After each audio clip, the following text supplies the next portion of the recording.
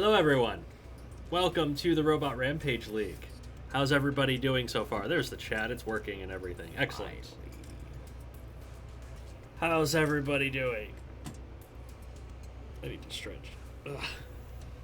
It is time for week 11. We're in the third of the season. Yes, we're in the officially in the run to the playoffs now. It's the last third of the season, and there's some playoff spots that are really close right now. Yeah, there's a lot of spots that are getting very close. I know the top teams are still like pretty set in stone, but all the last spots, it's going to be a big race to the end of the season. Yep. Mr. Circuit, Leafeon, Mighty Hydra, Nightmare, Stonefall, welcome. Mott is here. Cora made a noise. Honk, honk. Welcome everybody to the Robot Rampage League. So, before we get too deep into things, we have to talk about next week. Yeah, next week's going to be a little interesting. Yeah. So, we're expecting me to not be here. Yeah, you're not going to be here as is. You should be working. Why am I not going to be here? Because you're going to be flying overseas to go to RoboNerd. Yes. I'm going to be going over to the UK for a week to go to RoboNerd, which is on one day. Yes, it is. But I'm actually getting to see the rest of the UK this time instead of just a single car park. So you can actually fuck around for a bit. So I'm going to be hanging out there, seeing people. It's going to be probably the last time I can make a trip there for a long time, just because it's expensive as shit. Yeah, it is expensive. And it's for a week as well. Yeah, we're going for a whole week, so it's going to be pretty expensive. But I hope to see everybody that I can there while I'm at RoboNerd. I'm going to be bringing a robot. I'm going to be bringing a robot. So last time I was there, I brought Hit and Run, which Tim Rackers yelled at me because it was saw blades in an open arena that people had their hands in. I'm not doing that this time. No, not this time. But I am bringing a silly robot. It is indeed a silly robot. Not just any silly robot. It's a box. It is indeed a box. Top tier Patreon subscribers know what this is going to be. But for now, it is just a... Sorry. Well sneezed, Aaron. For now, it is just going to be a little box, and the people at RoboNerd will get to see what it looks like. Not a little box, I can tell you that right now. It is a it's a big. It is a wide box. For how weighty it is. There's going to be like a Robot Wars style pinball event at RoboNerd, and there was some talk about whether or not this is going to be too wide for that. Yeah. And then your response to them when you found out it was wide enough to fit in there was, "Oh, now I need to make it wider." Yes. So yeah, I'm going to be bringing a little robot. I'm going to be bringing Nelly plush. Yes, the Nelly with plush. Me. And hopefully I can see everybody that I can while I'm there. So I'm very excited for that. But I'm going to miss next week, like normal. Yes. And I'm going to miss the week after that because that's the weekend of RoboNerd. Yep. So 3 weeks in a row without me? Yeah, you get to see my face for 3 weeks. Yeah. Get used to it. You're going to have to take care of your voice. Which is what I won't. We're going to have RRL Silent Movie Edition. That would be pretty funny. You just like a marker and you just write signs for your commentary. Just fucking Wile E. Coyote signs the whole time. Yes. Oh, that's a good bit. That would be, you're like setting up for a fight and you just write Sledgefest ? Okay. What do we got in the notes for this week? Well, we're going to have another Season 1 rematch this week. Okay. The Kinetic Creatures are going to be taking on the Robot Rebels. Detroit taking on Cleveland. That sounds like a pretty common rivalry match up there. How did it go last time for them? Last season, Kinetic won with a 10-0 shutout. And with how bipolar the Rebels have been this season... So it's going to be another 10-0 shutout, but which way is it going? Yeah, I don't know. We'll see. Be fucking hilarious to watch Heart Attack be Death Penalty. Holy shit. That would be great. Actually, Heart Attack could do it. It has the drive power for sure. It's got the spikes on the side to break stuff. Yeah, so it's possible. Maz misses El Gringo. There's a tiny robot. Just paint it white, it'll be fine. We also have a couple of RRL records that have either been made or threatened lately. So currently, the Pinwheel Pulsars have won 13 consecutive fights. In the event that they get a shutout this week, they will extend it to 17 and tie the RRL record set earlier this season. Goes to show you, like, even though Pinwheel's been in second the whole time, like, they've been one of the top teams the whole time. Like, yeah, and this is just about the right time to peak during the season. Definitely. You want to peak going into the playoffs. mm-hmm. It didn't work out so well for Stormlab last season. No, not quite. They but ended with 7 straight match wins, didn't make the playoffs. They were just in a tough division, to be fair. Yeah. And in a more unfortunate record that was set, the Perth Hellrazers have set the record for the most times a team has gotten TKO'd in the league, with 15. Yes. The previous record across 17 weeks last season was 13. Yes. And they're at 15 after 10. Yeah, the Baron of Hell has been the Baron of getting stuck on shit. Same with Marauder. It's Oh, like yeah, Marauder Marauder, too. attacks with its wheels. Yeah, and I'm pretty sure, I actually have to double check, Marauder's been TKO'd, like, I think all of Marauder's losses have been through that, pretty much. Yeah. Like, you know, getting perched on the wall last week. Unfortunate. Yeah, Marauder's been TKO'd 7 times. That's almost all of them. Well, hopefully they have some better luck this week. Yes. Should also mention, we're going to be doing something a little interesting following the Legends Invaders match last week. That was fucking insane. Yes. We're going to have our own little match of the week thing going on. It's something that we're just going to determine ourselves, and pretty much once the season's over, we're going to put out the full match highlights in its own separate video. Yes. We're going to determine match of the week for every week this season and last season. And we're going to upload the whole match as its own standalone video as match of the week. Yes. So there's going to be a bunch of videos coming out after the season for that.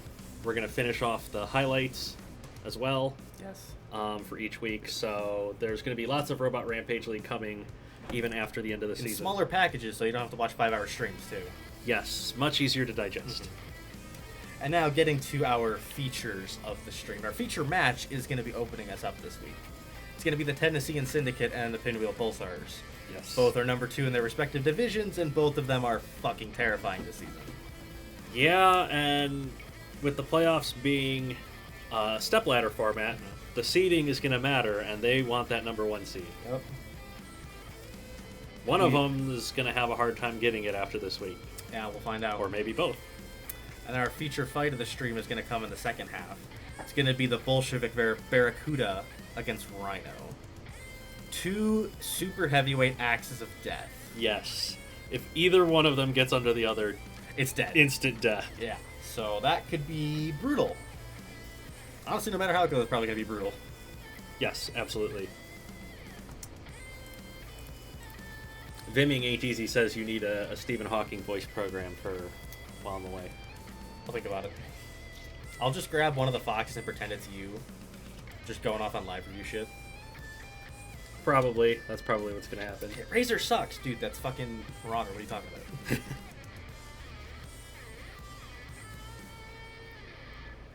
Yes, so there's Tamabris. He's joined the chat.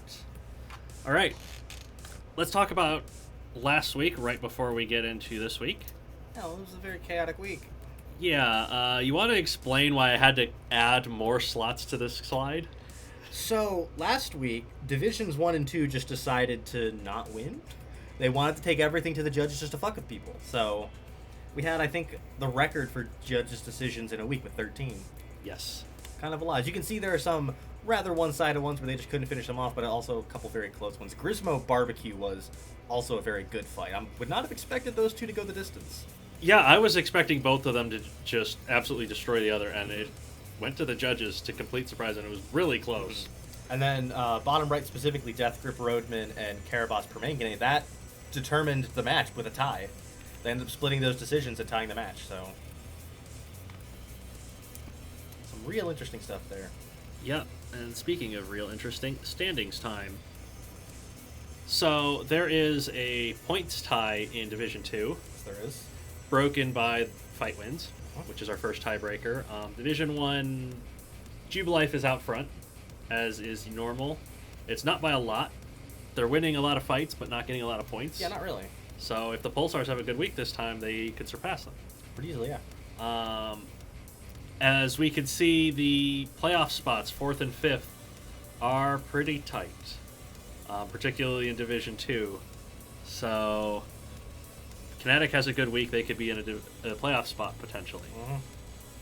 We have more of the same in Divisions 3 and 4, with very close playoff spots for both of these. In fact, with Division 4, there's, 6 teams that fighting for 4 spots? Pretty much, yeah. They're all really close. So these next 5 weeks are going to be critical in who gets in and who does It's especially not. worth noting that kick-ass match that the Invaders had. They were able to jump up to 5th and are really close to the Wiltshire Magnums in 4th there. Yeah, like They just jumped up out of nowhere to get in there. So, and like Division 3, if you get good weeks, even if you're at the bottom, you can jump up there.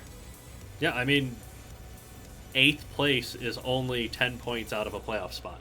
Yeah, piece together a couple good weeks and you're up there. So let's get on to this week.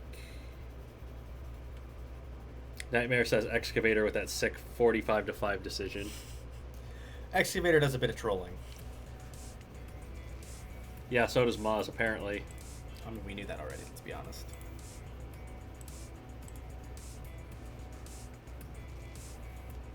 All right. Would like to thank our Patreon stream sponsors once again. This is a $10 a month tier on Patreon to support the league. It goes towards literally paying the bills here, keeping the lights on and the internet running, which has been running smoothly so far. It has. Since a few weeks ago. All the names in white are at $10 a month. The names in gold are at $15 a month, which get details on the robots that we're building, including the Robo Nerd robot. So thank you all to our stream sponsors. Of course, if you want to support the league, you can always do super chats, or you can buy merch in the merch store. All of that contributes and helps out quite a bit.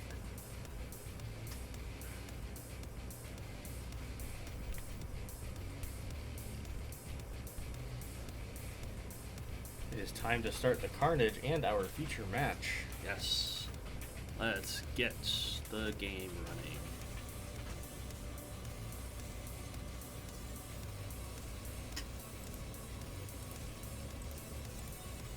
The Syndicate against the Pulsars. Okay. Hello, Blackbird. Welcome to the stream. You're just in time for the first fight. We have Whammy for the Tennessean Syndicate, the sit-and spinner with the long poles with the spikes on them, and it's fighting Nightmare Fuel from the Pulsars with the 2 side axes on the wide pontoon-shaped robot. Who do we think's going to win this one, chat?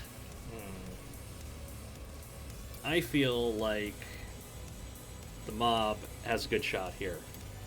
Whammy has a very good shot at keeping Nightmare Fuel at bay, especially with how the pontoons are oriented.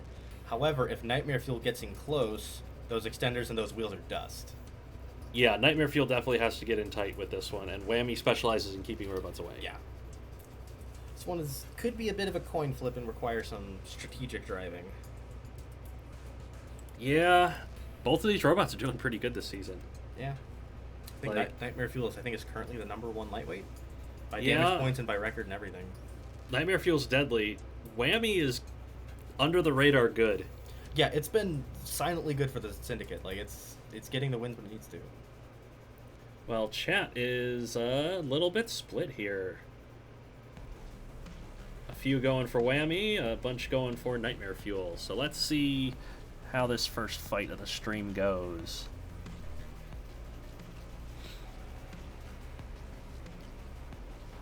Nightmare Fuel getting in there and getting Whammy stopped, but Whammy able to keep out of that attack zone for the time being, digging that spike into the side of Nightmare Fuel. It's kind of using its leverage with its spike setup to just keep Nightmare Fuel from getting to its side. Yeah, this is playing into Whammy's favor at the moment, because as long as it can neutralize Nightmare Fuel's attack, they have the upper hand. I mean, look at that right side pontoon starting to cave in. It's quite a bit of deformation on Nightmare Fuel, but I'm not confident Whammy's going to be able to do any control board damage with that. Which one has the more battery power?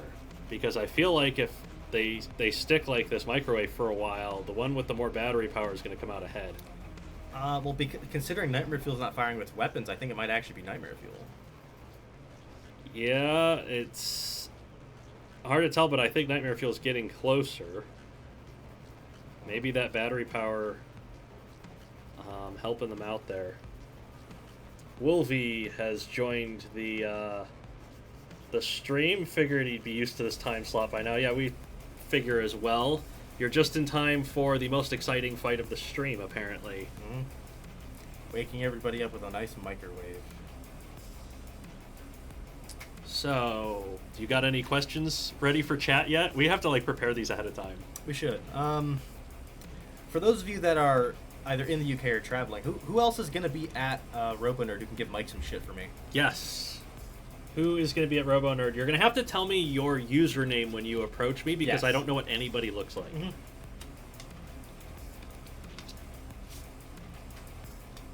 Cora, out of all the fights this season, this is definitely one of them. I mean, it's more of a microwave than a fight, but... Out of all the fights this stream, it is definitely the first one we had to watch. Yes. I mean, you're watching it, I'm not. I'm reading chat. That's fine. Lucian says it's the best fight of the stream so far. You know what you are, Lucian? Not wrong. This is true.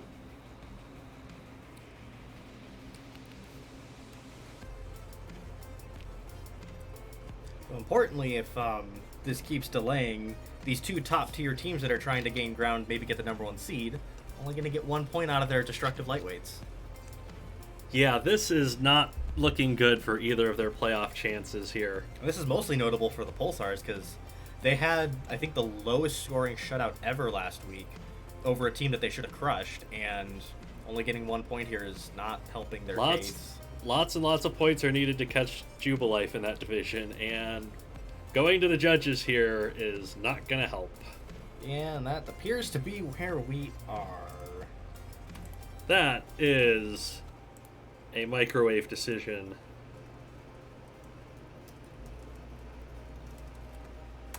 Oh boy. Alright, well, at least we got, hopefully, the worst fight of the stream out of the way quickly. You know, last stream we had the most judges' decisions in a week. We're not starting off great, are we? We aren't.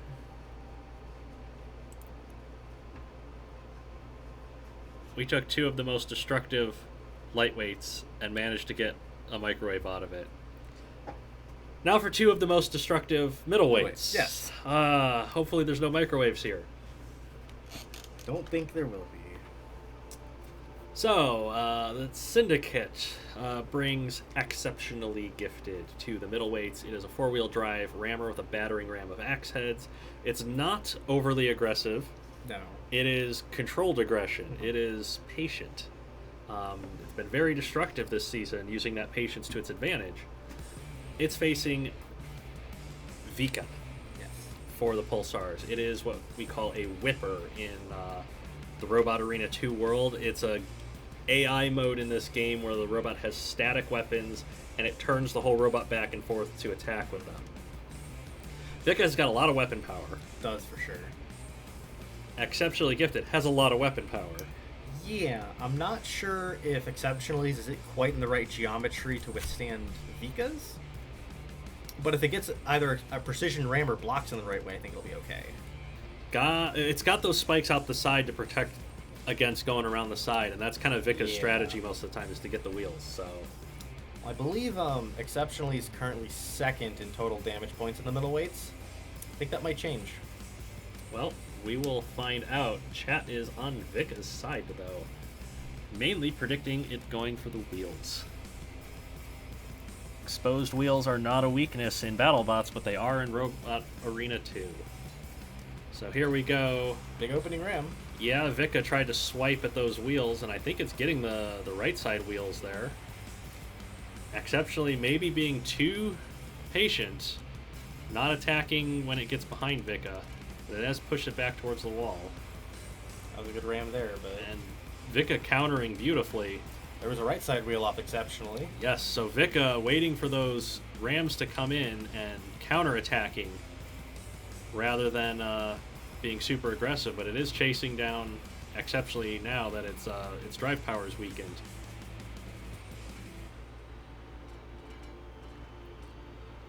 Yeah, Exceptionally Gifted just doesn't have the drive power or the stability on three wheels to go after those extenders once it gets Vika turned. Now some of the weaponry is starting to fall off. Yes, so the front of these robots coming apart as they're making contact. Vika still struggling to get at those wheels. And exceptionally just doesn't have it can't go straight. Ooh, it got one of the back wheels on exceptionally. That's huge. Yes, and Ooh, it got there's the other one. So and it is completely de-wheeled. Yes, wheels for the wheel goddess. You know, that was a physics, but there's nothing exceptionally can do about it. No, that really didn't change anything. I think that's okay. So we're gonna let that one slide. As long as it doesn't go out of the ring. Or get itself KO'd. So, Vika successfully taken out the wheels of Exceptionally Gifted, and it's going to sit here and take a nice 2 points. And that is going to be a TKO win for the Pulsars to take the lead in the match.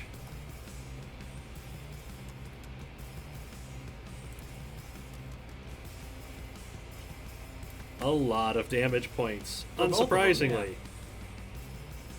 That might be one of the more damaging middleweight fights totals. I have to go look that up. Yes. Robert Bull on holiday. Welcome to the stream. So, Pulsars take the lead in the match. And we go to Multibot Chaos in the heavyweights. All of the chaos. Ooh, well, this could be another very violent match. Fight. Yes, absolutely.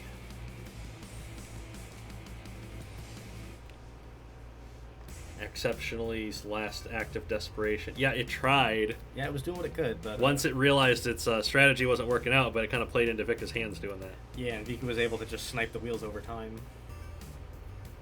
It's funny because Vika's got more weaponry than any middleweight. Yeah, by far.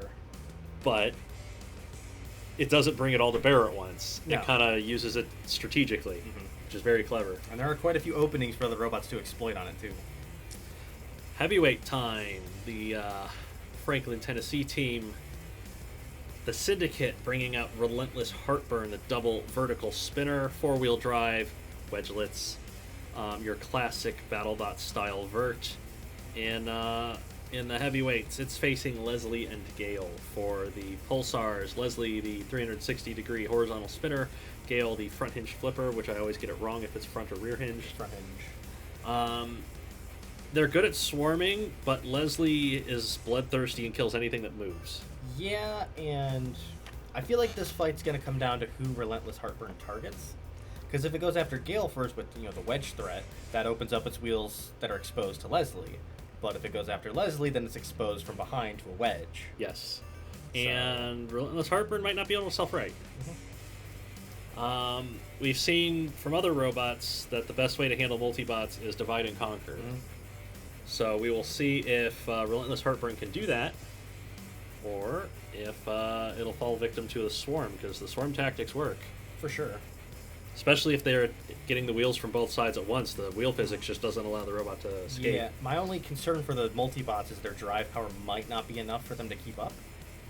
Like, Relentless could get some separation, but who knows? Well, Relentless Heartburn has chat's blessing. See if the hive mind is correct. Yes. Let's see how things go. Relentless Heartburn going for Gale, and it's gotten straight under the flipper. Leslie going after those wheels as Gale tries to self-right, and now Relentless was a little confused for a second. It did a neat spin move to get to the side of and Gale. It forced Gale to get hit by Leslie as well. Leslie trying to go over the top of Relentless Heartburn and get the wheel motor, or the weapon motors. And now Relentless Heartburn's on the wedge, which is Gale's strategy. That's now gotten down. Gale appears to have been knocked out. Gale's not been able to handle Relentless Heartburn, and now Leslie is on her own. And Relentless Heartburn is being absolutely relentless here.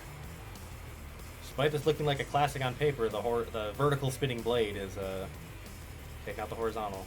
Yeah, and Relentless Heartburn was sticking to their divide and conquer strategy, and it seems to be working out. Did lose one of its discs, though. If Leslie could possibly snipe it, although it's stuck on the grinder here. Yeah, Leslie's getting tossed around quite a lot. It's trying to get those weapons into play. Just hope for the best. Ooh, oh, what a KO shot there. Chassis hit. And that's the knockout with 148 left. 72 seconds. And more importantly, because both of the multibots were knocked out, that is the full 3 points. Yes. The multibots had an opportunity here and there, but they couldn't quite do the necessary damage to hinder Relentless Harper.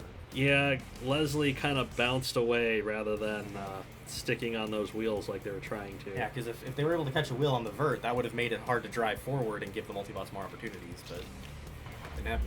Divide and conquer works. And that gives the Syndicate the lead back. It does indeed, 3-2, with an impending decision. So maybe it's tied, or maybe they have fortitude. Nobody knows. But we go to the super heavyweights to decide the match.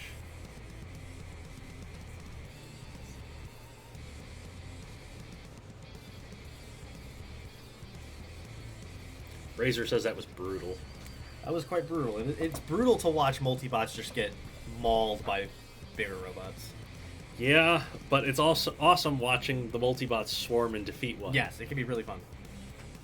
So, here we go. The match is going to be decided by the super heavyweights. The Syndicate has one father, the double horizontal spinner, one high, one low, similar to Rotator from BattleBots. A lot of defensive work around the robot. Pulsars have 787B, which is a Le Mans-style race car with a bunch of rear hinge flipping spikes on the front. It's very fast, it's very aggressive, it's very wedgy. Chat is on the race car side. Importantly here, anything but a KO leaves the match open for the Syndicate. Yes. But one father has been, how do we put it, subpar? Not what you're looking for in the mob. No, and definitely not what you're looking for to close out a match. And definitely not what you want up against a flipper like 787B. That being said, the more that one father bounces around, the more those horizontal spinners will hit the chassis of 787B. Very true. And we've seen flippers not be able to end a fight before they get KO'd. That is true. So, one father has a chance here. Maz believes in Doritos. Dorito supremacy. Let's see if there are Doritos in this fight.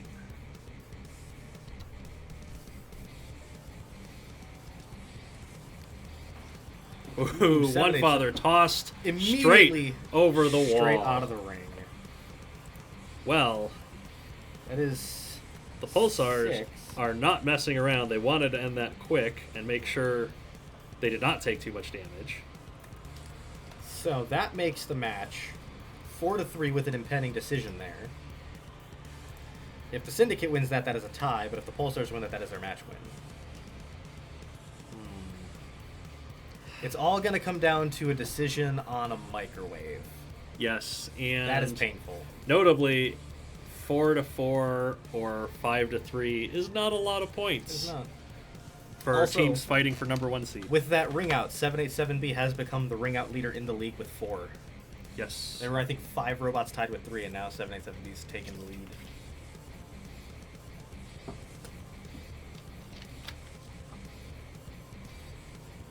I like this reference Mediator made. 787B lets the world know that he is not the father. Didn't know this was we're suddenly on Maori here. Sheesh. Yeah, you know what happens sometimes. So, it is time for match number 2. Ooh, this could be an interesting one. Yeah, we have the Anthracite Colliers from Canada taking on the Levantine Alliance from Palestine. That's not a matchup that I would have expected, but here we are in the Robot Rampage League doing it. So, the Colliers bring Quick Pick in the lightweights. It is a overhead axe weapon with a long pontoon wedges on the front, kind of in a dustpan shape. Really good at controlling opponents. The Levantine Alliance has VSSV, which is a vertical spinner on the front of the robot. It's deadly, but unstable if those stabilizers get knocked off. Yes, for sure. Doesn't really have a ground game. It really doesn't, and considering how far out its stabilizers are, I think it might ride straight up those pontoons on Quick Pick. That's true, it absolutely could. Quick Pick's a very low robot. The real key here is that because VSSV's weapon is tilted slightly, it gives its motor slightly better protection. But Quick Pick could still theoretically snipe the extender or the motor if it gets the right opportunity. Well, chat seems to think that VSSV is going to be the one sniping weapons off. I mean, it is the tryhard of the team. Pretty much.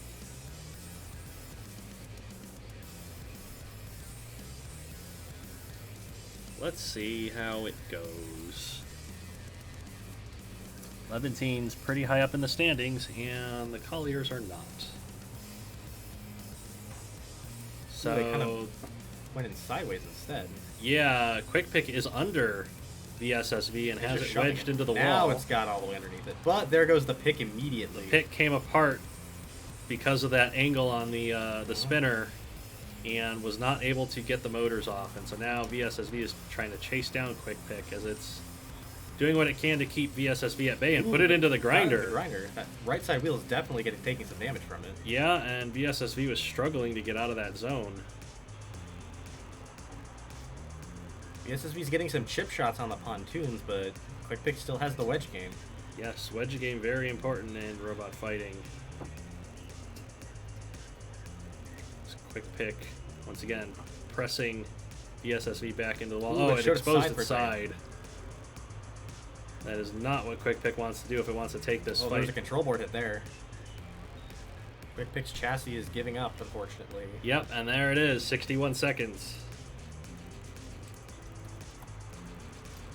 Quick Pick gave it a shot, but VSSV got enough chip damage in over time to get through its control board in the end. Yeah, and unfortunately it just didn't get the wheel off with the grinder like it wanted. That would have absolutely swung the fight.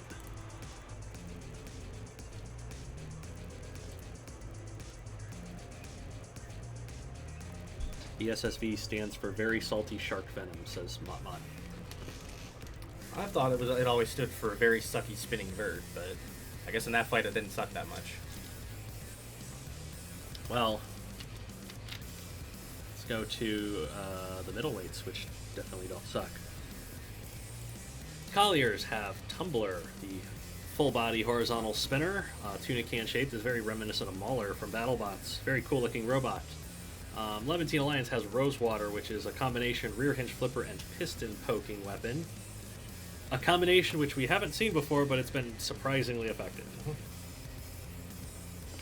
So, chat, what are we expecting between Tumbler and Rosewater here?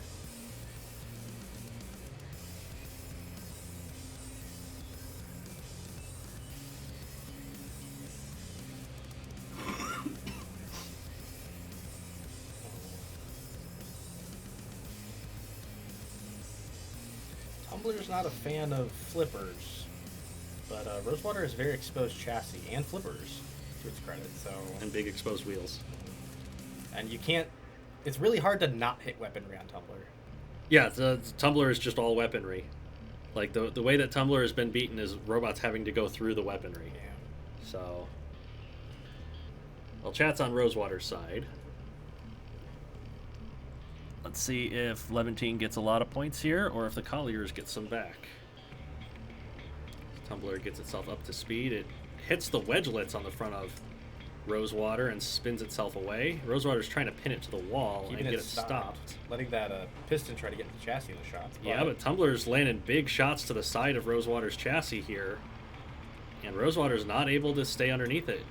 Spinner knocking Rosewater away. There's a near flip that's gotten Tumbler over near the grinder and totally upside down. So now Tumbler basically immobile as Rosewater pushes it into the grinder. It's trying to exercise some more damage against Tumbler, but it appears it's going to wait for the TKO count here. This Tumbler is unable to self-right. And that is a TKO for Rosewater.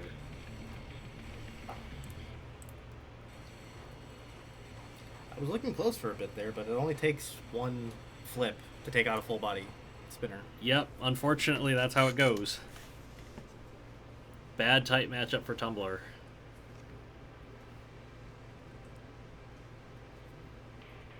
And that's why we have a rule requiring different weapon types on teams.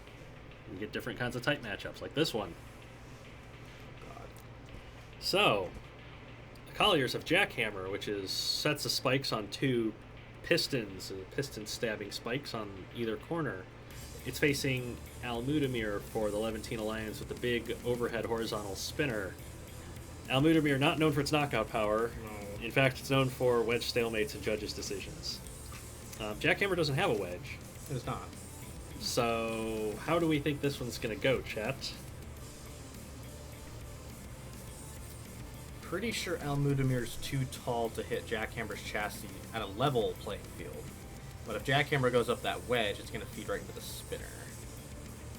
Jackhammer's going to feed spikes up the wedge and into the spinner, which could take off those extenders. And Almudamir doesn't really have any defense up front, so it could take a lot of damage. KJ says judges. That's what I was thinking pre-show for sure, but it's also something because Almudamir has a tendency to go to the judges anyway. Mediator pointing out how flipper heavy the middleweights are. Yeah. The stock Robot Arena 2 is kind of balanced specifically for the middleweights. Like, it's just enough weight to have a good weapon and good drive, and that's it. Pretty much. You know? It's just that I think you can get more flippers than you could with spinning motors or anything like that. Yeah, and the motors, the flipping motors don't have a whole lot of power to them, so the middleweights are the perfect weight for it. So, one reason why there's a lot of flippers in that division. Most of chat, actually, chat's split here. I say most of chat on Almudamir's side, but no, chat is pretty split. I think they're on Jackhammer's side. Let's see if Jackhammer can get some more wins for the Colliers. They're down by 5. Goes right into the wedge. It's knocked... Actually, Almudamir's knocked spikes off of Jackhammer. Yeah, that whole left side piston has already come off of Jackhammer. I was not expecting Jackhammer's weaponry to come apart so quickly, but it is.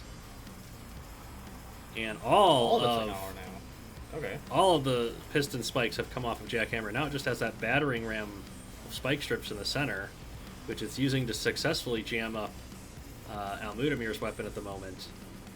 Although its wheels are off of the floor, and so it's kind of at the mercy of the wedge.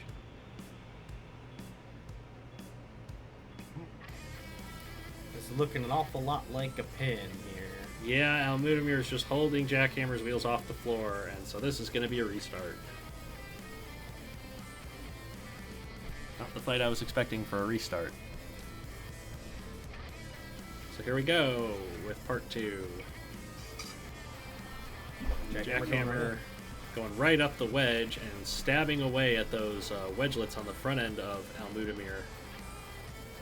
And the horizontal spinner just taking apart Jackhammer's weaponry. Ooh, but now that Jackhammer's got it pinned to the wall, it can just go to town. Yes, and look at the front wedge of Almudamir caving in here under the assault from Jackhammer. And Almudamir struggling to get away, manages to do so. And Jackhammer's going to come in and pin it to the wall again. So Jackhammer being very aggressive and trying to exercise control over the wedge bot and keep that horizontal spinner stopped. I think Jackhammer's got stalled on debris, and it allowed Almudamir a big hit on the side. Now the spikes are really coming apart. Now that horizontal spinner up to speed and taking apart Jackhammer's weaponry, but it is still getting those pistons into the front end of Almudamir. Those 2 spikes are low enough to really avoid the spinner for the most part, as long as it's level. Yeah, it's just 1 spike remaining, and Jackhammer's got it. Briefly had it in a position to hit the chassis. Now it's just attacking wedgelets with it and keeping Almudamir back near the wall.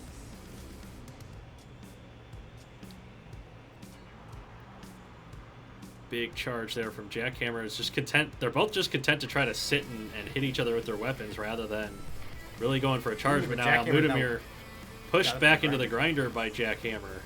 Jackhammer lost its remaining spike, but it did shove Mudamir into the grinder to get it smoking. Yes, and now Jackhammer's wheels are stranded off of the floor. Mudamir is going to push them both away from the grinder. Jackhammer's going to try and use that battering ram to push. Horizontal spinner is still doing damage to Jackhammer. We have 1 minute remaining. And the chassis of Jackhammer is being smashed by this horizontal spinner, which is now stalled. Okay. Jackhammer stranded on debris. Yeah, there's a count on it now. It's having a hard time getting out of there. Jackhammer is going to be TKO'd high-centered on debris in the corner. It will. An unfortunate turn to a fantastic, gutsy fight.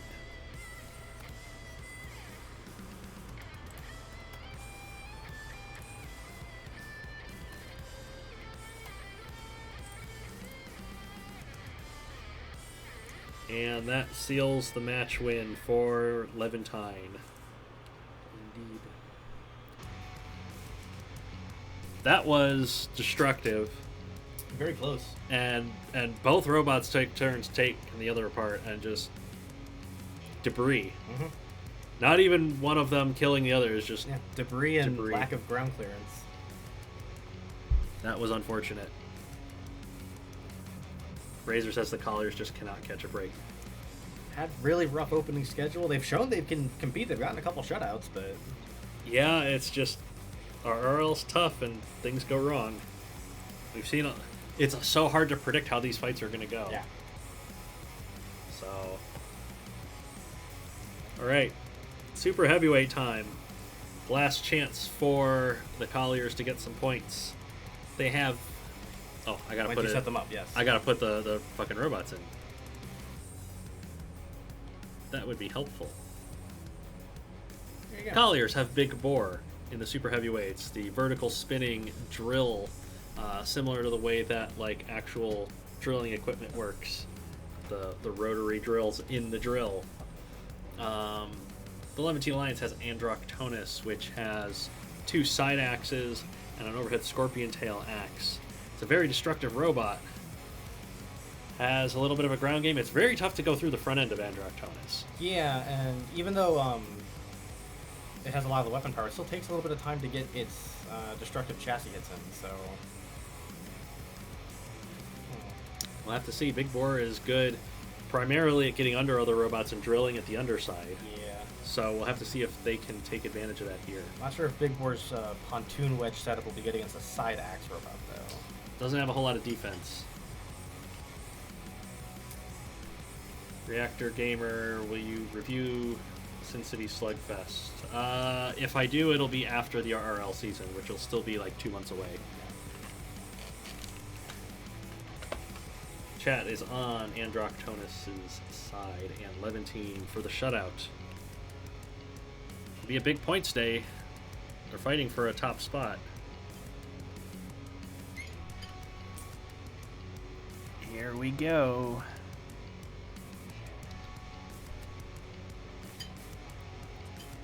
Big Bore's drill is up to speed. It bounced off the front end of Androctonus rather than going under. Yeah, it's not able to slide under. And all of those axes are coming into play, attacking both sides of Big Bore, and this is going to be a short fight. Yep. Bad geometry for Big Bore and a tough matchup.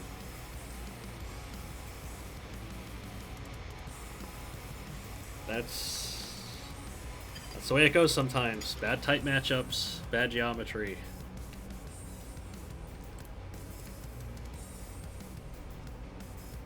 All right, that's a shutout for the Levantine Alliance. 10-0. Looking good for their chances of getting a good seed in the playoffs. Yeah, they were 5 points down behind the Syndicate and Wanderers, so 10 points there is going to vault them up, possibly to the lead. Yeah, depending on how those two do. So, as is traditional for this part of the stream, the game has crashed. And I would like to once again thank our Patreon stream sponsors for sponsoring our crash page, making it possible for us to keep doing the league, literally paying our bills with their $10 a month support. You can support at any level that you want on Patreon, anywhere from $1 a month and up, but the $10 a month tier is the RRL sponsors tier. So thank you to all of our stream sponsors once again.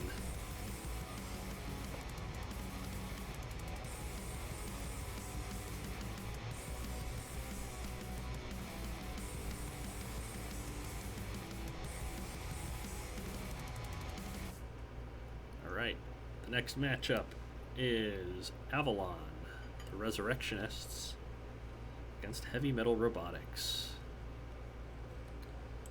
Oh boy. Heavy Metal they're fighting for that final playoff spot.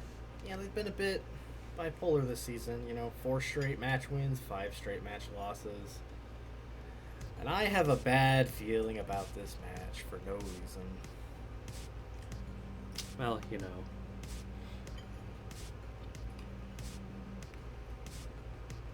Blackbird is in the car watching on the way home. It's a good place to watch the RRL, as long as you're not driving. All right. The Resurrectionists in the lightweights have Dane's Leaf. It is 2-wheel drive rammer with the 2 spike strips out the front. Tiny little robot. It's facing Voidwalker, which is the 360-degree horizontal spinner. Destructive robot. It was pretty good last season. Still been pretty solid this season, despite some losses. Yeah, it's not been as good this season. The lightweight's definitely stepped up this year. I think it's 7-3 right now, so it's a pushover for sure. Chat, what are we expecting for this opening fight of the match? I'm going to make a bold prediction. Dane's Leaf spikes are going to catch one of those connectors on Voidwalker's spinner, unbalance it, and it's going to gyro itself over and lose. You're very pessimistic about this matchup. Yeah, because every time I have expectations for Heavy Metal, they just shit it all away. I think it'd be pretty funny if they lost to a winless team. The run to the playoffs is the time to get your wins, so... Yeah, chat's all on Heavy Metal's side, unlike you, the owner of the team. So let's see how it goes. They need to impress me. And Voidwalker gets up to speed. Dainsleaf comes in and stalls the weapon and goes straight for Voidwalker's wheels. I thought it stalled briefly at least. Good strategy by the littler robot, but it is taking a lot of chassis damage. Already on control board hits, wow. Yeah, it's not long for this world if it keeps taking those hits. It's trying to keep the weapon stalled and get these wheels off, but I don't think it's going to last. Not quite. 23 seconds.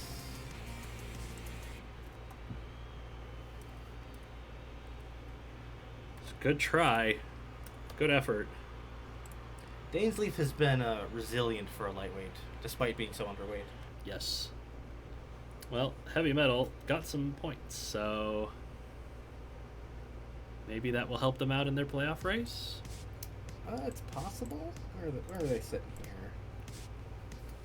They're not going to catch the top 3 teams there, but they are in a pretty hot race with 2 other teams for the 4th spot, so... Yeah. And you know the points they can get. Especially if Kinetic gets another shutout over the Rebels. Yeah. So, middleweights. Avalon Resurrectionists come in with Trishula, the piston-poking rack of spikes. 2 spikes pointed up, 2 spikes pointed down. No matter which way the robot's flipped, it can still hit wedges. It's fighting Immortal Corruptor. It is a giant vertical disc spinner, similar to like a middleweight Deep 6. A little more like Drizzle, I think. Yeah, a little more like Drizzle, I guess. Immortal Corruptor hits hard, but flips over a lot. Yeah. Trishula's been surprisingly effective sometimes. What do we expect from this fight, chat?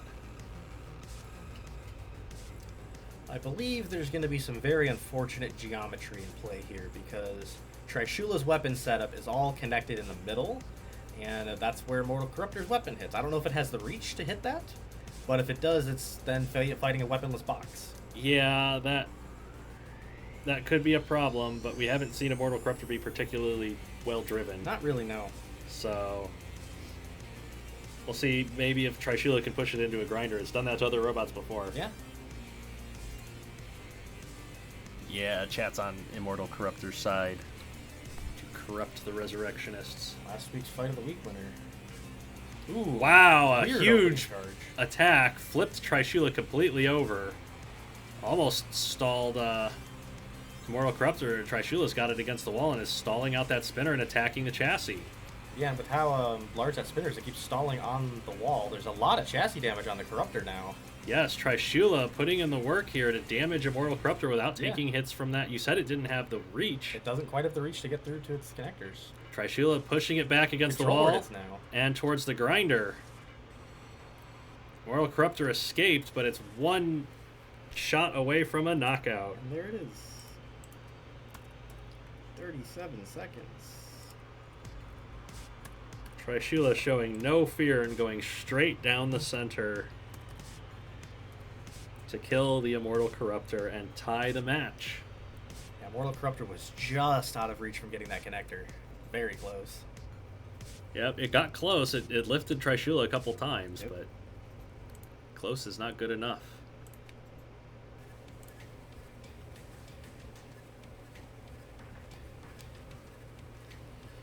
So, tied matchup, and it's heavyweights time. The Avalon Resurrectionists have Phalanx, the double rear hinge flipper with the long spike flippers. It's facing Vacuity with the overhead axe and the defensive work around the kind of pontoon wedges. Chat, what are we expecting from Phalanx versus Vacuity here?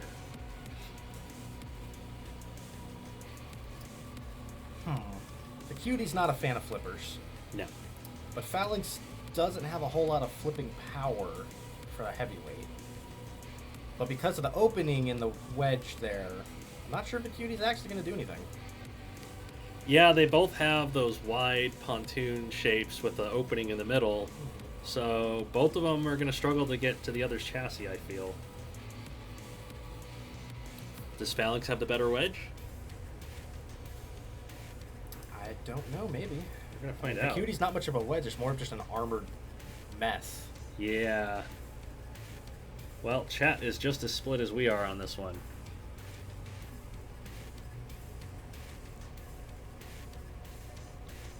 We'll see how it goes as the two robots come together in the center and stalemate. Yep, the pontoons are just even enough. And Vacuity is swinging that axe, but is not making contact with the flippers of Phalanx. Although Vacuity appears to have the better drive power. Yeah, I think it might actually be propping those front wheels of Phalanx up in the air. It's getting into the flipping spikes now. Well, it's backed away, and Phalanx has managed to get under one of the pontoons, but Vacuity is pushing it back. One spike has come off, as Phalanx has tried to get Vacuity up onto its wedges. They've stalled their weapons out against each other for the time being, and Vacuity is going to push Phalanx around some more.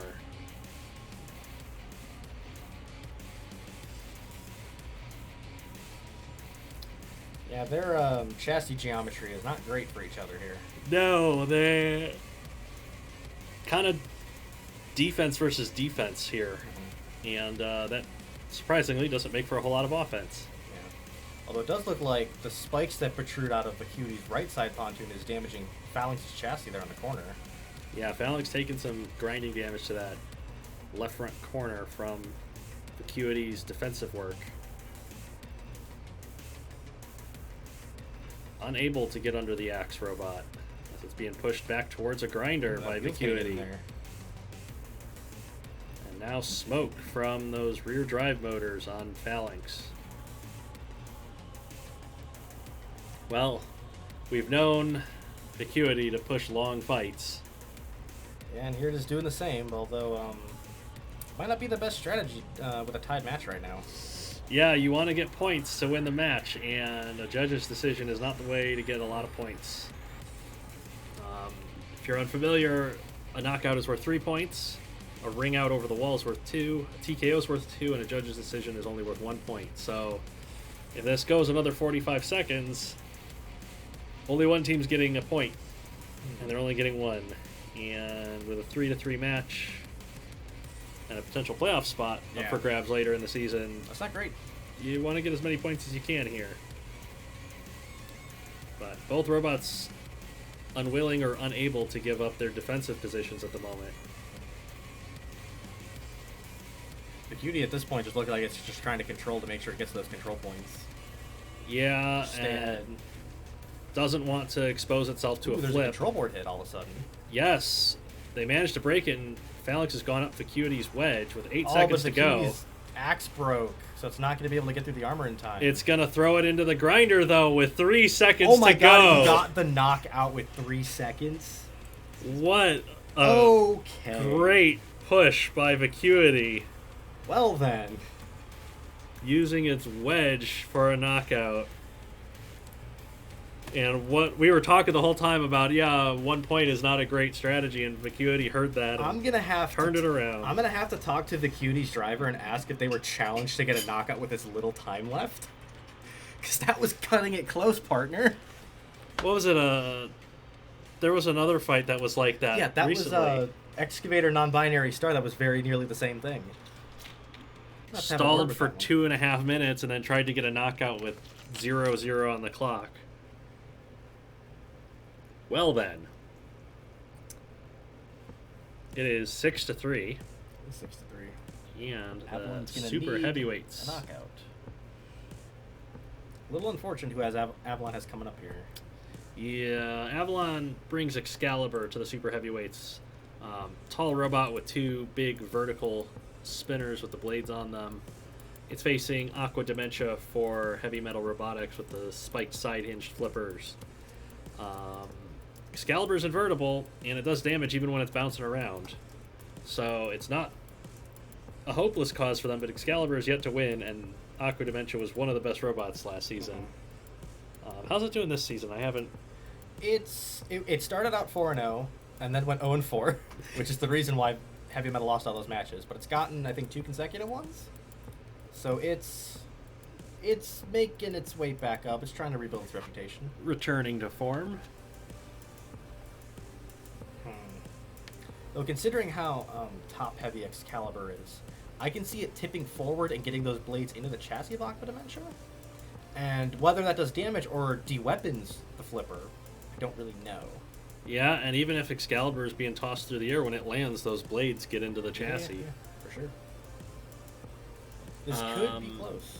Racer 259 has a bingo square for Vacuity's axe breaking off. Yeah, I was a little mingy about that because I tried upgrading the axe, but you know, it still pulls out wins despite having its axe break. So let's get this final fight of the match underway. Excalibur's up to speed, and it Huge hit face already. planted on Aqua Dementia and has climbed on top of it, trying to attack from above. I see spark, so it is doing some damage to the top of Aqua Dementia. Aqua Dementia not flipping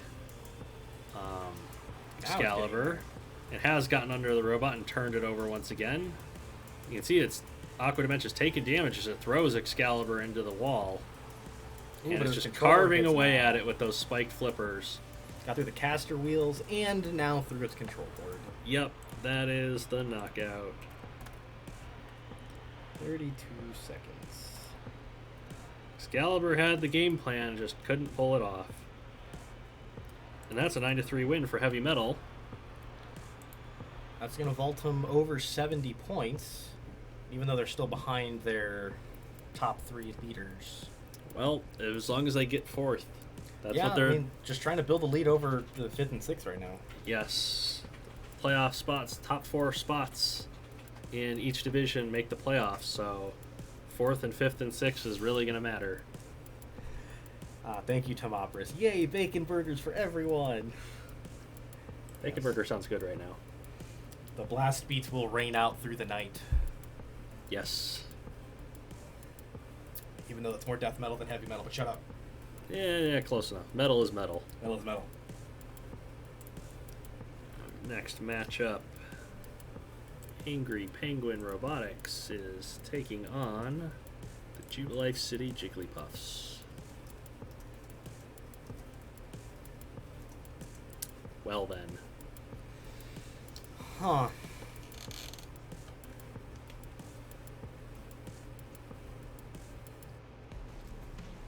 Razor asking if Avalon will go completely winless. It's possible.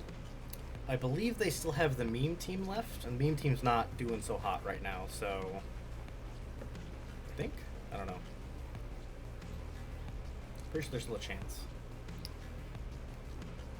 Well, one team that's not doing a whole lot better than Avalon, Yeah. down near the bottom of Division 1, is Angry Penguin Robotics. They have the lightweight PogChamp. It is a 2-wheel drive rammer with some spikes on the front. Invertible robot. It's facing Y2K for the Jubilife City Jigglypuffs. It is a two-wheel drive wedge with an Axe front hinge flippery Axe sword on the top. So chat, predictions for PogChamp and Y2K. This is a weird matchup. As we know, Angry Penguin not doing so hot.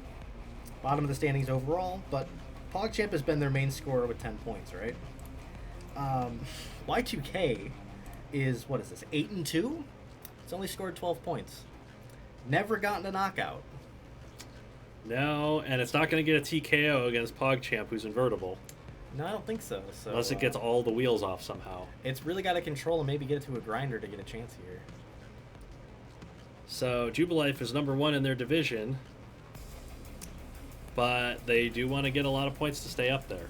Yeah, the Pulsars weren't that far away.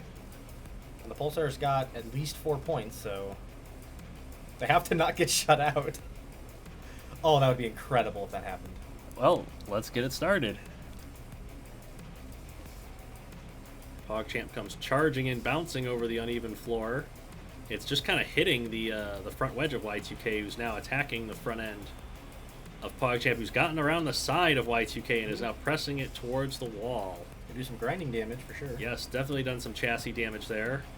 PogChamp not afraid at all of the wedge, although it's taking shots from that sword, Ooh, and now it's got caving through the in wall. the front end of PogChamp. I think it's hitting some of the spikes too. And the Ooh, it axe is has. broken right off. Fortunately, I believe there's a pin right now on PogChamp who's unable to get its drive wheels on the ground. Yeah, this is going to end up being a restart. Yes, it is. Y2K lost its weapon and decided to force a restart. So here we go as PogChamp. Doesn't go for a charge. A little bit cautious. It's backed itself towards a grinder, and Y2K is happy to push it there. And PogChamp taking damage from the grinder. It's trying to spin move around Y2K and get Y2K to the grinder instead. The wedge is unamused.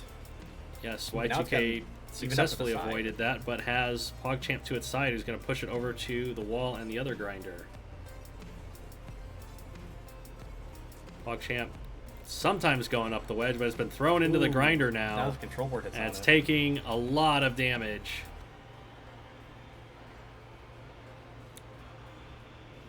A lot of smoke coming out of PogChamp from all that damage in the grinder. And Y2K not facing up against them, and it's allowing PogChamp to push from the side once again, but it's lost so much drive power from all Hard that to internal move. damage. I'm not sure those spikes are actually in play here. I think it's PogChamp's pushing against that wedge on the front.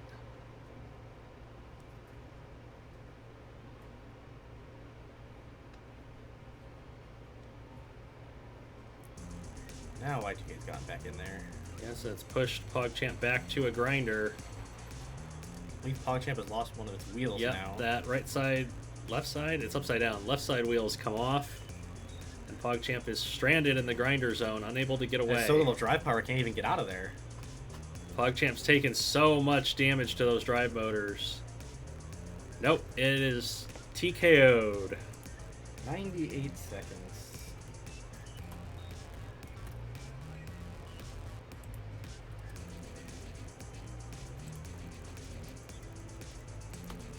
Y2K heard me mention that it's probably not going to get a TKO and decided to get a TKO. And we go to the middleweights.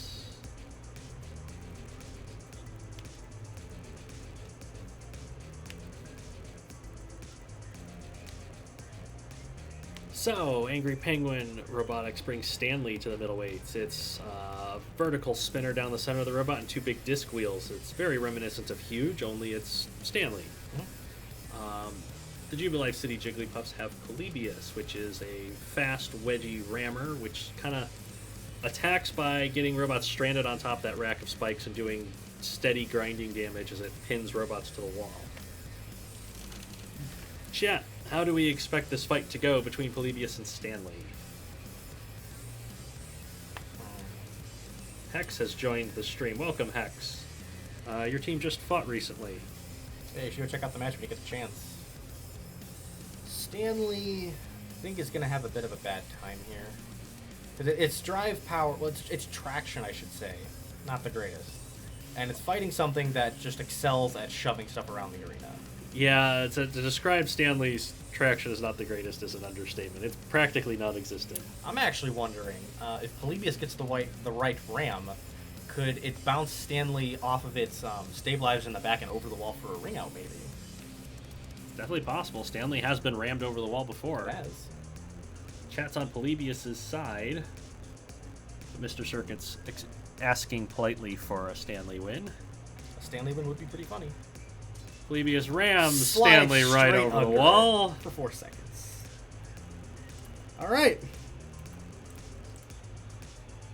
You know, I think we figured out how to defeat Huge in BattleBots.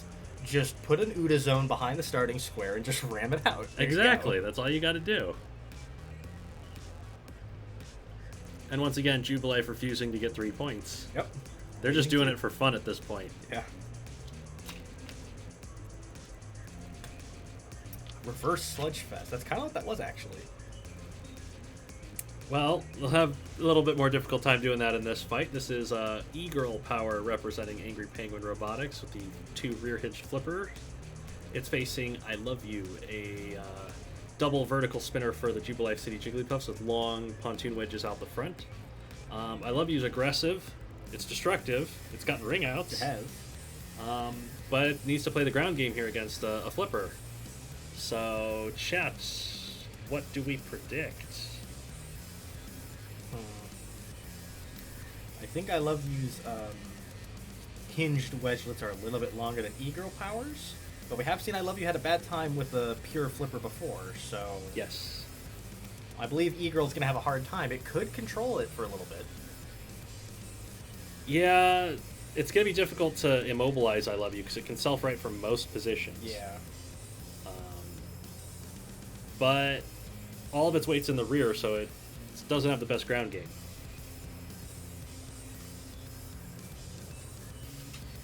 Quora says this combination of robot names is asking for disaster.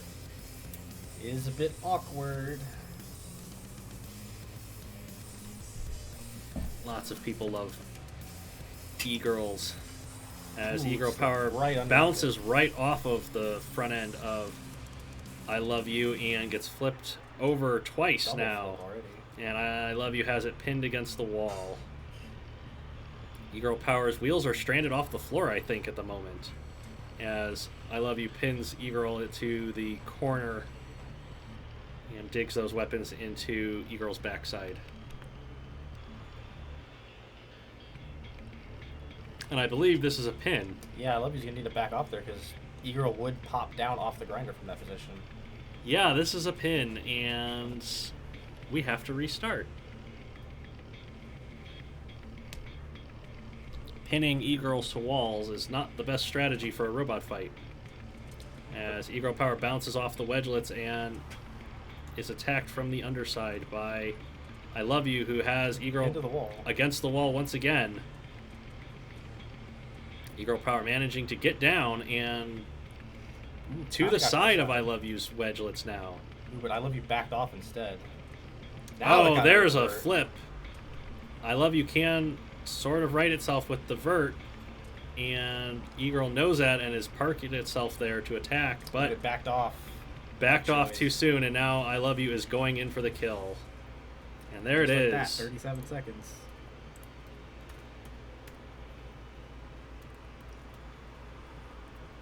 That was interesting.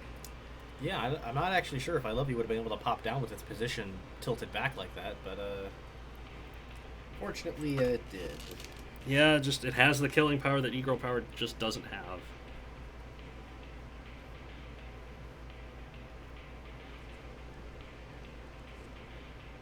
And super heavyweight time.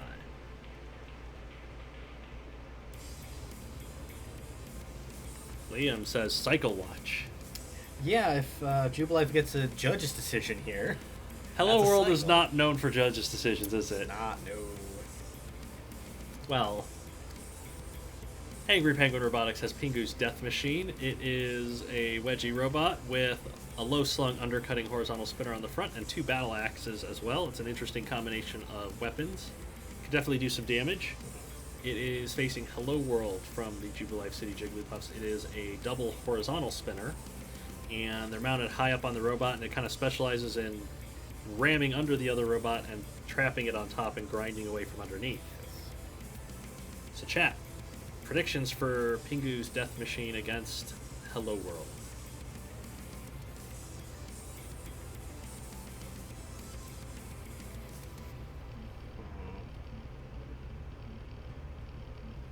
Oz points out that PDM can hit the discs with the axes. Yeah, it can. Not entirely sure how they're going to interact when they meet head-on, though. Yeah, Pingu's Death Machine doesn't really have a great ground game, does it? Yeah, we'll see. Well, Ginger Gaming in the chat as well. Welcome. We're going to get this final super heavyweight fight of this match underway. They stalled briefly, but... Yeah, Hello World's gotten Pingu's Death Machine against the wall and up on top of those grinding discs. The juggler is doing its thing. Caving the side and rear of Pingu's Death Machine in.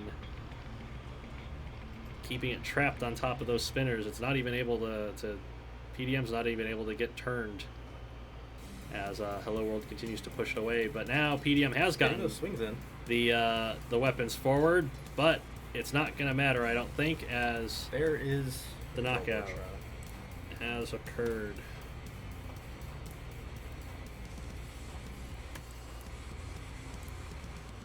And the Jubilife City Jigglypuffs continue to cement their position in first. Yep.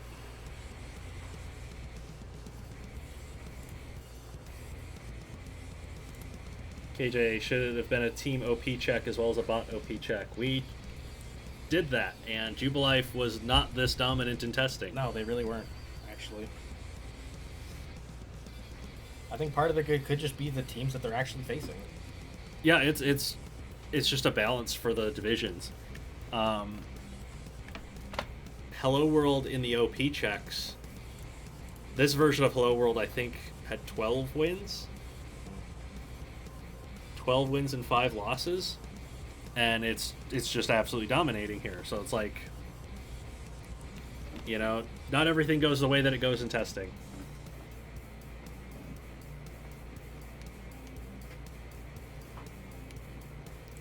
What's our next match? Our next match is going to be a Season 1 rematch. Going to be the Kinetic Creatures and the Robot Rebels. Yeah. The Rebels have been bipolar this season. Yeah, not great, huh? Kinetic's not been particularly impressive either. So, Kinetic Creatures have network in the lightweights. It is a saw spinner. We classify saw spinners different from other spinners because the saw blade components do steady damage over time rather than big hits at once. So network comes in with 2 of the saw spinners. It is fighting Overclock, which has a rack of spikes on a piston. Overclock definitely has the reach. Network has the ground game. Chat, what do we expect between Overclock and Network? So oddly enough, this matchup was a part of this match last season, and it went to the judges, going to Network. So while I believe Overclock's upgraded weapon will probably help it, Network's still no pushover here. Yeah, Network has been surprisingly capable. They could be a pain. Chat's kind of split on these two. TK Bomber saying Network to cut Overclock's wheels off. That's if it can get to the side. Overclock's really good at staying pointed. Both robots basically the same color. Network comes charging in, and Overclock knocking it away with those piston-mounted spikes. Attacking the weapon motors on Network and shoving it into the wall. Already getting one off. Yes, Network's weaponry coming apart here. Just doesn't have the reach that Overclock has, and Overclock got stranded briefly on one of the saw blades that came off. Look at the damage that it's done to the side of network there as the last saw blade comes off. Now can network push a judge's decision? Gonna have a hard time with all that weaponry up front on overclock. Yeah, overclock's a pretty damaging robot. And it's caved the whole front end of network's chassis in. Network's just trying to push overclock around, not really having much success at that. Yeah, holding that piston up like that is preventing overclock from getting those knockout shots. Although now they are coming in. Yeah, now the piston's getting that reach and getting the knockout with 151 left. A very nice 69-second knockout. And that is the Rebels with the 3-point lead. And like we were talking about earlier, are the Rebels about to Uno reverse this and get a sweep in their own? Yeah, the Rebels are not that far out of the playoffs. No, they're not, actually. So big point stay here could really help them. Yeah, 'cause they were 8 points down on Kinetic and 10 behind Heavy Metal. Obviously, Heavy Metal had a big week, but they get a big week over Kinetic. They're in the race. Yeah. Nightmare got a bingo square out of that one. Well, I don't think anybody had a bingo square for this fight. I don't think so. So, the Kinetic creatures bring Siege into the middleweights. It is a vertical bar spinner, able to right itself if it gets flipped. Pretty aggressive. Weird geometry. Yes. It's fighting Woodrow Kilson for the Robot Rebels. It is a combination saw spinner and hammer. It is a literal hammer saw. And it's named after Jevin Woodrow of the World of Woodrow channel because he hates hammer saws. So, chat, hammer saw or bar spinner, who you got? Razor says Jevin will be under siege. Jevin could be under siege. Under siege or over siege? See, I think Jevin is going to be under siege because those forks are going to slide right under that non-existent ground game that the Vert has. Yes. And I also think with the combination overhead saw, it could just snipe the weapon motor on siege. That's true, or siege could just break the weapon motors off of Woodrow Kilson. Could be a couple of restarts too. Yeah, that's not out of the question here. Chat is on Siege's side, barely. So let's get this one started and see how it goes. Hope Jevin doesn't punch you at RoboNerd for this. We will find out as both robots attack each other. Weapon to weapon. Woodrow not getting under siege, trying to get that weapon motor, and instead it is losing its saw blades to the bar spinner. Lost both saw blades, but it's got siege back to the grinder. Yes, and it's still swinging those motors into siege, who's smoking from that weapon motor, but does not have the ground game that Woodrow Kilson has. It's trying to use the saw blades as a wedge now. Yeah. We know that saw blades are better wedges than actual wedges. I don't know. And it's got siege up on top of those forks and shoves it back into the wall. Oh, and siege is high-centered on something. Yeah, siege struggling with debris, but continuing to do damage to the chassis of Woodrow Kilson every time it charges in. Yeah, every time it's charging in, it's tipping forward and getting that quad bar into play. Trying to get at the side of Woodrow Kilson, who's trying to get siege to flip over, and it has managed to do so with the wall, but siege can right itself. Just flailing its wheels around. Yep, using Although those... It's made its way to a grinder. Yeah, Woodrow Kilson successfully getting siege to the grinder to no significant effect yet.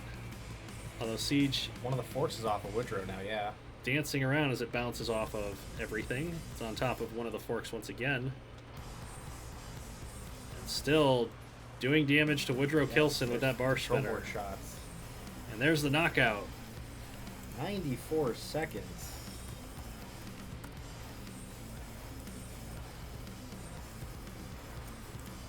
That was actually a pretty fun matchup. Yes, it was, and it ties our match. 3-3. I will have to ask Jevin what he thinks of Woodrow Kilson when I get to RoboNerd. I can already see his very disapproving face. Yes.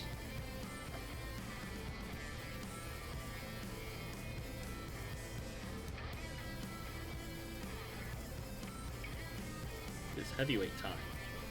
Match is tied between teams fighting for the last playoff spot, so that could make things interesting. The heavyweights, the kinetic creatures have Dunning and Kruger, both overhead horizontal spinners. It's a multi-bot pair, very similar to each other. Multi-bots, very few advantages in combat. Most of them are disadvantages. One of the few that we give them is that both of them need to be knocked out to get 3 points. Yes. You get the lower total, whatever method of knockout there is. So, the Rebels have Jaws of Death with the 2 spiked side axes. It needs to knock out both of these to get 3 points and give the Rebels a chance here. Well, what bodes really well for Jaws is that it has some front protection, has actually a burst wedge, so it has a ground game, and it does have rear protection in the back, so it could withstand the multi-bots. And we did see these 2 lose to Warbear, a very similar side axe robot before. That's true, but can Jaws of Death do the divide and conquer? Or will they successfully swarm it? We shall see. Chat, what are you expecting? Maz is going to bed. Yes, probably a good idea in your time zone. Thanks for popping in while you could, partner. Chat is split mostly on Dunning and Kruger's side, but you never know. Jaws of Death is surprisingly capable for a robot built in like 2003. It's not much. It's about the same size as Dunning and Kruger's. It comes in at Dunning. Kruger trying to get to the side, but it doesn't have the drive power to keep up. No, but it is getting into the Jaws of Death's wheels. Ooh, it looks like the overheads are just high enough to go over that rear armor. Yes. Jaws of Death trying to attack the chassis of Kruger as it's taking wheel shots from Dunning. Not able to divide and conquer the multi-bot at the moment, although it has just gotten some space. Dunning's weapon broke on its teammate. As Jaws chases Dunning down and breaks some parts off of it. Unable to get those wheels, but Kruger's gotten the wheel on Jaws. So now Jaws does not have the mobility to get away and get space like it needed to. Ooh, and there's control board that's now on Jaws. Kruger's damage is adding up. Yes. Both of the multi-bots And successfully the last wheel off Jaws. swarming Jaws of Death and getting it stranded with no wheels remaining, and that is going to be a TKO. 65 seconds. The multi-bot pair using swarm tactics to their advantage. Turns out the overheads were just high enough to clip those wheels. That's some OG Cobalt luck right there.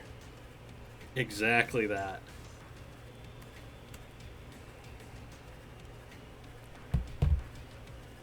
And that gives Kinetic the match lead by 2 points. I was going to say, importantly, that it is only 2 points. The Rebels could get a KO in the Super Heavies, but then I remembered who Kinetic has in the Super Heavyweights. And, yeah. Yikes. Super Heavyweights are going to be interesting here.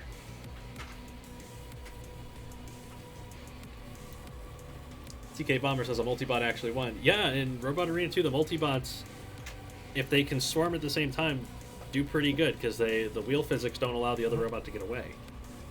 That was exactly what we saw there. Multi-bots can be good if they can successfully use swarm tactics. So, the Rebels are down by 2 points going into the Super Heavyweights. Kinetic Creatures has Death Penalty, the sit and spin flail thwack bot. If it gets up to speed, it's incredibly damaging. Yes. If it gets up to speed. The Robot Rebels have Heart Attack, the 6-wheel drive rammer with the wedges and the angled spikes on the top. It's fast enough and wedgy enough to stop Death Penalty, but can it withstand the damage long enough to win a fight? Chat, what do you think?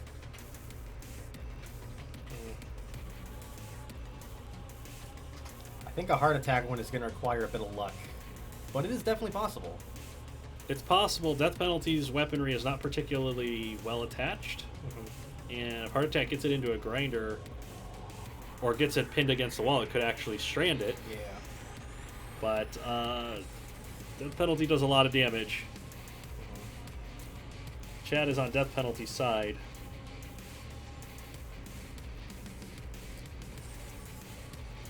Wheels for the Wheel Goddess?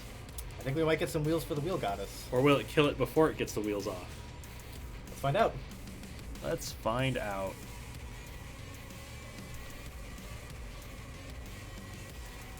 Heart Attack charges and gets Death Penalty stopped and then backs away to keep it stopped. But now Death Penalty getting to the side of Heart Attack.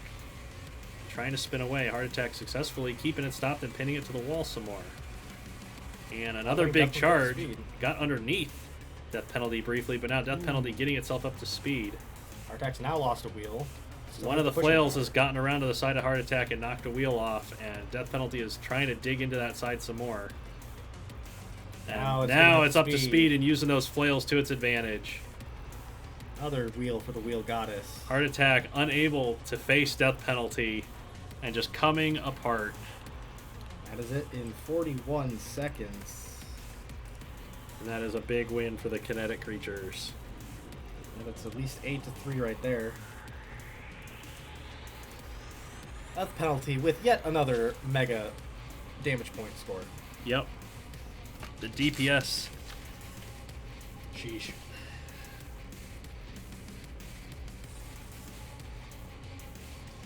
That gave it a good chance, but you know, it had the right strategy, but once that wheel came off, it didn't have the control anymore. Not quite.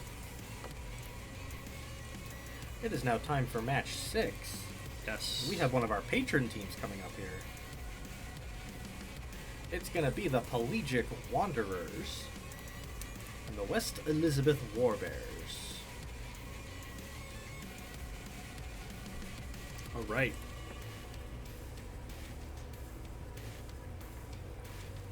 The Pelagic Wanderers. They have Carcinized in the weapons. Side-hinged axes, sword and spikes. Crab. Is definitely a crab. It's a crab.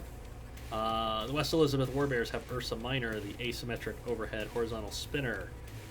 What do we expect out of this one, chat? I think Carcinized has the better chance here in terms of weapon power, but it's going to be hard for them to get to the chassis of Ursa Minor, I think. Yeah, well, Carcinized took on Voidwalker, a very similar spinner to Ursa Minor, but the difference here is Ursa Minor only has one low swinging spike on its weapon. Yes. If Carcinized gets that off, not only is it unbalanced, but it's not going to have as much of a threat getting hit. Yeah, but it's going to be even harder for Carcinized to get to the chassis then. Razor says bears hunt salmon. I mean, they don't hunt crabs, though. Do salmons evolve into crabs? Probably. Eventually, they probably do. Maybe bears don't hunt crabs for a reason. Because they would lose. Let's find out. So Minor getting that big asymmetric horizontal spinner huge up to opening speed. from Carcinized. And smoke already out of the chassis of Carcinized has lost that right side axe. Now Ursa Minor going after that right side. Trying to target that weak point. Carcinized unable to get that left side axe into play. But it is swiping at that wheel of Ursa Minor. As the front spikes on Carcinized come apart.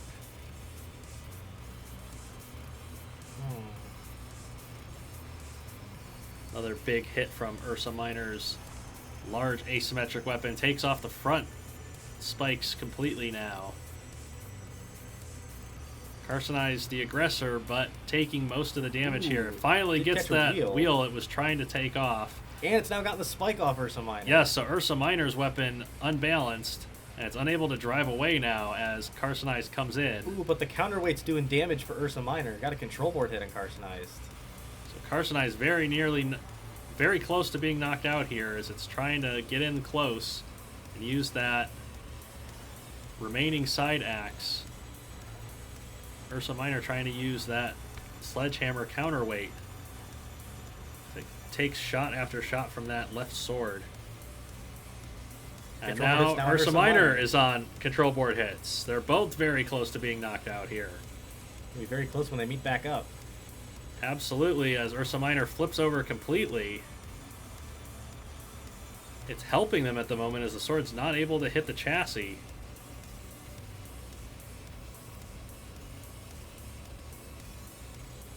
And Carcinize is running low on battery another power. control board hit. There it is. There That's it a is. knockout for Carcinize, Wow. coming back from having its weaponry taken apart. Carcinize had to work for that. Absolutely.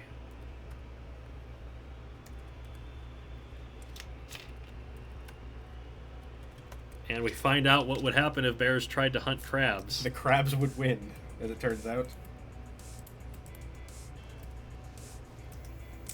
Yeah, you want to put that in the notes as a good fight? Hell yeah. As we pull up our middleweight fight of this match.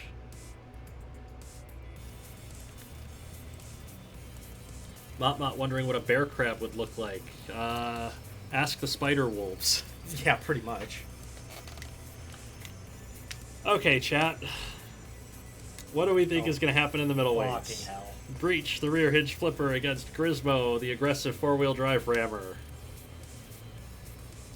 I think I know what chat wants to I happen. know what they want to happen. Well, Breach is our first robot in the RL history to win consecutive Fight of the Weeks after beating Rosewater and Immortal Corruptor consecutively.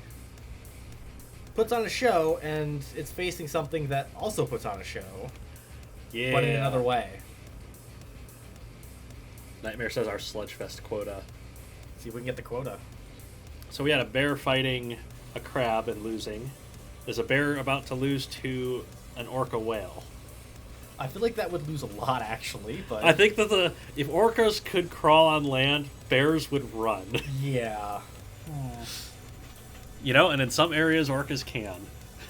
I've seen it happen. Let's see what happens in this fight. Grismo charges ahead, Right over the wall. and that's a sludgefest. And a Sludgefest in 4 seconds. Breach will take those 2 points. Yum. How many ring outs is that for Breach now? Ooh, that might only be 1 or 2, actually. Breach hasn't gotten a ton of ring outs.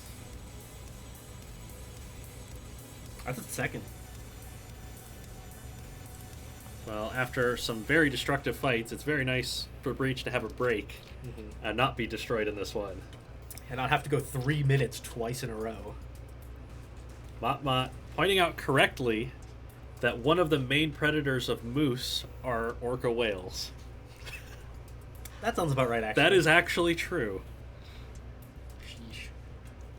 So we go to the heavyweights, and we have 2 big, powerful robots here. The West Elizabeth Warbears bringing Warbear, the wedge with the spiked forks on the front and the 2 side axes. It's a low, destructive robot, and it's facing Twin Gyre. The angled spinners on the front classified as both horizontal and vertical because of their angle. Twin Gyre is very destructive. Not the best driven. It's a little off balance when it drives, but it's very difficult to get around the 2 twin spinners on Twin Gyre. So chat, what do we expect from this fight? I'm not expecting Warbear to be able to get around those spinners. Can Warbear break them off? The axes. It is possible, but I feel like this is mostly going to be Twin Gyre wearing down that front wedge on Warbear. Logan pointing out that orcas are dolphins. That is correct. Mott saying dolphins are whales. That is not correct. There is a difference. But killer whales are technically cetaceans, which are dolphins. Of course you would know about dolphins, you're married to one. Yes.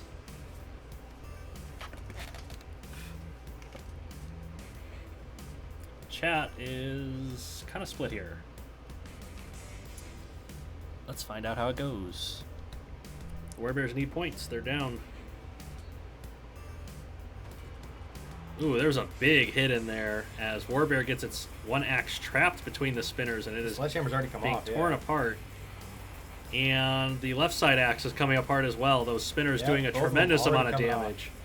Although one of the spinners is caught with the sledgehammer in the middle there on Twin Gyre. Yes, that could cause physics awkward. problems for Twin Gyre if that hammer does not come out of there. Twin Gyre is already having trouble moving with all the debris as it's tearing up the wedge of Warbear. unable to really get a whole lot of pushing and shoving until now. We've seen Twin Gyre have problems moving when upside down. That might strike again if Warbear can flip Twin Gyre successfully.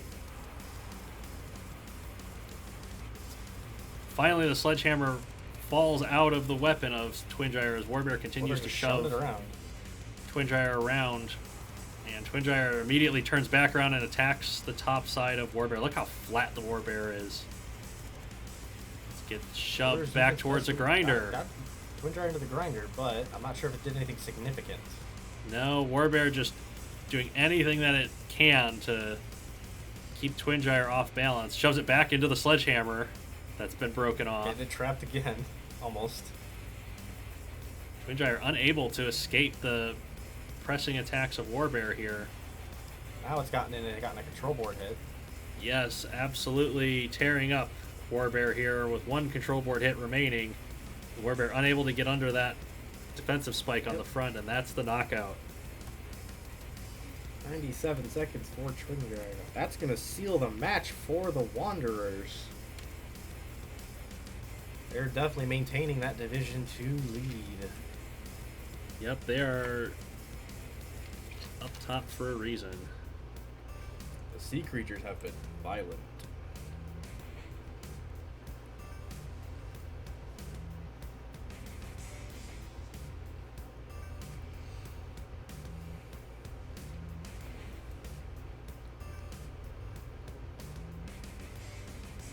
Had a multi-bot win earlier. Are we about to have another one?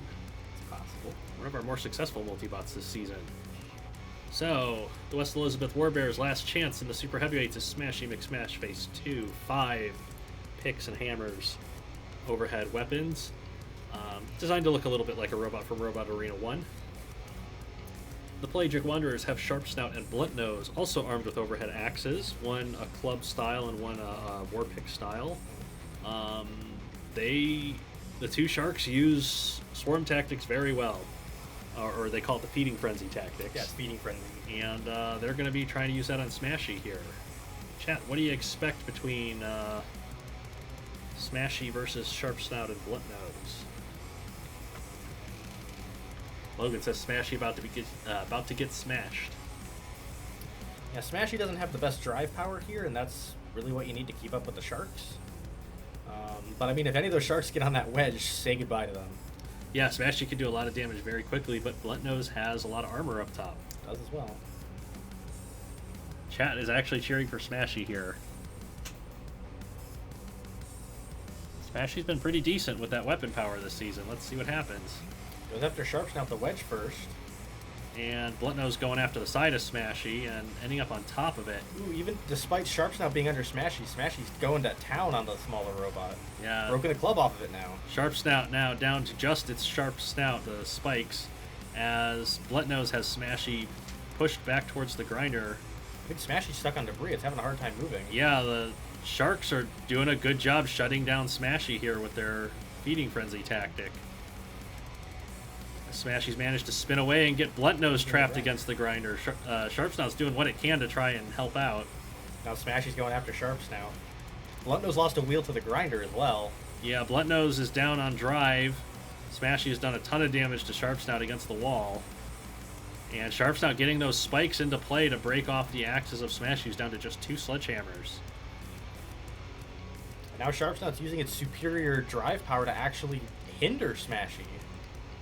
The little robot, well, it was hindering Smashy until Smashy pushed it back into Blunt Nose, and now it's gone up the wedge. Blunt Nose trying to get the wheels on Smashy as they end up near each other. Blunt Nose swinging at anything that moves as poor Sharp Snout is just trapped against the wall here.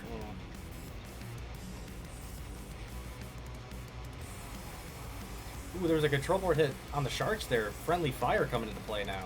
Yeah, and unfortunately, Sharp Snout pushed its teammate near the grinder. And Smashy's trying to put them both in there. Oh, good driving by Blunt Nose has gotten to the Smashy's side and landed some shots. And now Sharp Snout wedging under Smashy. And going for those wheels. So the Sharks are trying to turn this one around. Sharpsnout took a control port hit against the ram blade on Smash. He's got to be careful not to kill itself. Definitely a possibility as it continues to hound that wheel on Smashy as Smashy McSmashface pushes Blunt Nose over to the grinder. Smashy's running low on battery power. Those sledgehammers are hardly retracting now. Yeah. Only has one left. 45 seconds remaining. As the Sharks continue to hound Smashy, and Sharpsnout drives up on top of Smashy to give it a pain. oh no, Blunt Nose just killed its teammate. Now it's a 1v1.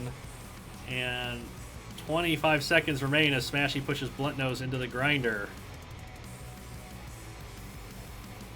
Both of them running low on battery power, running low on health. Blunt Nose is in the grinder. It's definitely taking some damage. Smashy loses its last hammer on the side of Blunt Nose. Unfortunately, though, I think there's a TKO count. And because Blunt Nose is still mobile with that one wheel, I believe that's going to be a pin. That's a pin. Yep. Because Blunt Nose would definitely be able to break that count if Smashy was not stuck under there.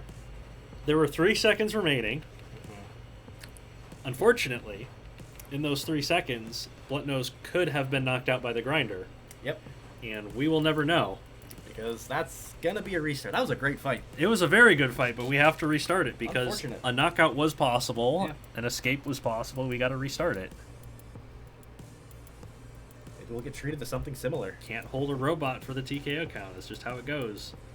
Sharp Snout and Blunt Nose running in at Smashy. Sharp Snout's already lost the spiked club. Smashy trying to focus on Blunt Nose now.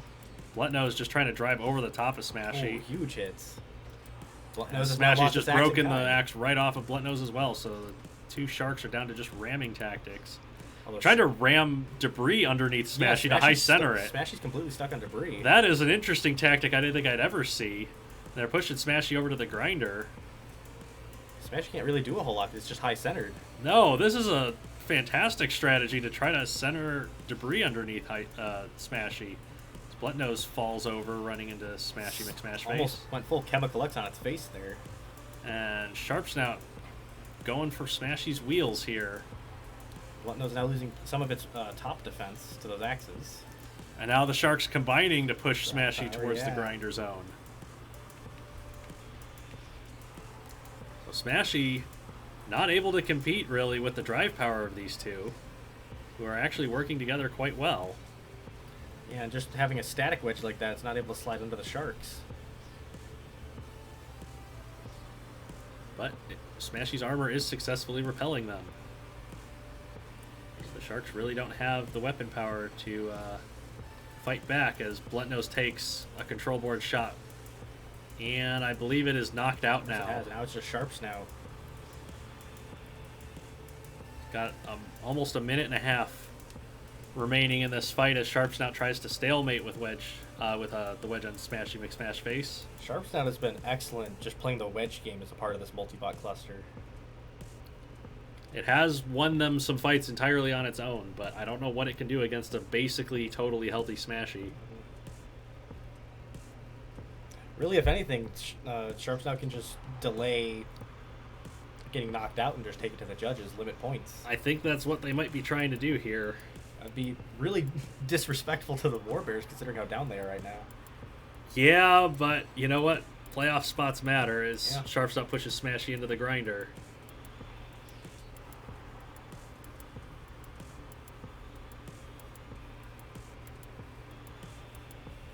Every point matters in the long run, and Sharp Snout is doing its best to prevent the Warbears from getting points.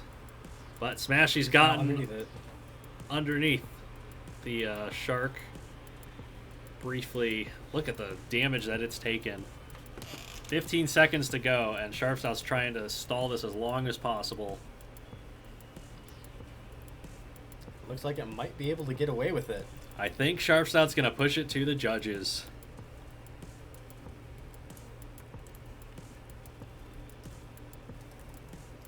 There we have it. The multibot successfully pushing a judge's decision.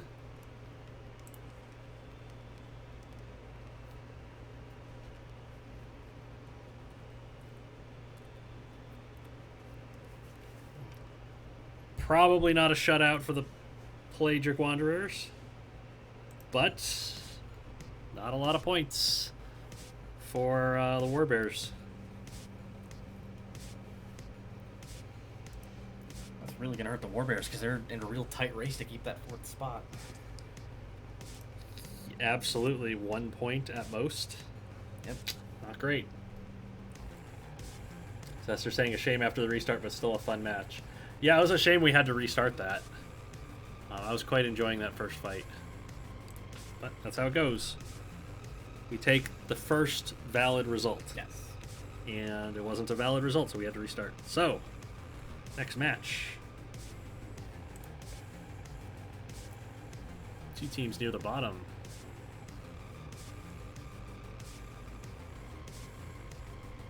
No. Patrons. Oh, we are going to patrons. Patrons have demanded an appearance. Thank you, Patreon stream sponsors, for sponsoring this crash of Robot Arena 2, the unstable, unfinished game from 2003 that we still play for some reason.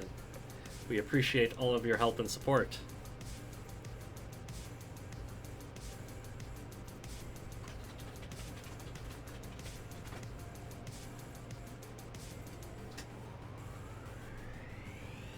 And our next match is second place Robotics against the Meme Team. Second to last place. Yeah, so they've been second to last place this whole time. Is Robot Arena 3 any good? No. It's a bad game. Just don't. The only good part of Robot Arena 3 is the build lab. Yeah, the lab was pretty solid. The entire rest of the game is hot garbage. All right. Second place Robotics comes into the lightweights with Unknown X, the overhead claw axe weapon. Pretty decent wedge on the front of Unknown X. It's facing Demagnetized Internet from the Meme Team, the rammer with the 4 spikes on the front. Doesn't really have a ground game. Not really. What do we expect, chat, between Unknown X and Demagnetized Internet?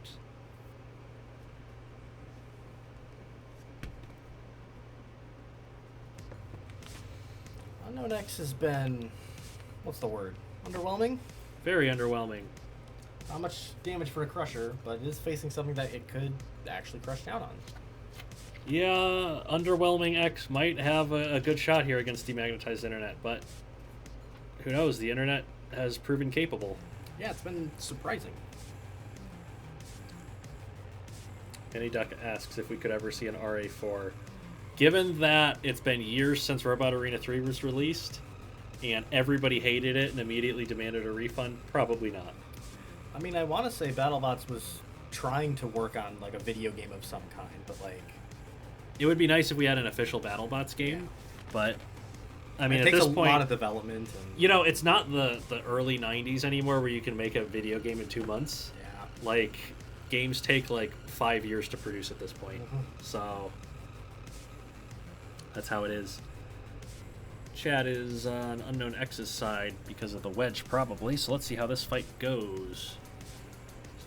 Demagnetized Internet and Unknown X collide, and Unknown X getting underneath Demagnetized Internet. Actually get into the chassis. Yes, and getting it back into the wall with the wheels off the floor, and there's nothing that Demagnetized Internet can do. Oh, but somehow the crusher came off. It was just clipping the ice picks. Yeah, the ice pick spikes broke the crusher off, the fragile crusher on Unknown X. Who's now just a wedge. Well, notably, even with being a wedge, if it's able to tip the Internet over, Internet cannot self-right. That's correct. Drive inverted. But Demagnetized Internet capable of pushing, hitting that weapon motor on Unknown X, which is where all the smoke is coming from. Unknown X successfully keeping Demagnetized Internet against the wall. And now it's going to try and use the grinder to its advantage and push Demagnetized Internet into the grinder zone. Damage. So Unknown X using its wedge shape to its advantage here. That's about all it has left as that weapon motor comes off. Demagnetized was briefly caught up on it, but that allowed Unknown X to slide underneath it.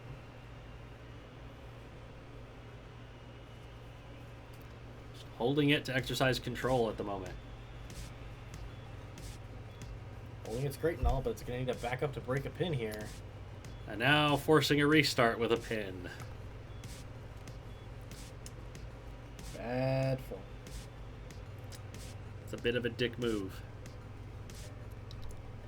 Here we go on the restart. Demagnetized Internet coming out aggressive this time. And Unknown X not able to get to the chassis as much this time as it chases Demagnetized Internet back to the wall. Now it's starting to get to the chassis a little bit, but still more so going for that T connector to get those picks off. But just like that. Yep, the claw broke right off of Unknown X once again. So Demagnetized Internet being aggressive and pushing Unknown X back to the walls as Unknown X attempts to wedge the Internet around.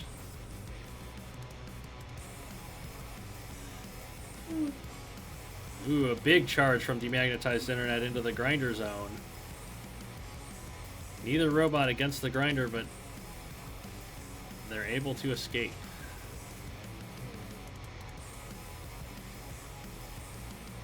A lot of smoke coming out of Unknown X from that damaged weapon motor. The spikes on Demagnetized Internet doing their work as the Internet once again gets stranded on the wedge briefly. Neither robot really able to take control of this fight. They're just kind of continually charging into each other. Yeah, it's a bit of a back and forth because Demagnetized Internet has nothing for that wedge. Just yeah, damage over and time. Unknown X unable to do any damage or really push Demagnetized Internet where it wants. Get up on the wedge like this, but it's got to take it to a grinder. Yeah, the grinders are Unknown X's best hope here as it Oh, it circles over to turns it over to one of the grinder zones and pressing Demagnetized Internet into the grinder for some damage. How much damage was done?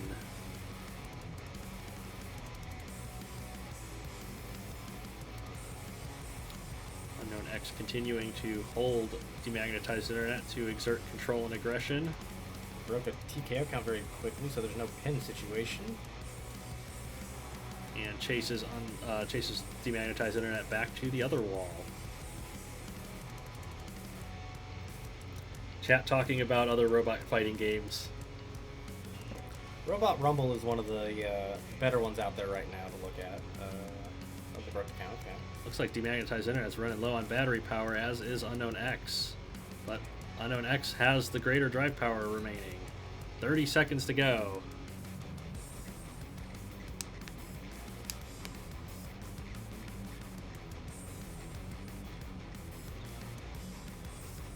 And Unknown X is going to hold it for another pin. You fool. You done.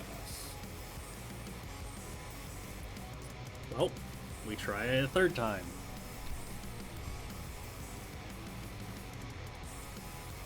Big charge from Demagnetized Internet into the axe weapon of Unknown X, who's pushing Demagnetized Internet back to the grinder this time. And it's attacking from the front now. and the back as the grinder tears into Demagnetized Internet. Huge damage on the Internet right now. Yes, Unknown X absolutely tearing into Demagnetized Internet, who is successfully pushed away from the grinder zone. There goes the Crusher off Unknown X now. Crusher's broken off, but look at the damage Demagnetized Internet has taken. Ooh, a big very good ram there. Collision there as Demagnetized Internet bounces over the top of the wedge.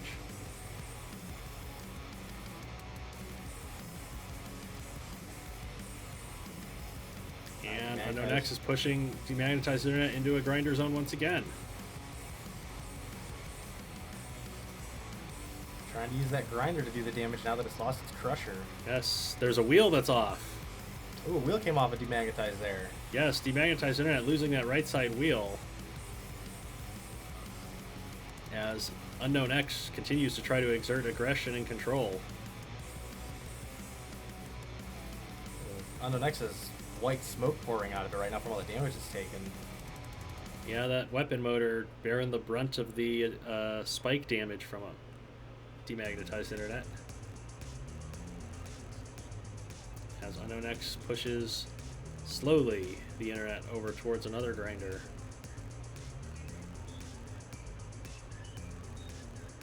It's a very tactical strategy here. Yes. This is what would be described as a tactical fight. But it looks like we have another pitting situation here. Unfortunate. That is now number 3. Well, we might be here for a little while. We cap it at 5 restarts. So if this keeps happening, this might have to be done off stream. As Demagnetized Internet charges in and takes some blows from Unknown X, who has gotten Demagnetized Internet against the wall and is attacking the spikes on the front. More than it's attacking the chassis. Back off. Unknown X backs away to a grinder zone and there's the crusher on the neck. loses the crusher. So now Demagnetized Internet trying to exert aggression and get some damage. It causes the weapon motor on Unknown X to pour smoke once again. Blackbird, I see your message in chat and I agree. That's what we're all feeling right now, just wanting these two to get a conclusive result. We do our best to strive for fairness in the Robot Rampage League, and it is not fair for a robot to end a fight by a pin, and it's not fair for us to say, well, that was boring, let's restart it.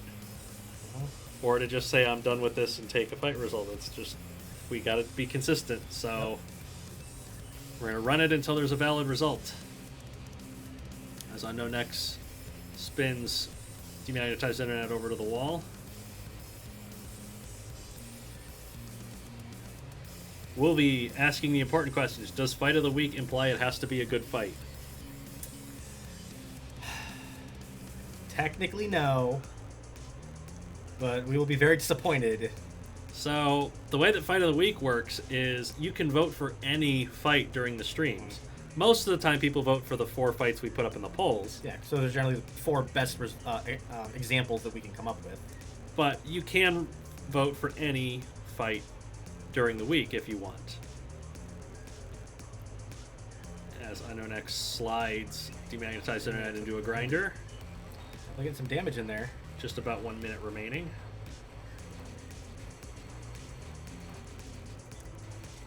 Blackbird suggesting 3 restarts instead of 5 for next season. You know, that...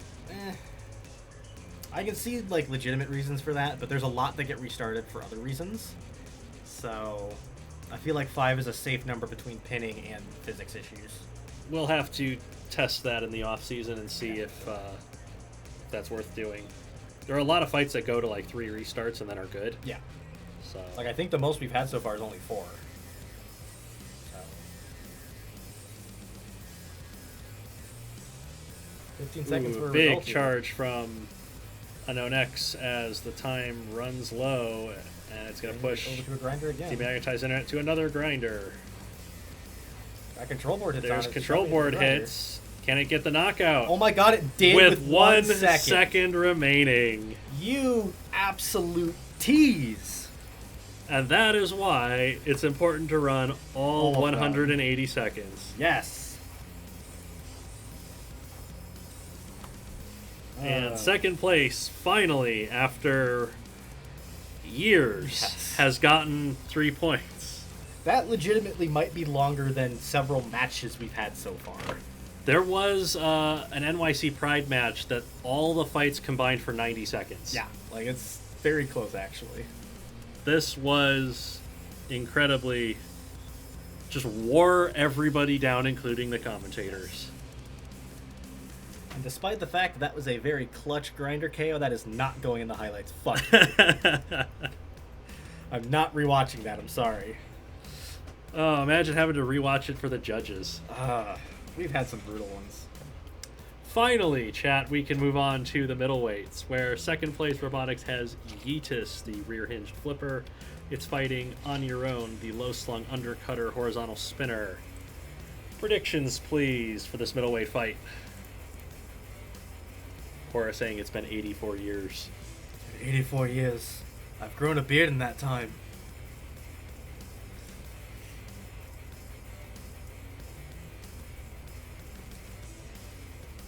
Zester saying the claw axes are such heels.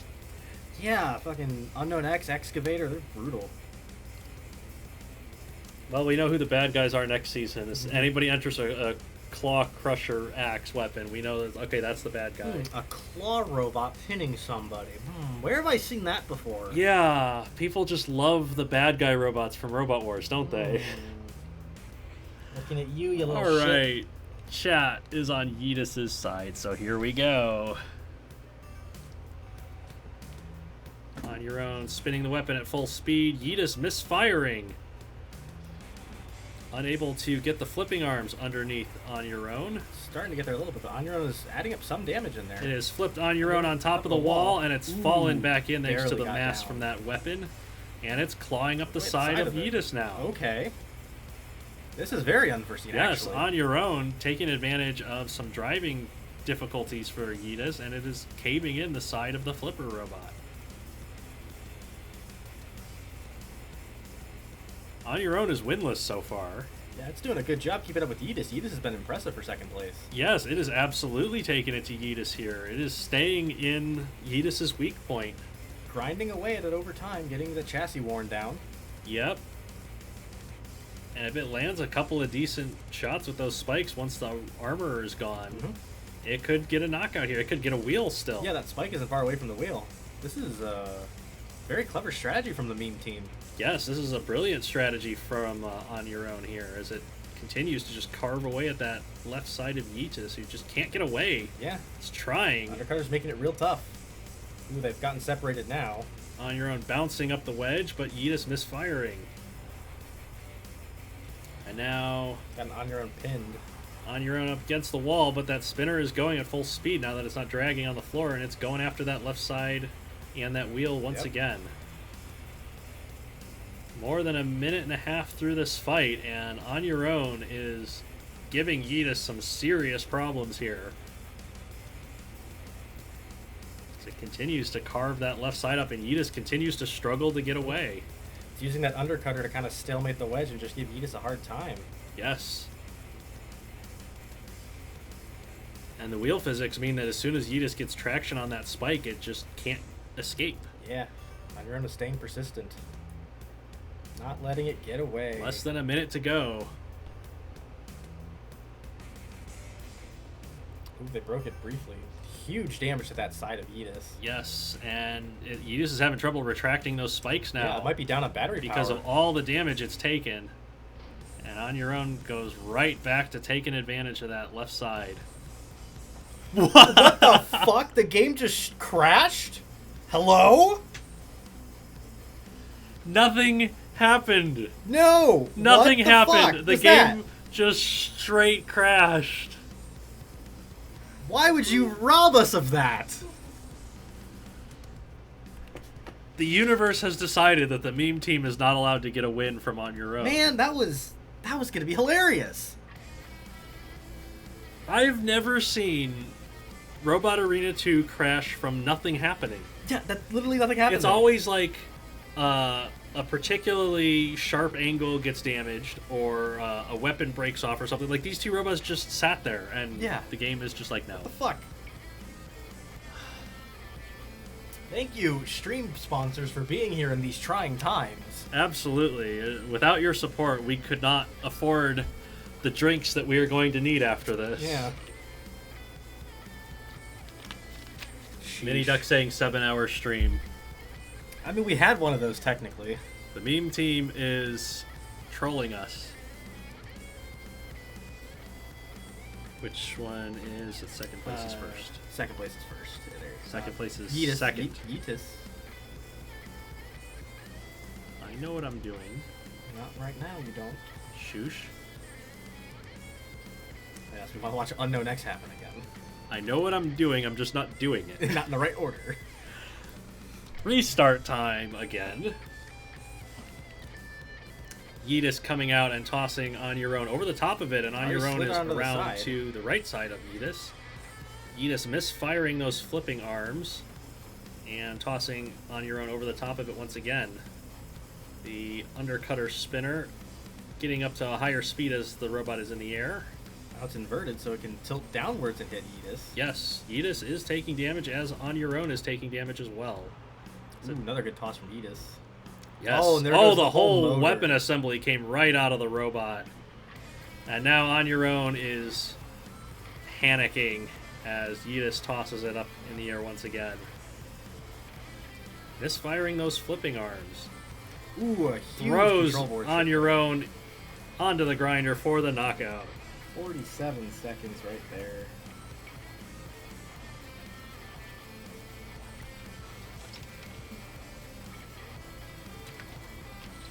I don't know, what an interesting end to that. What an interesting everything to that. Well, the universe decided that the meme team wasn't allowed to win. No, not quite. And Korra got a bingo square out of that. Somehow. Love to see that. T2 KOs on the grinder in the same match. That's actually pretty rare. Indeed it is. Oh wait, we have multi-bot madness. Oh god.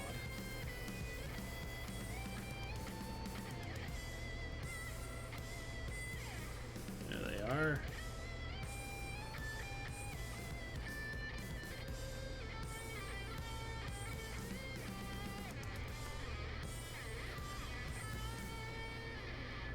Oh, I am getting worn out by this.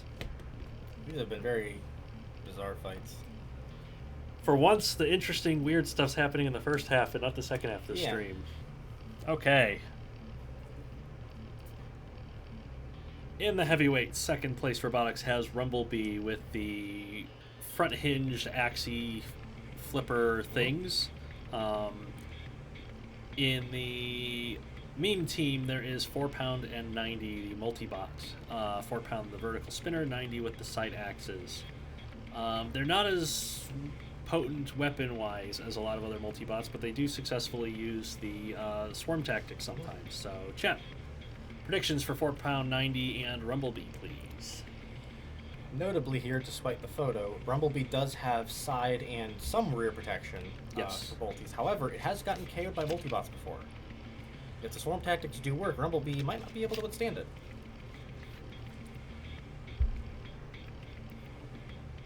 Chat seems to be on 4-pound 90 side. Although they are, actually they're pretty split. Let's see, Rumblebee doesn't like multi-bots, and it usually has slower fights. Which is not conducive for multi-bot fights, so...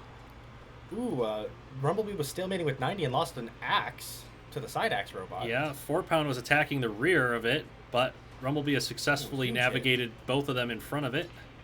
So it's just pounding away at the top of 90, doing a lot of damage. 4-pound unable to do any significant damage with those armor plates in the way. 90's on control board hits, but it is getting some hits on the chassis of Rumblebee. Rumblebee's taking quite a lot of damage as 90's 90's dead. totally knocked out. Now, importantly, it's only 3 points if both of the robots are knocked out for the multi-bot. So Rumblebee Working 4-pound to the wall. working 4-pound over to a grinder zone, hoping to take advantage of the arena hazards a little bit here. Backs away from the pin as 4-pound is struggling to get away from the grinder. Has done so. Finally, 4-pound gets out of the corner and comes charging in. It Lost a spike. lost one of the spike teeth off of the spinner. And now Rumblebee turns 4-pound over. 4-pound spinner digging into the top of Rumblebee's chassis, though. That is not a great place for Rumblebee to park itself. Although it is parking itself under the vert, and because 4-pound is invertible, it can move, that is going to be a pin. That's a pin. You can't hold them. And another restart. Getting tired of this. What's the record for most restarts in a match? Too many. Well, it's about to be Ooh, too many huge plus hit there. one as Rumblebee smashed the top of 90, but now 4-pound is giving it some serious problems on that rear corner. Ooh, wow. Carving up the rear of Rumblebee. Yeah, Rumblebee's focusing too heavily on the side axe. 4-pound's going to town. Yeah, Rumblebee trying to use the divide and conquer tactics without the divide part. Ooh, 4-pound got a 4-pound wheel. successfully sniping the wheel off of Rumblebee, who is Killing 90 right now. about to kill 90. It's got it on 2 control board hits. Now There's the 90's knockout of 90, and Rumblebee spins away from 4-pound so it doesn't get any more control board hits on itself. Ooh, and it broke the disc And it off takes of the 4-pound. whole weapon right off of 4-pound, who's flipped itself over, running into its teammate. And It appears to be stuck. it It's appears not to be moving. stuck. Huh. So despite being 1 control board hit away from dying, it looks like Rumblebee is going to be taking a TKO victory here because both of the multi-bot, only one of the multi-bots took a control board knockout. And that's not the opponent holding it in place. That's not. It died on its dead brother. That is the multi-bot TKOing itself. Huh. That was a very fortunate win for Rumblebee. Yeah, it was looking really bad. What a weird fucking match. Like, this isn't Night Vale. What's going on? No, that match is later. God, it's gonna be fucking terrifying. Especially if next season we have a bear crab against the Spiderwolf.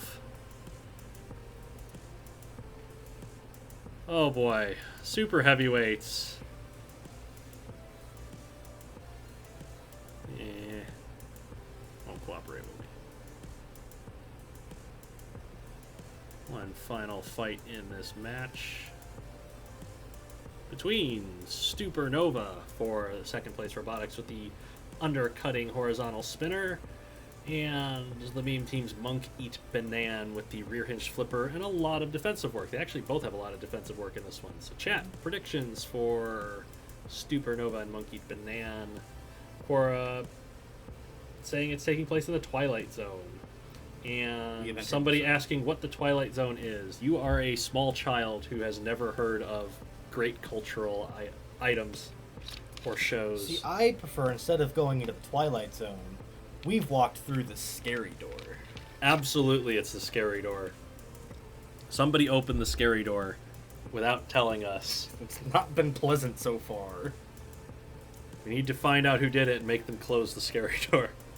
It's probably Jim, let's be honest. Yeah, Jim did it. Chat is kind of split on this fight, so let's get this match finished finally, hopefully, maybe. As Supernova gets up to speed and goes straight over the top of Monk, who flips it, and Physics was unhappy, but did not affect anything. I'm gonna let it run. And now they've locked themselves into a microwave. Interesting. Monk Eat Banan, not known for its drive power. Supernova, not known for its drive power. Both of them locking their defensive work together. Yes. Weapons unable to hit each other. So chat, what's your favorite Twilight Zone episode? What's your favorite Futurama episode, since we talked about the scary door? We'll be saying Scary Door might be returning since Futurama got renewed. Isn't it on some streaming service? That's on Hulu. It's on Hulu. And I do believe they got all of the voice actors back, because I know John DiMaggio held out for a bit to get better pay. But I do believe he signed eventually. Cora says this is the worst match of all time. You know, I don't want to throw anyone under the bus at all. I am not going to be uploading worst match of the week videos. No, fuck that noise.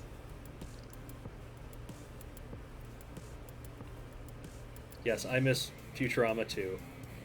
Futurama was the best show. Disenchantment has been a decent kind of spiritual successor in my eyes. You quite like that. Yeah, I've been enjoying it. I know there's some people have had some issues with the pacing of the show, but Yeah, was fun. I saw the first season and I didn't like that. Like, the story took place entirely in the last 3 episodes. yeah.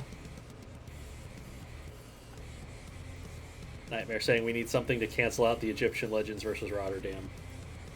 Yeah, for every Egyptian Legends and Invaders match, we get something like this. Yeah. This is the beauty of Robot Arena 2. Everything in life balances out over time on average. And last week we had one of the best matches ever, and so we had to counteract it somehow. Yeah. Not saying Twilight Zone by Golden Earring intensifies. Yes, that's actually one of my favorite songs to listen to.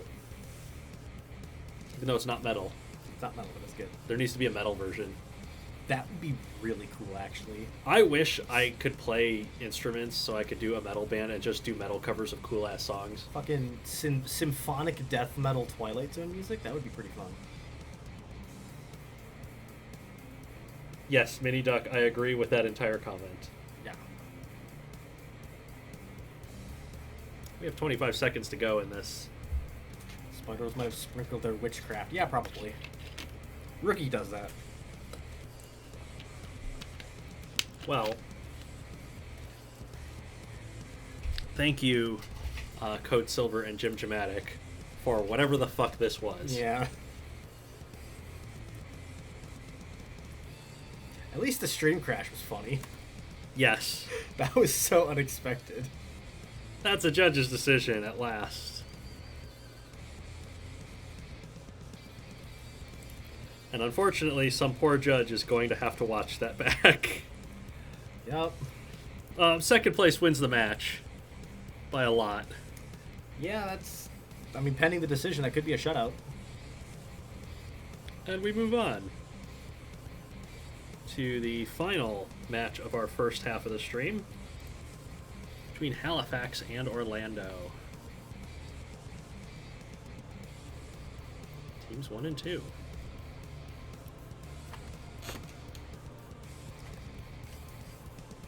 Will be skipped fight of the week for worst fight of the week. This is skip of the week. Yeah, pretty much. Just cut right through it. Cora, this is so bad I'm crying. I'm sorry I made you cry, Cora. Will it make you feel better if I say honk? Honk. Okay. Final match of this half. We have the Halifax Supernovas with Tycho in the lightweights. It's a front hinge flipper, two-wheel drive, similar to Y2K, but without the big long sword weapon. It is facing Orlando Commandos and more airtime. It is a piston flipper. This is a type of flipper that has problems with Robot Rampage 2. The pistons in this game are missing some of the laws of physics. Has a little bit of power extending and a tremendous amount of power retracting. You can get some weird stuff out of that. So, yep. Chat. Predictions for Tycho versus more airtime, please. Well... Quora says hyonk. Hyonk. Tycho definitely has the weapon power here. Unfortunately, both of them kind of have like a T-shaped chassis. So if they don't go head-on, this might get painful. I'm just going to get this started so that if it's a microwave, we get it over quickly. That's fair. That seems to be on Tycho's side anyway. Quickly as you can get a 3-minute fight over with. Yep. More airtime just does a standing backflip over the top of Tycho. An X Games trick right there. And doing it again. It tried to self-right and ended up throwing itself back onto its back. Tycho's finally thrown its weapon once. Doesn't really need to. It's just encouraging more airtime over to the wall. More airtime. Taking a hit again. Unable to self-right because Tycho's pushing it over to the grinder and flipping it over again. So Tycho successfully using more airtime's instability against it as it's... Just letting a more airtime try to self-right into the grinder. Yeah, the piston physics throwing more airtime deeper into the grinder. The pistons come off, and Tycho's just going to press it in there for more damage. That's doing a ton of damage to the top of more airtime. Yes, look at the chassis cave in from above. There's a TKO count, but if there's a KO before it happens, pin here. Tycho's trying to get the KO before the count. And Physics threw it out of the grinder. That's a restart.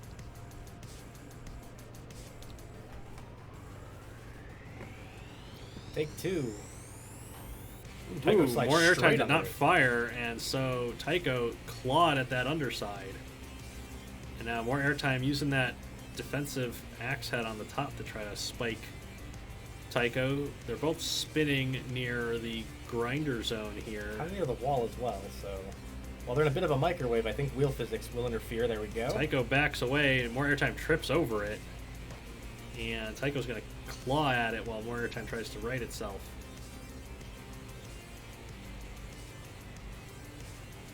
Still made again, but... Ooh, control board from Tycho. More airtime blinked first for the microwave, and it's going to result in it getting killed by Tycho here. There's the knockout. 46 seconds.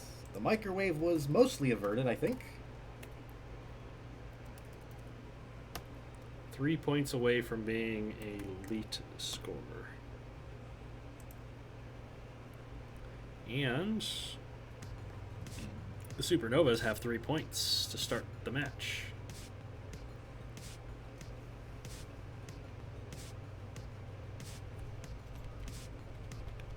First Havoc restart. Yes, actually.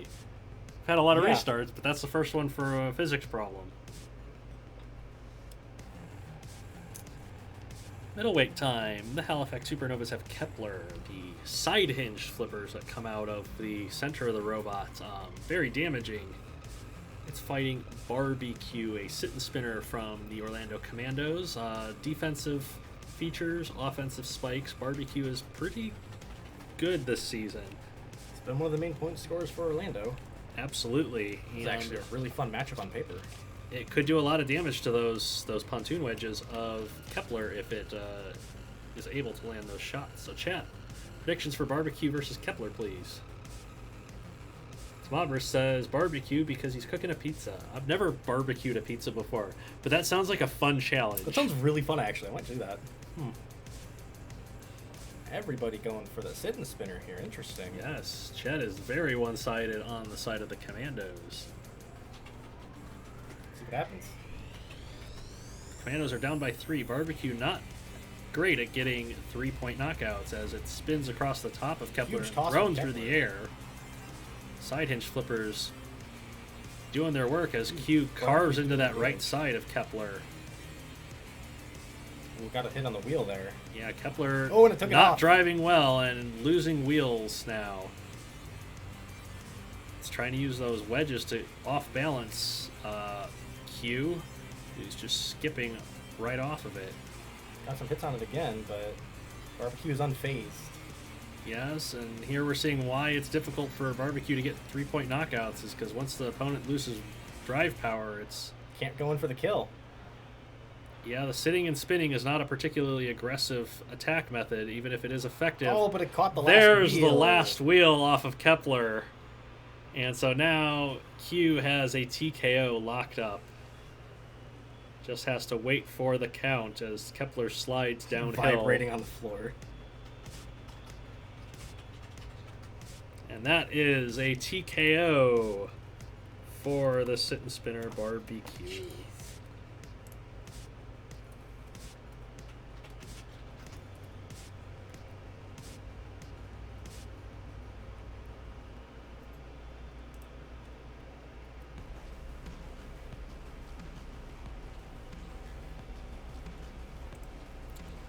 Well, the Halifax Supernovas are still leading. 3-2. As we go to the heavyweights. So with that win, the Commandos have extended their TKO lead in the league with 13. They only have 6 knockouts compared to that. And pretty much all of that has been Q. Pretty much. Well, speaking of TKOs, the Halifax Supernovas have Progenitor, the rear hinge flipper with 4 flipping arms. There's no damaging components on them. It's a pure flipper in that sense. It's fighting Hot Mess from the Orlando Commandos. These vertical drum spinners that go around the chassis of Hot Mess. It's like kind of a stilt bot. It's very awkward robot to fight. Chat, what do we think is going to happen here?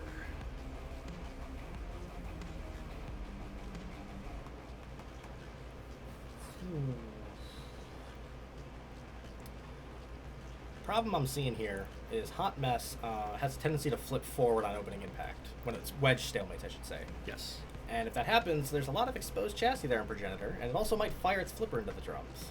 Yeah, Progenitor does tend to misfire its flippers. So even though Progenitor could probably toss Hot Mess around and maybe even out of the arena, it's going to risk getting a lot of damage from those full-body drums. Yeah, Progenitor is going to have to end this one quickly, and we know it can do that. It can. Just... Hot Mess is a tall robot, and it's been tossed over the walls before. Chat is mostly on Progenitor's side, but they would like to see Hot Mess get some wins. So, heavyweight fight time begins. And... Ooh, what a weird collision. Yeah, Hot Mess popped straight in the air. Oh, Ooh. the Progenitor misfired. And Hot Mess has just caved up the underside. It's taken off some of the rear armor work from Progenitor. It is absolutely ripping Progenitor to pieces here. Pinning it up against the wall, not letting it get down. Progenitor can't really get down when it's stuck on its side like that. No, and Hot Mess has put it into the grinder. Progenitor's unable to move at the moment. I'm not sure it's able to move out of there. Okay, so Progenitor might have taken some more damage than we expect as it's trying to shuffle its way out. Free. Hot Mess needs to be careful. It's going to get flipped. Or maybe it did that on purpose to be able to carve at the underside of it almost rolled Progenitor. Out of the arena, though. Gotta be careful there, partner. Hot Mess is bouncing around quite awkwardly on those spinning weapons as it cuts up the top side of Progenitor. Progenitor tosses Hot Mess away, but it's going to come... Well, it's going to bounce around some more. And then come back in and get the knockout. 153 left. 67 seconds that time.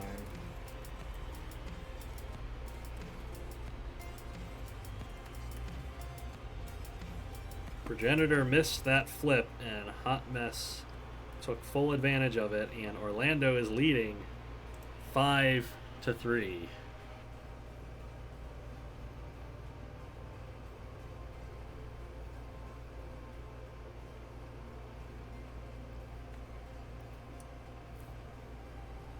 And so, it is super heavyweight time.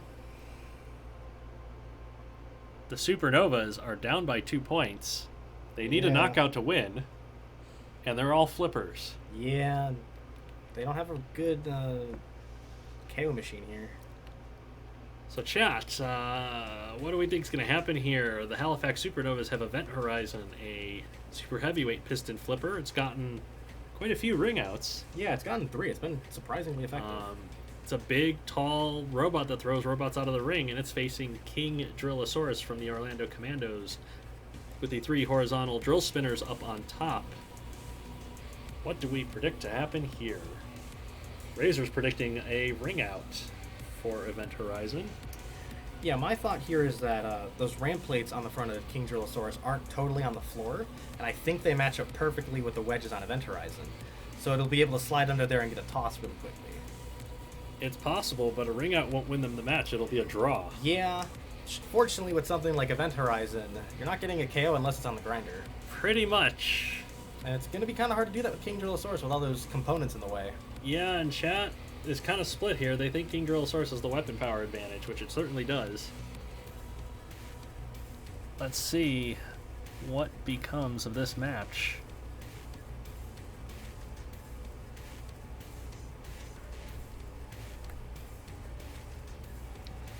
Here we go to close out the match as King Drillosaurus bounces on top of the flippers of Event Horizon, who's continuing to work its way under the front end of King Drillosaurus and toss it over to the wall and upside down. King Drillosaurus more dangerous in this orientation. Yeah, with the spinners facing downwards. But unable to get up on its own. As Event Horizon continues to go in and attack it. It's gotten it thrown at the wall, nearly over, and it has over. 34-second ring out. Oh, that's going to be a draw.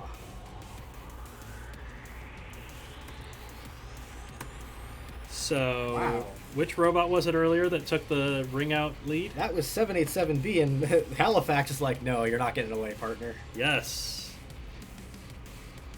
So that is a 5-5 draw for these two teams.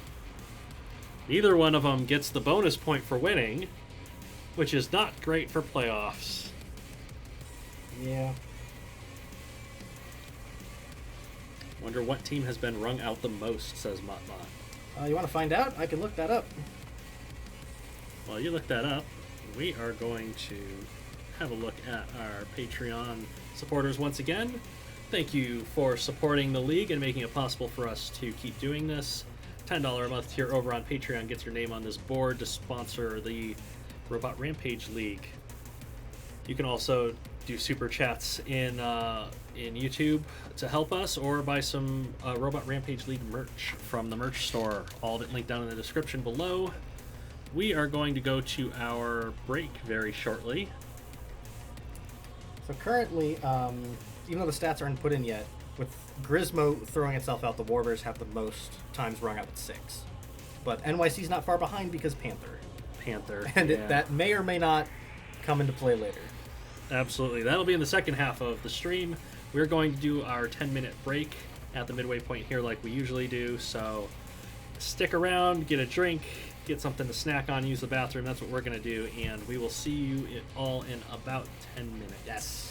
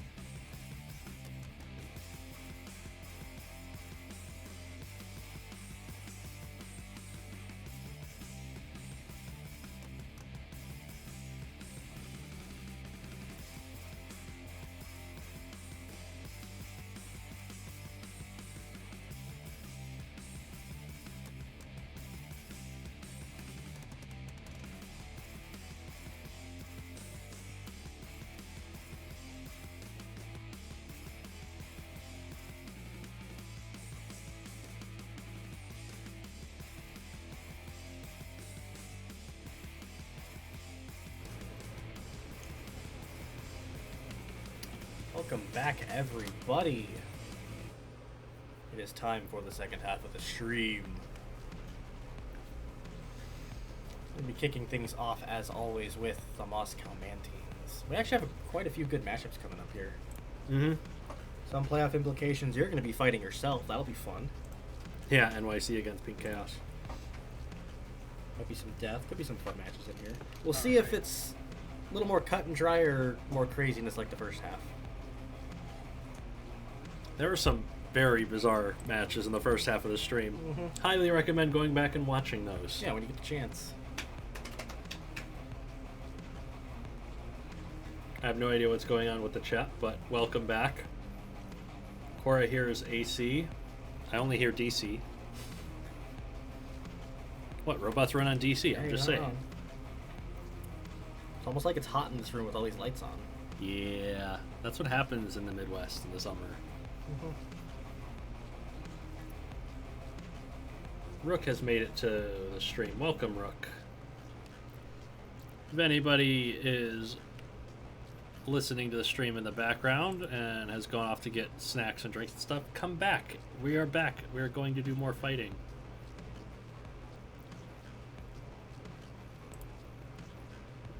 Where is it? There it is. The Moscow Mantines. And the lads. This is, very awkward geographical.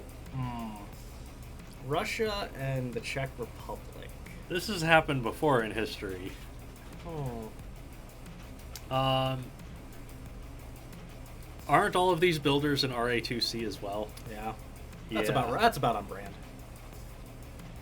I see Wolvie has noticed my Pokemon shirt. Are either of you interested in getting the new Pokemon games? Yes, I am absolutely swiping one of those when it comes out.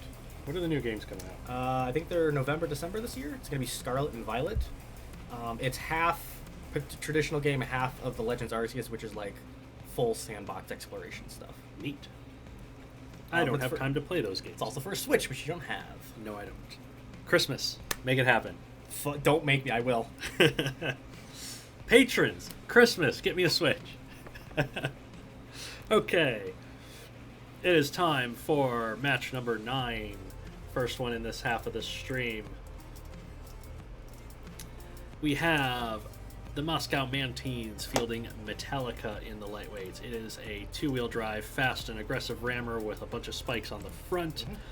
We call it speed metal. Yes, it because is speed metal. It relies on its speed to KO a lot of robots. It had a long undefeated streak. Yeah, it went 7-0. It was looking really impressive for a bit. And it stumbled, but is still staying in there.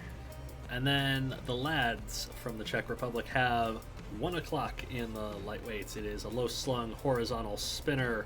There's not a lot to hit on this robot that isn't weapon. So chat, predictions between Metallica and 1 o'clock, please. Tamabris saying 1 o'clock to win. I mean, it's 12:51 right now, so it doesn't quite have time on its side. If we delay, we can have 1 o'clock fight at 1 o'clock. Well, I'm not gonna. I mean, there could be some physics issues with that motor, so. Yeah, true. Yes, the bell will toll on 1 o'clock. Well, chat is mostly on Metallica's side. And I'm not going to make chat wait 8 minutes for a fight. No. So we're going to get this one underway. We've had a long enough delays with the first half. Mm-hmm. Here we go. Metallica charging out right away, bouncing over the top of the weapon. Big hits on the side from 1 o'clock, actually. Yeah, Metallica having to reset and come back. It's gotten to 1 o'clock's side a little bit and damaged that weapon motor. Yeah, for sure. Smoke is coming from the motor as 1 o'clock tries to get around Metallica's spikes to the hits side. On that left side of Metallica. Yes. For sure. Metallica going for 1 o'clock's wheel as 1 o'clock digs the left side of Metallica up. They're both actually heavily damaging the other here. Ooh, and now Metallica's down a wheel. Yes, wheel for a wheel. Well, this does not bode well for Metallica. Cannot get away from that spinner. No, and 1 o'clock could just grind away. Ooh, that was a nice spin move for Metallica. Yeah, Metallica trying to get its spikes into play. It's broken one of the spikes off of 1 o'clock, but I don't think it's going to matter. 1 o'clock gets the knockout with 2:11 remaining. 49 seconds. Botbuster reigns supreme over Cap for one more day.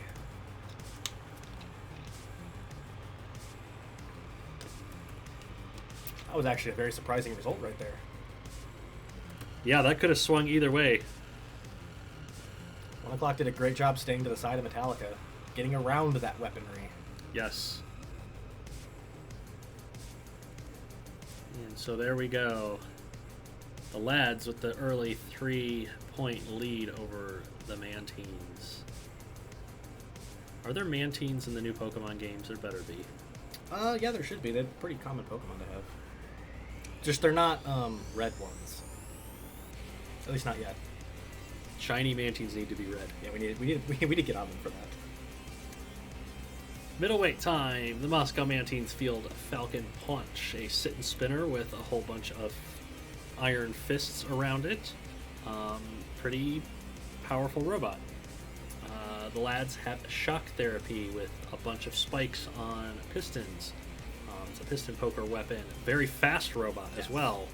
And fast robots tend to be the weakness of sit-and spinners. So chat, predictions on Falcon Punch and shock therapy.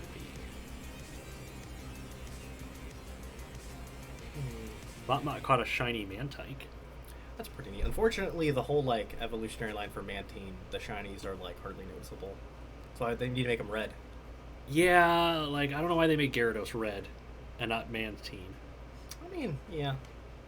I like the lore of the red Gyarados better, but you know. Yeah. That whole game, I thought that it was just a one-off special Pokemon. I didn't realize the shinies were a thing. Yeah, that was them introducing it. That's the thing. Because it was a narrative in the game, so I was like, oh, that's just a one-off shiny thing. It's also, you know, pre-internet, so you can exactly look it up. No. And like, I think I only had guidebooks for Gen 1. Yeah, that sounds about right. Chat is mostly on Falcon Punch's side. So we are going to get this fight underway. And here they go. Shock therapy coming out fast. Falcon Punch getting up to speed and knocking spikes away and pushing shock therapy to the grinder. Hearts breaking off of Falcon Punch. Actually. Yeah, both robots losing their weaponry here. They're both hitting each other real hard. Well, the Falcon Punch is still spinning to that damaged side of shock therapy. What the hell? And shock therapy's wheel physics are doing a lot of things as it lost its control board in a couple of hits. 29 seconds in what was a very action-packed fight. That was about as much action as you can pack into a 29-second fight. And a lot of damage as well. Well, that ties the matchup at 3 apiece.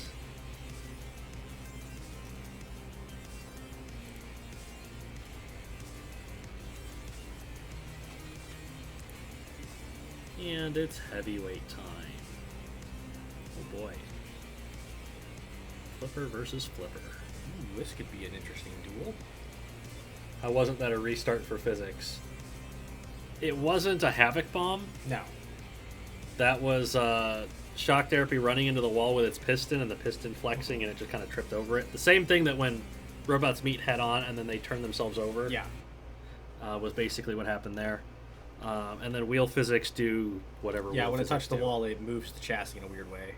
So the way that the game applies force for wheels is, quote, magic force, which means if the wheel is touching something and if the wheel has power applied to it, therefore move the chassis this speed in this direction. Yeah. It applies the force directly to the center of the chassis, not at the axle points. Mm-hmm. So that's why you see Siege bounce around. Yeah. Because like its wheel touches the floor and it just yeets itself around. Therefore the chassis must move, and it moves the chassis in a direction. So it's wheel physics are it's an unfinished game from 2003. Heavyweight time.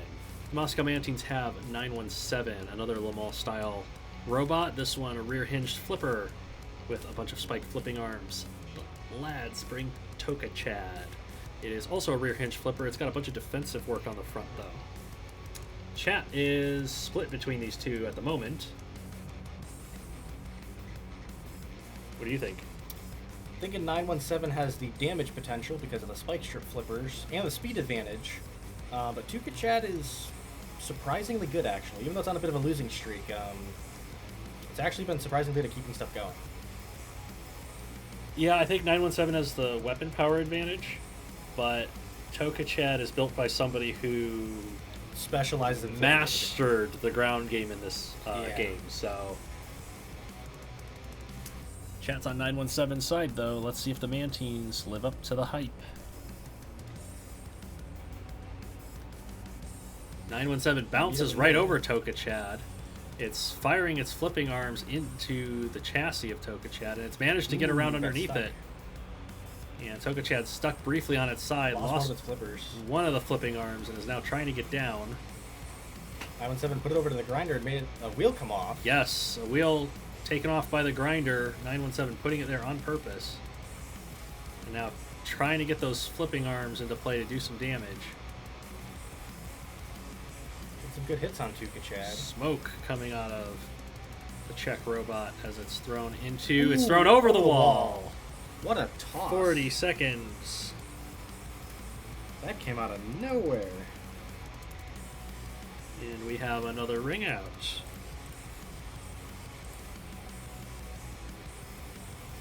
And the Mantines lead by 2. Well then, that was surprising to a degree. This race for most ring outs for the season is going to be close. I think it's only 917's second one based on this, but like a lot of robots are getting up there when they get the good matchups. Mm-hmm. And the fact that we have piston flippers up at the top is insane. Yeah, and we've got more piston flippers to come. All right. Now it's time for our feature fight of the stream. Yes.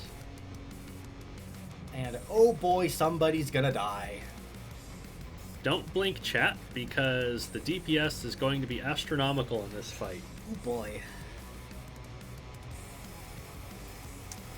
The Mantines have the Bolshevik Barracuda for their super heavyweight. It is a narrow wedge, 4-wheel drive, 2 big spiked axes over the top. Looks a lot like a shark jaw. It does.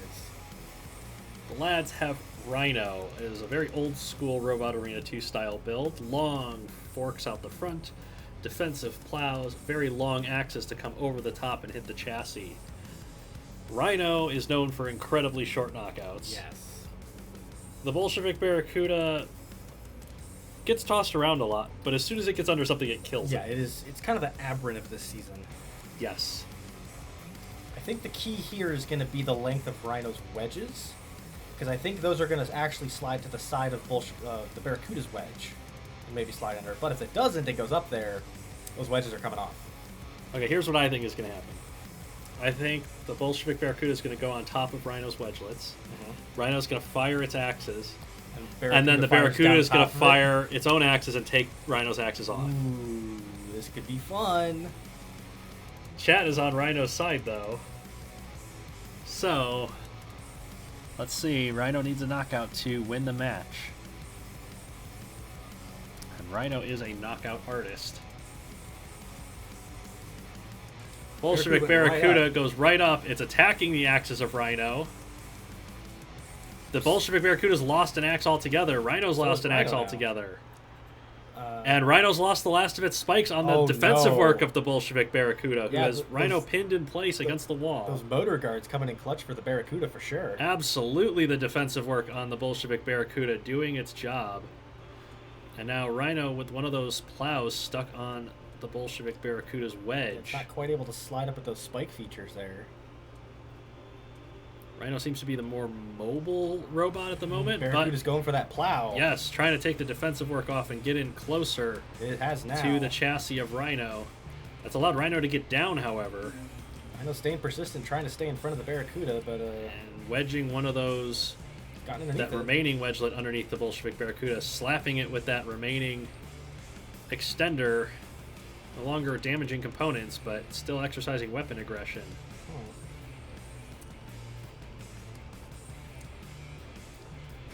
This is like two people with one hand tied behind their back, slapping at each other, as Bolshevik Barracuda pushed Rhino into the grinder for some damage, and then takes some grinder damage itself as it's trying to get off of the wedgelets. And now the Bolshevik Barracuda to Rhino's side. Yes. Rhino unable to get away from the front of the Bolshevik Barracuda as it continues to have pieces ripped away by that left side axe. Oh, but now it's repositioned and rammed the Bolshevik Barracuda into the wall. Ooh, does it again. Both of them trading low ground as Rhino blinks and runs near the grinder. Barracuda has it pinned to the wall. I don't think it's touching the grinder at the moment. No, but it is certainly being threatened by that grinder zone. They back away.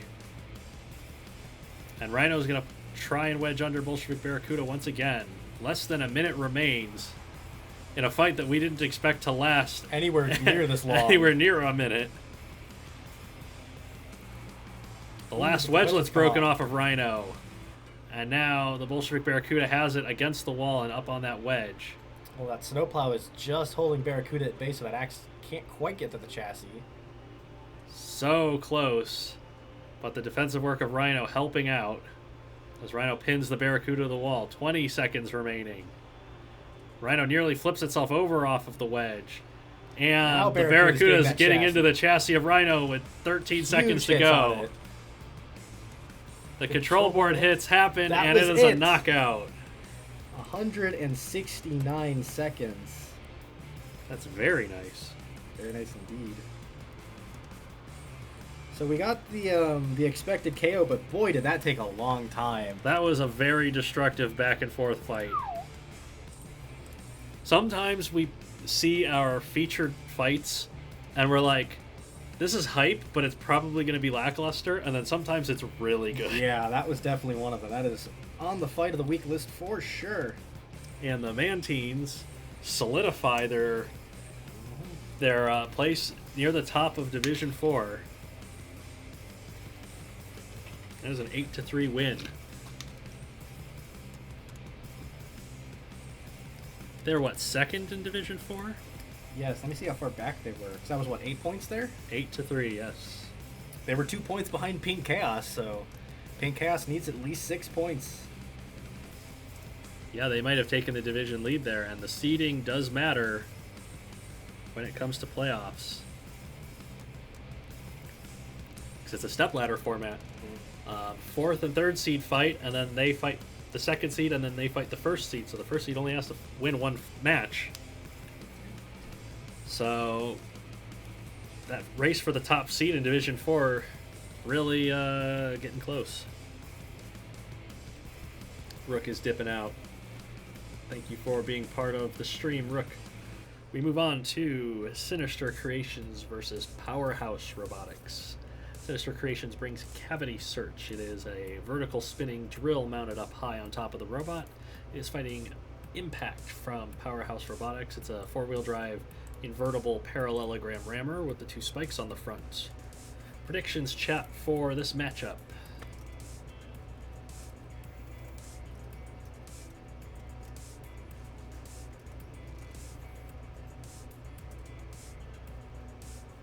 Mobber's making a UEFA joke. I don't know anything about UEFA or FIFA or any kind of like soccer organizations. Other than they're super corrupt somehow. Yeah, we only know that the Chicago Fire kind of suck. Yeah. They should be good, and they're not.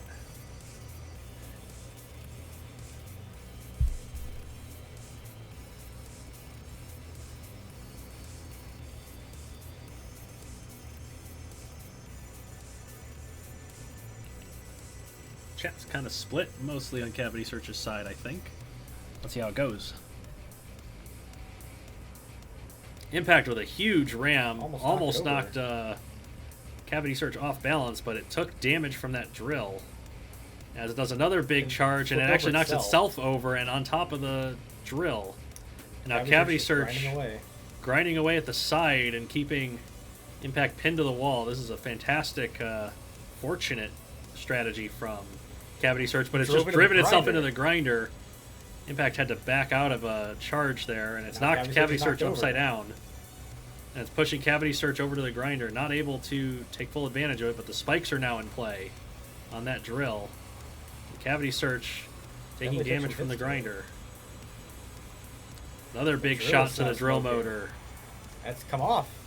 Yeah, yes, the drill has whole come off. disc and drill has come off of the weapon motor on Cavity Search, and now Impact no longer threatened by the weapon and is playing the wedge game. And with the greater drive power.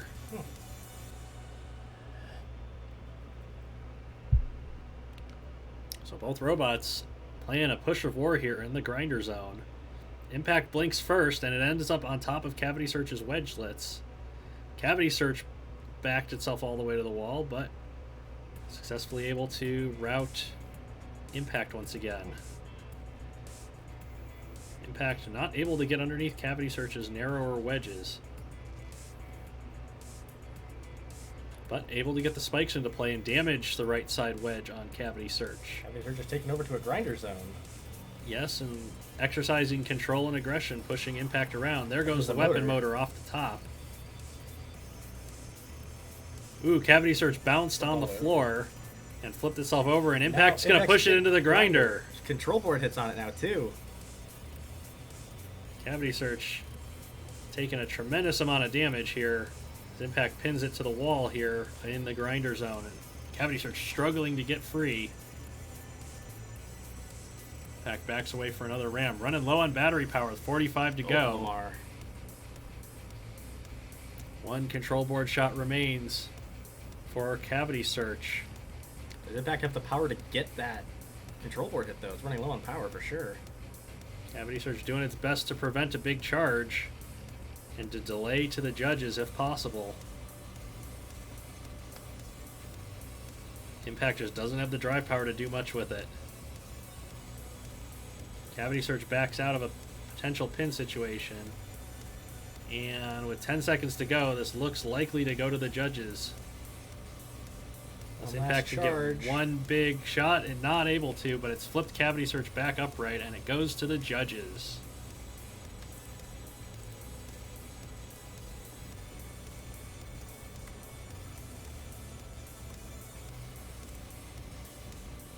Well then, we were expecting Sinister Creations to be a little bit more dominant over one of the bottom teams in the league, and Impact really held its own quite well there.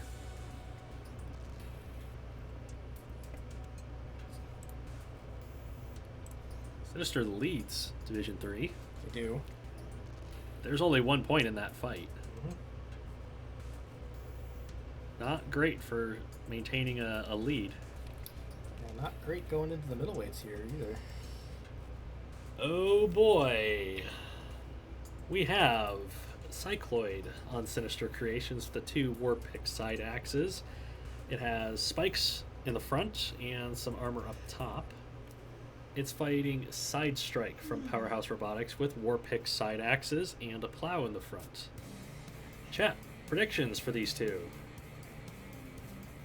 Bimming Ain't Easy has returned, and we're now in the second half of the stream. Yes, we are. We had a pretty good match with Moscow and the lads just a little bit ago. And we're now into Sinister Creations versus Powerhouse. Razor says Spider-Man meme. Yes. It is indeed a Spider-Man meme.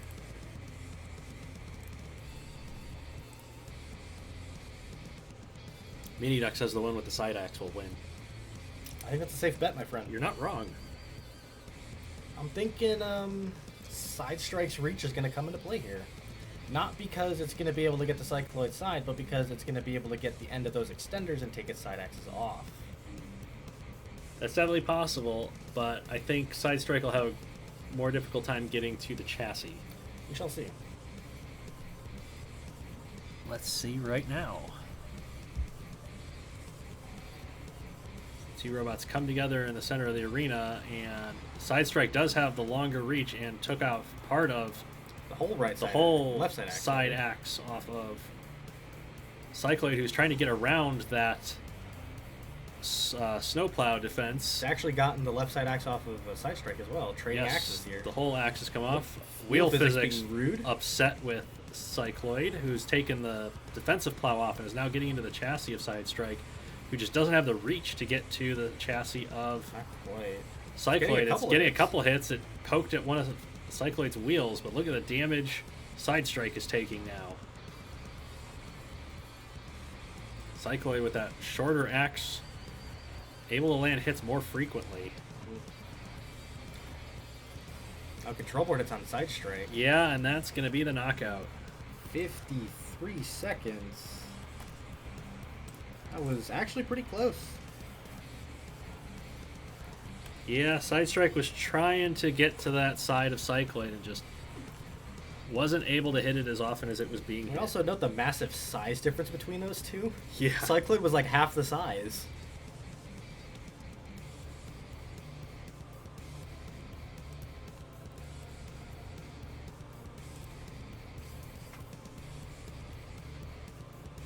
Seemed a bit slow. Yeah, it was taking chassis damage, and when it takes chassis damage, all of the internal components take damage.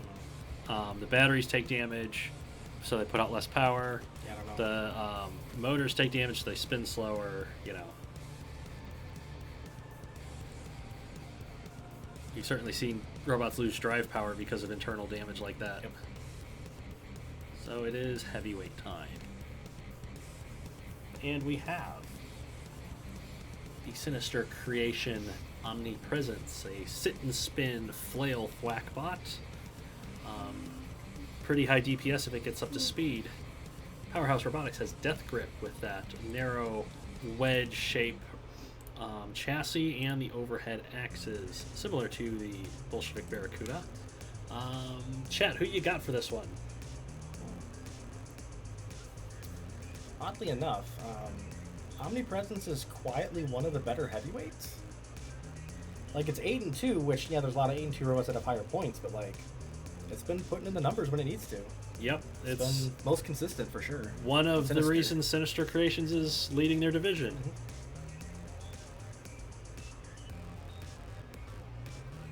Yeah, most of chat thinks Omnipresence has the advantage here, so we're going to get this started.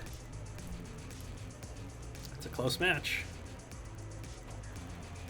Omnipresence knocking up to speed. Death Grip away, and Death Grip Wheeling too. unable to get deep underneath Omnipresence like it needs to. Although it's getting it close to the wall, Not quite able to but get stopped. the chassis damage has piled up, Yep. and that is a quick knockout.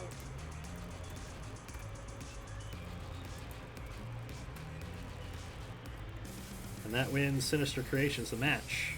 Does indeed. They have 6 points, and there's a judge's decision, which means there's only 3 points remaining here. So, super heavyweight time. Sinister has a good chance to maintain their division lead. The only team that has yet to move anywhere in the standings whatsoever. Yes. Maintained the lead from the beginning.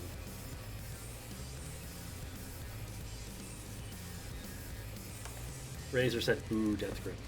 Yeah, because all the claw bots are heals, so you know. All right. Super heavyweight time. Flipper battle. Sinister Creations has the Eldritch Horror.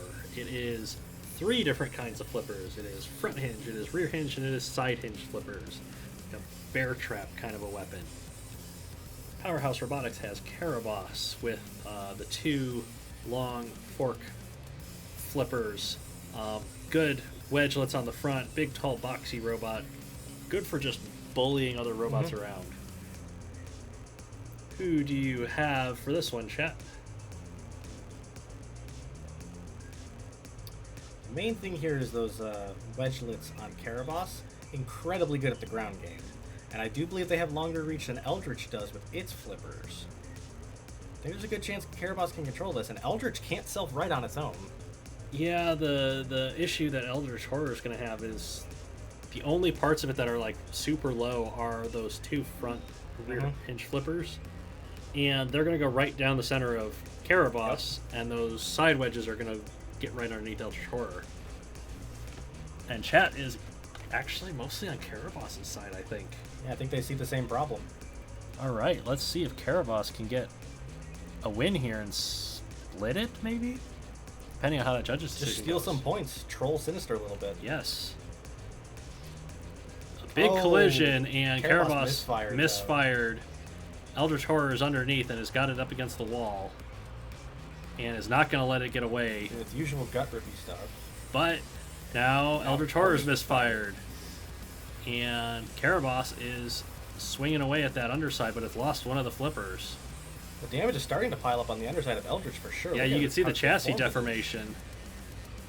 Those iron spike flippers damaging the underside of the Eldritch Horror.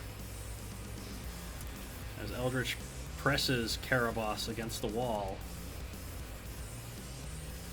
Smoke pouring out of the Eldritch Horror, actually. As now just slid back underneath Karabas bounces over the top. It's got a wheel out from Karabas. Well. Karabas is coming apart here. Broke its flipping arm on the wall, trying to get down. And now the big robot with just one wheel remaining. And Eldritch Horror is going to shuffle it into one of the grinders. Unable to really get it up the wedge because those front flipping arms are in the way. Yeah. Now Karabas struggling to move on just one remaining wheel. Parked on top of the grinder as well. The Eldritch, with misfiring the flippers, can't slide underneath and do more damage. It backs off to break a pin. And Karabas is stranded on the grinder. Yeah, it is not moving whatsoever, so... They're not touching at the moment. No. And I believe that's going to be a TKO. 14 left. Oh, 106.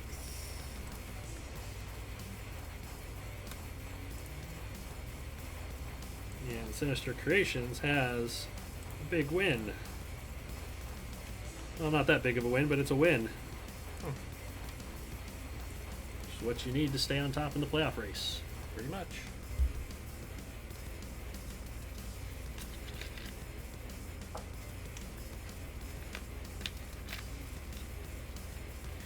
Stream went a bit weird. Did you guys see the end of the fight? I can see there was a brief thing on the stream health, but seems to be doing okay. Mott going to bed. Thank you for being here, Mott.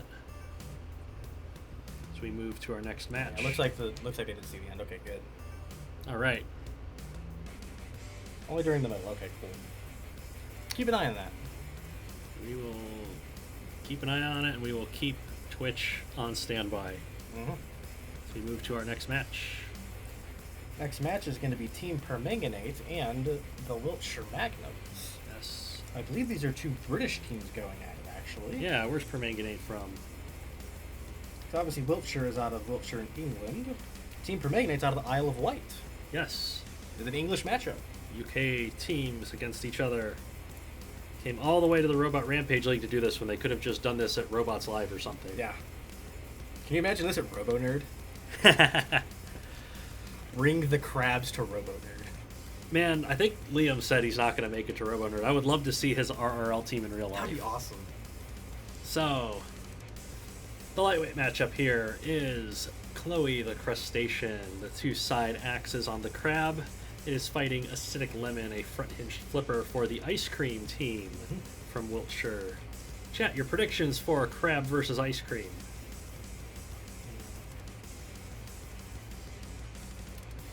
For being a front hinge flipper, Acidic Lemon has a very steep wedge. Which, yeah, it can still get stuff up there, but it's going to be really tough with Chloe swinging out the sides there. Yeah. Not looking too hot for the ice cream. Bimming Ain't Easy says a Robot Arena kiosk at Robo Nerd would be a good idea. Just have a little station where people are just dueling on, like, Parsec or something.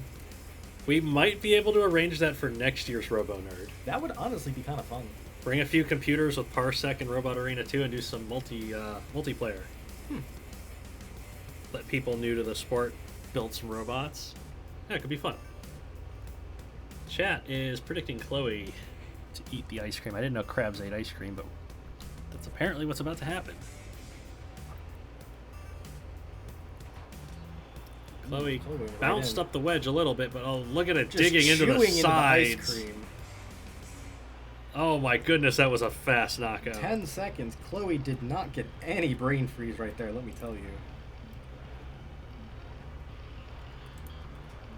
Do not eat your ice cream in 10 seconds, or you are not a Chloe. You cannot do that without immense brain freeze. Okay. Razor says Chloe was very hungry. We need to be careful when we get these like animal or people themed bots up against Wiltshire. We're just Yes. gonna munch on them. Yes. They're doing the evil dogfighting tactic of keeping it hungry before a fight. Mm-hmm. More crushed than can opener. And tougher than nails. Alright, middleweights. The chemists of Team Permanganate have Quasar. Is a vertical drum spinner with the Bushido sword component. It's kind of a tapered drum spinner. It's a neat little weapon. It reminds us a lot of like a push mower. Yeah. The Wiltshire Magnums have Mint Chalk Crusher with 2 vertical drill spinners. It's a very heavily damaging robot. It's been a big point scorer for the Magnums so far this season. I think it's the most damaging middleweight as well. It's been very impressive with those drills. Yes. Who you got, chat?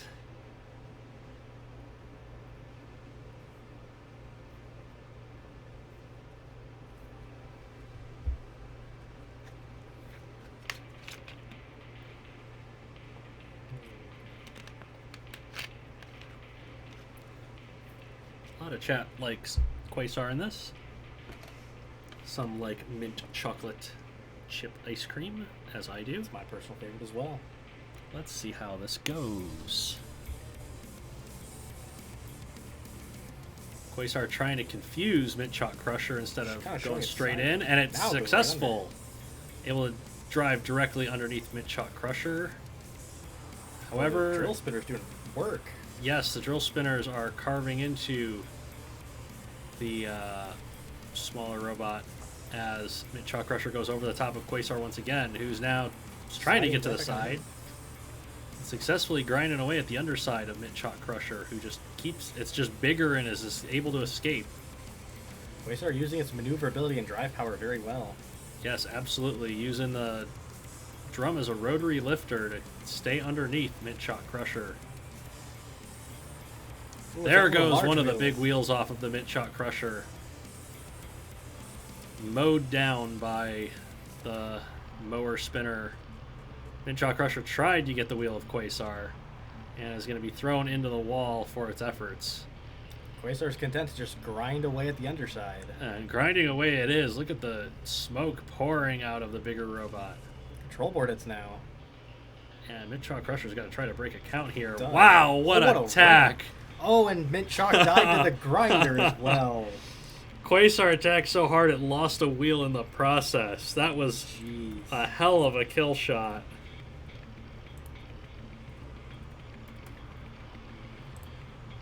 They were very controlled and careful in the early part of the fight, and they saw an opportunity for a quick knockout, and they sure took it. Wow. We're going to have like a kill shot super cut just at some point. Crazy stuff like that. Of just robots just going in there just brutalizing a kill shot. Kill shot of the week, says Tamabras. You know, one of the things that I've wanted to do with like just all kinds of my videos for a while is to do kind of in the style of Comedy Central BattleBots, do a hit of the week. Okay. I meant to do that with my BattleBots reviews, and just kept forgetting every time. So we go to the heavyweights. And hit of the week would be so hard to choose with how BattleBots Champions has been. Literally the entire first episode. Oh yeah, Core, you should totally clip that. That was a good bit. I keep forgetting you can clip stuff on YouTube now. It's almost like other companies come up with cool ideas and then YouTube just takes them.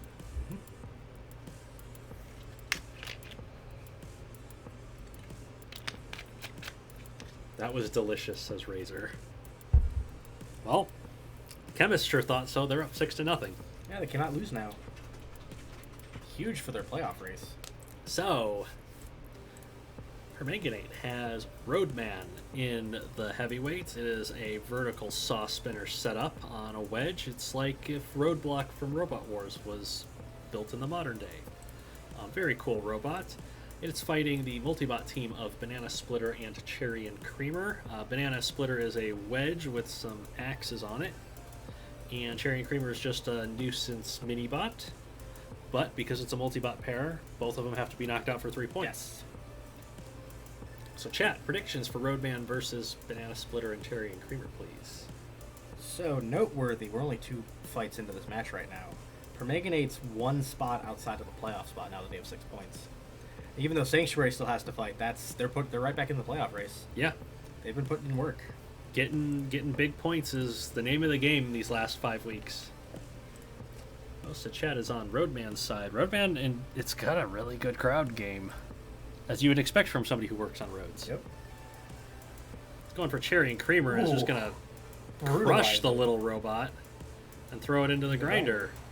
Trying to get rid of the nuisance bot quickly. Although Roadman's taking damage from the grinder itself, and it's opening itself up to attack from Banana Splitter, who's just attacking the rear of Roadman, who's lost almost all of the saws at this point. Took too much time going after the nuisance bot. Yep. Looks like Cherry and Creamer's going to be TKO'd in the corner, so it's not going to be 3 points for Roadman if it gets a knockout here. It is carving up the side of Banana Splitter and has it in the grinder, but those axes are lopping away. That grinder damage is definitely piling up on Banana Splitter right now. Yes, you can see the chassis deforming back there, and parts being broken off of Roadman by that axe weapon of Banana Splitter as Roadman continues to push it all around. I don't think that remaining saw blade is doing a whole lot for Roadman here. There's a defensive spike kind of trying to guard the connector work, and it's actually preventing one of the saw blades took off one of the axes, but the saw blade is now gone. And so now the whole front end of Roadman has come apart here as Banana Splitter continues to axe away. It's got a shot for that axe too on the chassis. Yes. Roadman unable to use the ground game without that other fork. And Banana Splitter just pounding away at the chassis. There goes that last fork, and so now the ground game is entirely in Banana Splitter's favor. But there goes the axe. The axe is broken off, and it's a pushing game now. It's essentially wedge up against a wall. Yeah, I think Roadman's having a lot of trouble steering around all that debris. Not able to face its opponent. Keeps driving back over to the grinder. There's so much debris that its wheels are just throwing a fit. Has gotten that defensive spike into play briefly. Now pushing back against... Yeah, I think Roadman's definitely having trouble driving here as it keeps turning in circles. Ooh, a good shot from Banana Splitter to push Roadman into the grinder, and now it's going to take it all the way across the arena. Roadman, once again, continues having trouble spinning around in circles. Juked Banana Splitter on a charge there, but... Banana Splitter's right underneath it again. Pressed into the wall by the wedge once again, and getting pushed across the arena. 10 seconds to go.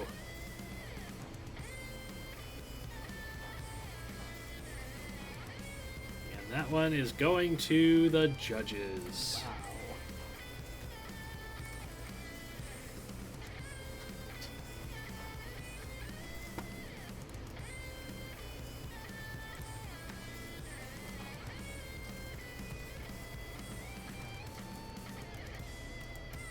Not how I was expecting that one to go. Not at all, but that was a fantastic back and forth. Yes. Robots beating the crap out of each other. Love to see it.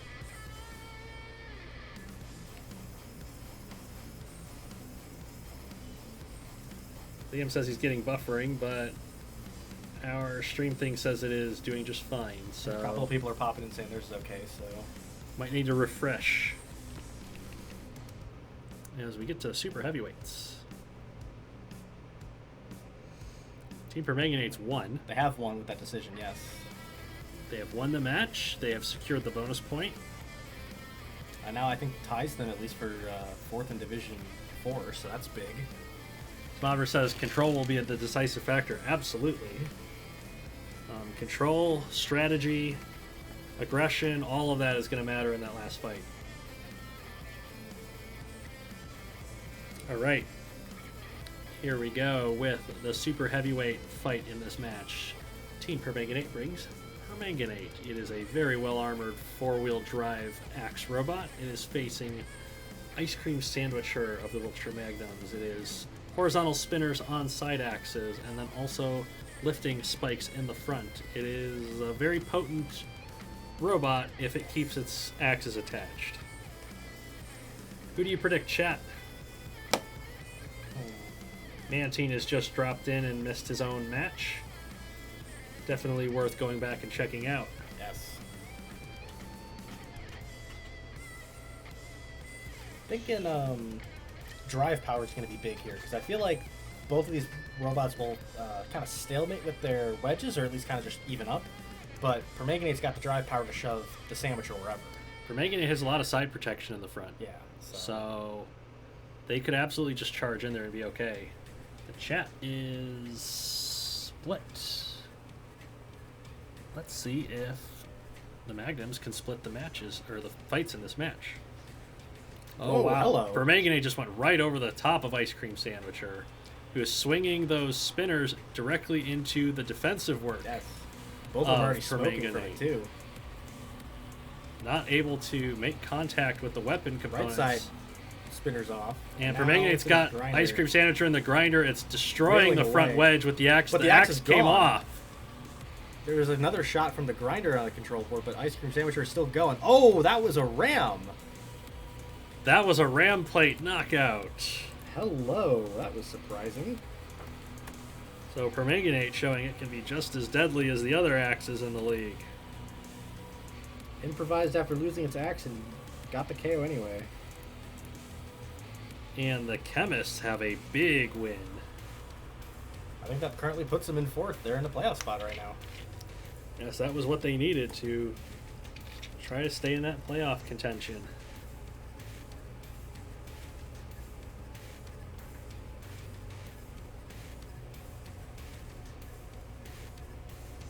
So hurt Wiltshire in Division 3. Yeah, Wiltshire's also competing for a playoff spot. Ooh, yeah, so if they don't get any points there, that's bad. They might get one. They might have won. That still only puts them 2 points ahead of fifth. That's still pretty bad to have 1 point. Well, up next, my teams. Mike gets to fight himself. It was like every day when you have anxiety. Pretty much. There's no notes, but it keeps getting faster. Yeah. We have New York City Pride against Pink Chaos from Brighton in the UK. With all of the pink robots. All of the pink.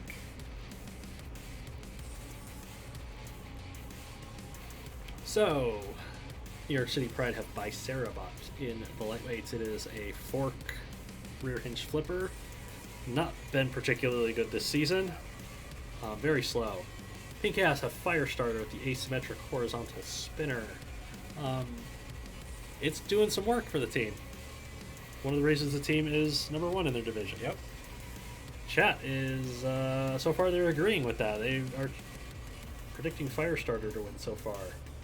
Yeah, Bicerabot has been fairly poor, but if it does invert Firestarter, it really can't self-right that well. Neither of them can self-right. It's true. Although Firestarter Could flop a little bit. can flop its way back upright sometimes. It's also how you break your weapon. Yes. Chorus says every bot on Pink Chaos is performing well this season. It's the opposite of New York City. Pretty much. New York City is a single robot. So Firestarter up to speed. And a huge great toss from flip Bicerabot. by Sarabot. Has Firestarter upside down. I think it's trying to take the weapon off. Yeah, it's just trying to go for those extenders. Get those extenders and get the weapon off. It's got Firestarter upside down against the wall once again. We've seen Firestarter struggle with righting itself. It continues to land blows to Bicerabot. And there goes the weapon. The weapon off of Firestarter just has that sledgehammer counterweight, and now it's going to bounce around all over the place unbalanced. As Bicerabot continues to try to attack and misflip. Or perhaps it's trying to pin Firestarter to the floor. I use that counterweight almost to hit Bicerabot with. Yeah, and Bicerabot's trying to get those spikes into those extenders as well. Kind of locked together at the moment. There was a TKO count briefly, but they reset. Yes, they were able to reset as Bicerabot has gotten Firestarter upside down once again. Still trying to get that sledgehammer counterweight off. Yeah.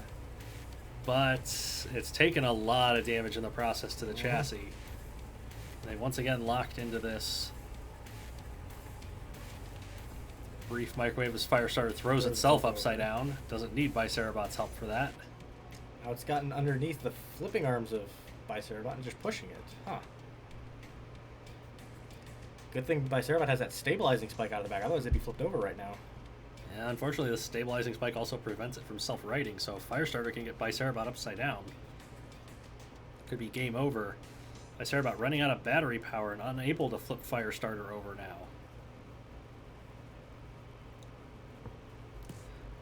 But still doing a good job generally keeping Firestarter against the wall, and now Firestarter is actually pushing Bicerabot back as the flipper robot is running low on battery power.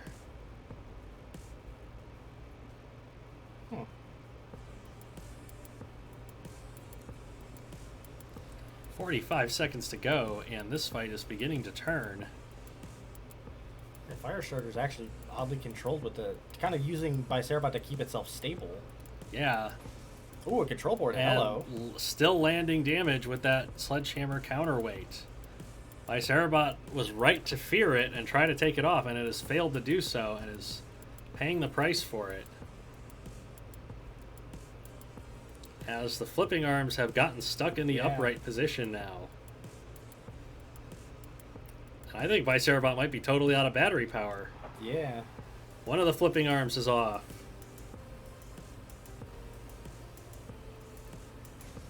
Another control board Another hit. control board hit. Is that it? 3 control board got hits. it. Yes! That was... Firestarter KO'd it with 0 seconds left. Holy Yes. shit. They've been competing all They've been stream competing. for the latest knockout possible, and Firestarter's the one who manages it. That's fucking hilarious. A 180-second knockout.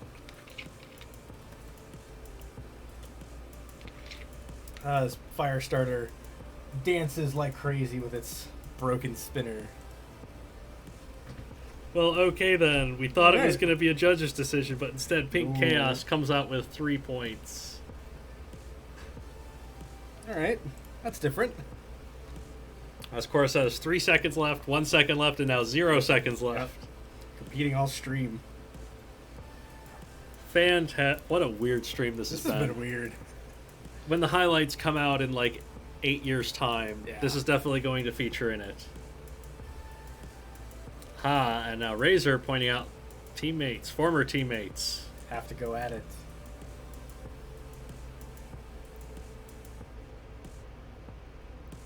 Because it is Panther versus Overthrow. Panther used to be on Pink Chaos in the heavyweights. Work. It lost some weight, put on some fresh paint, Yep. and is now a middleweight for the New York City Pride, sporting the Pan Pride colors. Fast, aggressive four-wheel drive rammer, and it's fighting Overthrown, one of the best middleweight flippers we've had. And it's one of the best middleweight flippers. There's just no other way to put it. But this is basically a skate ramp against a very fast robot. Chat, what are we predicting? Everybody knows what they want. We already got the quota, but nothing wrong with some gravy on top. Razor is a bingo square riding on this fight. Well, can Panther... It happens sometimes. Can Panther avoid the Sludgefest? It could try to dart to the side a little bit, maybe get to Overthrown's side, but It's got power behind those weapons. When it hits stuff, it could actually heavily damage Overthrown if it doesn't go right over the wall. Let's see what happens. Panther bounces, stays in the ring, and is trying to get away from Overthrown so it can get up a charge. Successfully avoided the weapon, and has actually clawed at Overthrown's front end, and now Overthrown's going to attack Panther and get it up against the wall. Panther's struggling to get free. Broke one of the spike strips off Overthrown, though. Okay, so Panther knows how to defeat the front hinge flipper. Oh, Whoa! But there goes all of its spikes. Unfortunately, it has not worked out in Panther's favor. What a shot from Overthrown. Yes, the spike flippers are fragile, but they're not as fragile as extenders. As now Panther losing wheels and the control board to Overthrown, who is going to land the knockout blow. 49 seconds. Well then. That was a teammate who knew what to expect from its former teammate, and unfortunately just got bested. Panther had the right strategy. Tried to break those flipping arms off. Doing a good job, but Overthrown's like, no, we're not having this. Stop being audacious. Perhaps Overthrown underestimated Panther. Good, yeah.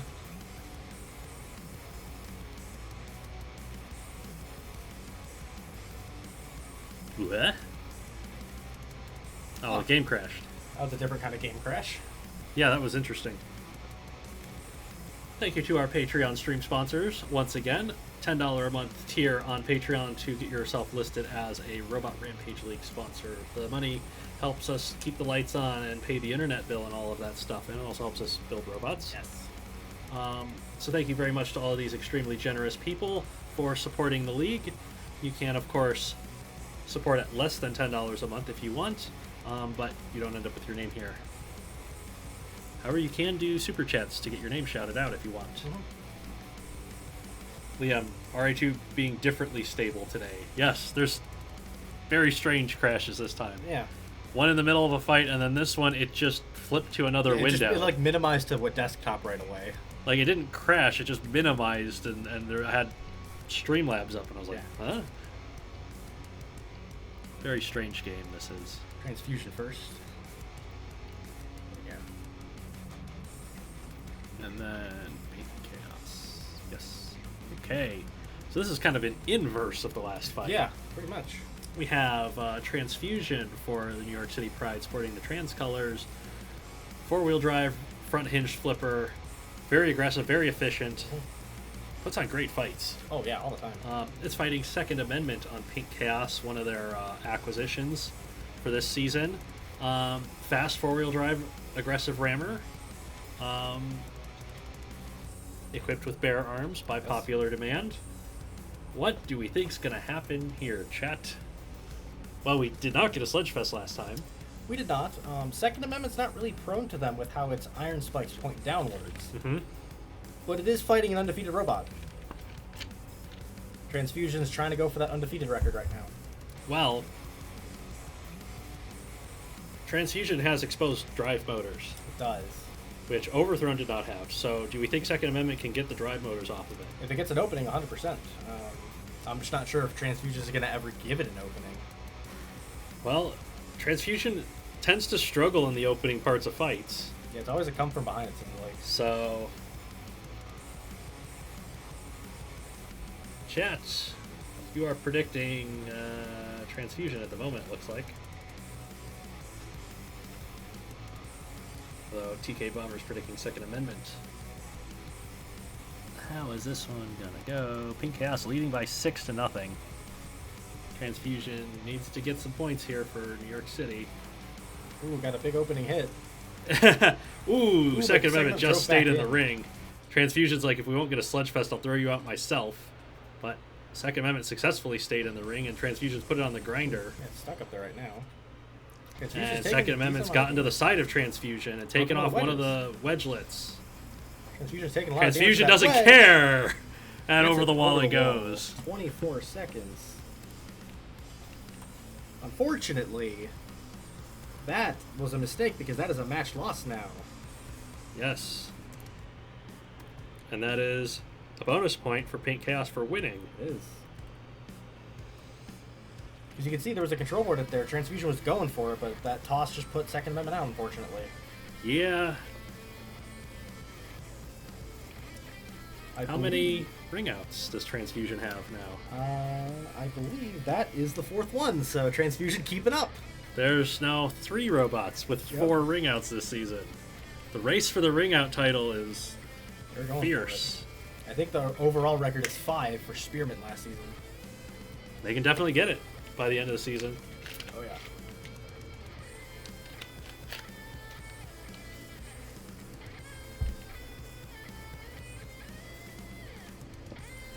Fimming ain't easy. How is it ruled if a bot is KO'd by a control board while in the process of flying out of the arena? So, in a situation where it's not clear what method of victory happened, we go with what the game says happened.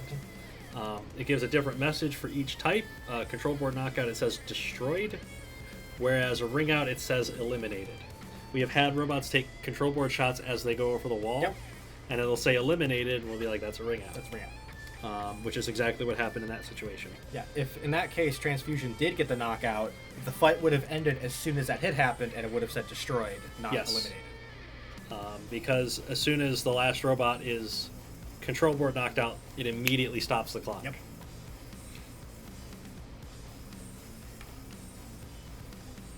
Nightmare says RRL is slacking.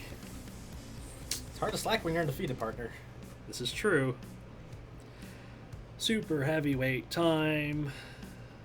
Maybe NYC can get some points back here. They can use it. They absolutely could use it. They're in a playoff fight, and Permanganate just got a lot of points. They're not in that. They're in Division 3. Oh, yeah, that's right. They're in a different division. Luckily, the Magnums didn't get very many points, so they're just trying to catch up to 1st and 2nd right now. Yes. Maybe try and stay ahead of that race at the bottom. So, New York City Pride have Friendly Fire, the double vertical spinner, 4-wheel drive, wedgelets, representing the non-binary colors. And Pink Chaos has Dysfunctional Stepsister with 8 rear-hinged flipping arms. Chat predictions for this fight.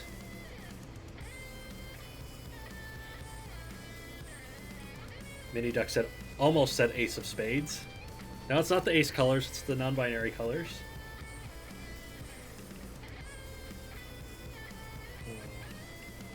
This is going to come down to Dysfunctional Stepsister not fucking up.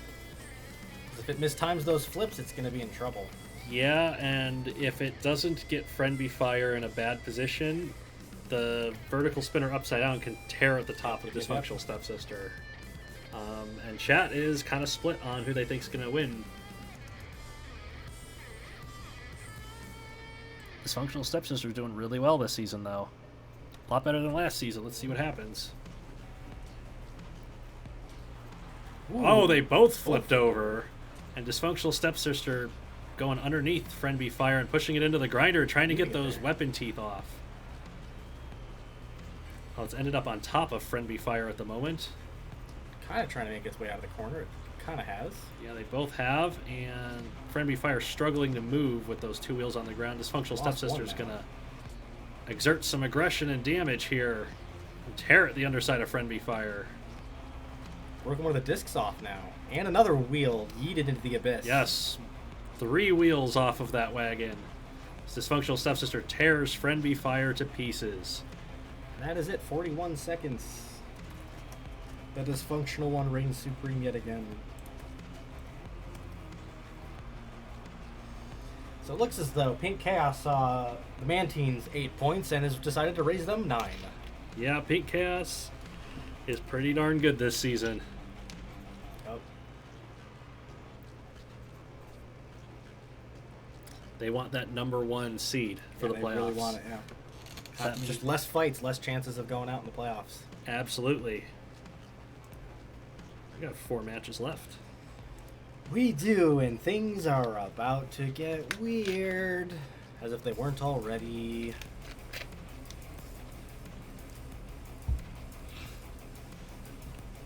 Yes. Very weird things, and now we go to Night Vale for even weirder things. Yep. We first have the Perth Hellrazers out of Hell and Perth. We also have Night Vale, which may as well be Hell. Let's be honest. Oh boy.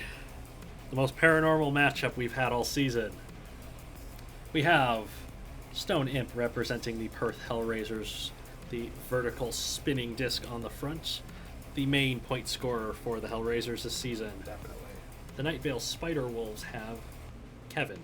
It is an off-balance sit and spin robot with 3 total damaging components, and is the main point scorer for Night Vale this season. You got some numbers for us? So I'm thinking right now, obviously it depends on the decision for Nightmare Fuel, but Stone Imp might have the best lightweight record. Like, yeah, it's been carrying the Hellraisers, but it's probably the best lightweight out here right now. It's up there for damage points and everything. Although Kevin, it's Kevin. Kevin shouldn't be as good as it is. Kevin is referencing a recent episode of BattleBots Champions. Kevin is the glitch of the RRL. Yeah. You want to know the scary thing with Kevin? It has the same amount of points scored as Rosewater, which is a key contributor on a playoff team. And it has more than Kepler.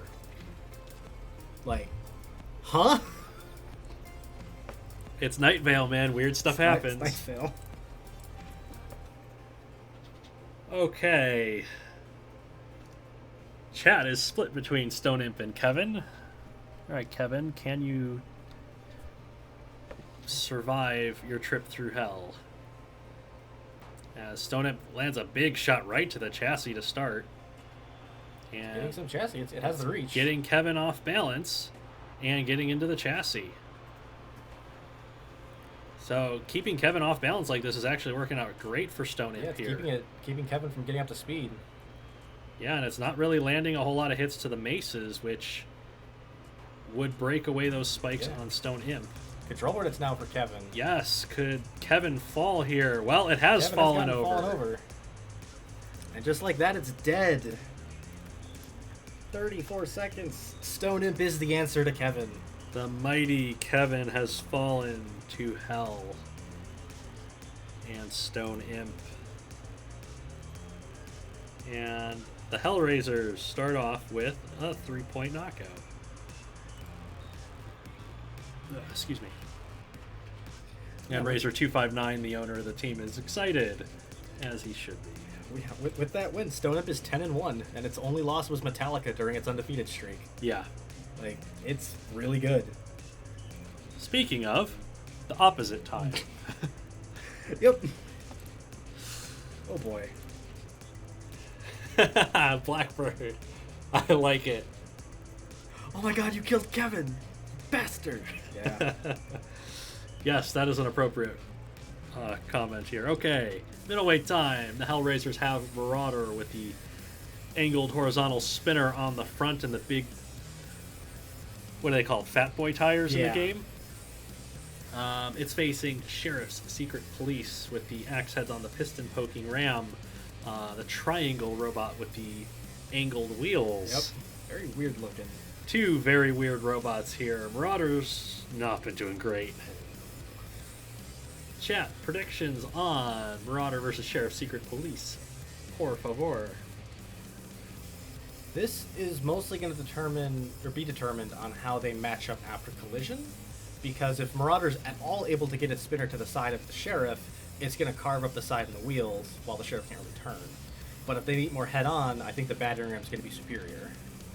Yeah, I think Sheriff Secret Police definitely has the HP advantage in terms of weaponry. Yeah.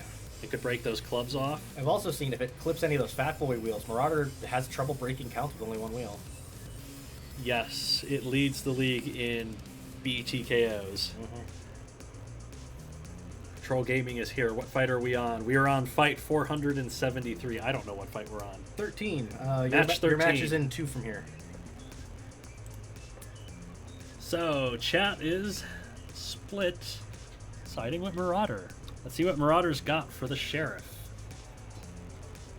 As the weapon gets up to speed on Marauder, it went over the top of the battering ram, and Just getting shoved into the grinder. it's been pushed straight into the grinder. The weapons come straight Wheels off. The Secret Police are not playing around. They do not take kindly to marauding. Oop, And physics has decided that's not allowed. This could be a bit of an issue. Not too many physics bombs stream so far. As Marauder gets up to speed, bounces off the top of the battering ram and gets pushed straight back into the wall by Sheriff's Secret Police. Secret Police is using kind of the battering ram to block the spinner while going through the defensive work in the front. Yes, although the spinner is getting hits to the chassis of Sheriff's Secret Police. As now Marauder's down a wheel. Marauder's lost a wheel to the grinder here. Sheriff's Secret Police taking blows from above as it's trying to push Marauder around some more, and now taking hits to the wheels, but Marauder being pressed into the wall once again. Motor's taking damage on Marauder. Marauder's trying to get around and land hits to the chassis, but I think the Sheriff is going to get through, and it has knocked the weapon off. Have to get out of there for physics reasons, but they're kind of making their way through. Oh, that was okay. We're going to allow that to continue. They've reset. Didn't really harm anybody, as Marauder is stranded on debris. All of the front work is off of Marauder. It has successfully gotten free of a count. It's driven up its own weapon. Okay. And ended up on its face, and Sheriff's Secret Police is just battering away with those axes. Poking away over time. And it's pushing it up the weapon. Tri-bar. Are you kidding me? Still poking away, but if Marauder can't get down, it's going to get TKO'd. It backs off. Oh, Marauder. Holy shit. Are you going to get stranded on your own weapon? Marauder is finding every single possible way to get TKO'd, I swear. 121 left. And the Sheriff's Secret Police wins by TKO. It's Night Vale. What are we expecting? Let's be real. The weirdness continues. Makes sense. It's also match number 13. Weird number. Somebody blew the scary door right off its hinges. Yep. Pushing the only side of Marauder with a drive wheel on top of its weapon. That was great. Well, Perth is leading 3-2. They are. So they at least have the lead in the match as we move on to the heavyweights. This could be an interesting duel here. Yes. I like the way that Mini Duck has worded this. Razor is going to have heart stroke. Yeah, pretty much. Or a stroke attack. See, Rookie has arrived in chat just to watch the Sheriff win. Yes, good timing. You're here to see Koshek now. So, the Perth Hellrazers have Revenant with the 2 overhead axes and the stationary claws to keep robots ahead of it. The Night Vale Spiderwolves have Koshek with the overhead axe and 2 side axes. Kind of similar attack styles, different build philosophies here. Revenant has some defensive work up front, and Koshek doesn't, but I think Koshek has more wheels and more drive power. I'm not sure, because the motors aren't very powerful in Koshek, so they might be even. The main thing are those static claws on Revenant. I believe they're at the right height and angle to block the side axes and maybe even break the extenders on them. That could be critical. So that could be huge here. What do you predict for here, this chat? The Revenant or the Koshek? A demon out of doom and a cat with venomous spines. Mini Duck says he can't spell. Yeah, I can't either. And like even autocorrect doesn't help because I fat finger my phone. Yeah, my phone also autocorrects the dumb shit through. Well, chat is they're split. At first they were predicting Koshek and now they're predicting Revenant. Anything can happen, especially in the hell that is Night Vale. Here we go. They come together. Oh my goodness! The side axe immediately came up. All of them Revenant came off of took Koshek. everything off of Koshek to start, and it's just instant. caving the top of Koshek in. Those claws on the side, the perfect geometry, perfectly countered Koshek's side axes, and Koshek is going to take a brutal knockout. 21 seconds for Revenant. Well then. And with that, the Perth Hellrazers have won the match. Yes, it is at least 6-2.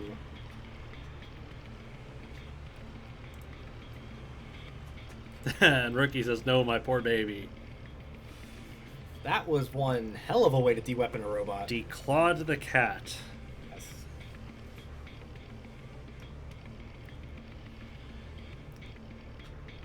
And so now, only the super heavyweights remain. This could get a little crazy. Man, I'm having a lot of burping issues. Oh, I always do. I just don't give a shit. I'm not like the World There's Your Problem podcast where I'll just belch into the microphone. I won't deafen people, please. Yeah. Some people are trying to eat while I'm doing this. We're not going to rain burps throughout the night. Okay. So, a chance for Hellrazers to get some good points. Yeah, that could be a good points day here. Or Night Vale to spoil some points. The Hellrazers have the Baron of Hell in the super heavyweights, the 6-wheel drive rammer with the little lifter in the front, classified as a rear hinge flipper as a result. Glow Cloud is on the Night Vale Spiderwolves with the saw blades, horizontal and vertical. Glow Cloud is surprisingly capable. Yeah, it has been resilient despite its lack of weaponry for the most part. Yeah, and it's great size, and it's very resilient and tough to kill. So, chats, they're hailing Glow Cloud, but who do you think's going to win? How many teams left, asks Creeper Face. 3 more matches. 3 more matches after this.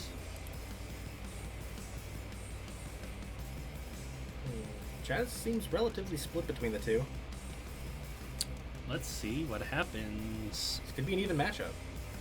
This could go to the judges, which would be bad for both teams. With playoff spots on the line. Baron of Hell repelled by the Glow Cloud. Not able to get underneath, not able to push. Glow Cloud actually pushing back against the Baron of Hell, who's just digging those horns into the armor plates. Horns took out both of the saw blades, it looks like. Yeah, the saw blades no match for the horns of the Baron. But those armor plates successfully holding up to the Baron of Hell. As Glow Cloud's now gotten stranded on its own saw blades. It's completely stranded, all the way in the middle. Now it's gotten And free. Baron of Hell has taken advantage of that to knock some of the armor plates away from Glow Cloud. And now gonna dig into that chassis. One of the horns has come off of the Baron, but both ram plates are off Glow Cloud now. Yes. Baron of Hell retreating to the side of the arena that is not covered in debris. Getting good hits on the front of Glow Cloud. Glow Cloud oversteering back and forth, which helps when it has saw blades and not when it doesn't, as it's being pushed back by the Baron of Hell and into the wall. More pieces breaking off of Glow Cloud. It's pushing the Baron back. Interesting. Yeah, The whole front end of Glow Cloud has come apart. Some more pieces go flying. Glow Cloud's getting the Baron back to the wall again. Yeah. Almost to a grinder zone. Glow Cloud is doing a great job pushing back. It's not afraid to go to lock horns with the Baron. So we're 90 seconds through. Ooh, There a was a wheel. fantastic charge by the Baron of Hell. Took a wheel off of Glow Cloud. Glow Cloud still putting up a big fight here against the Baron of Hell, despite the smoke coming out of it now.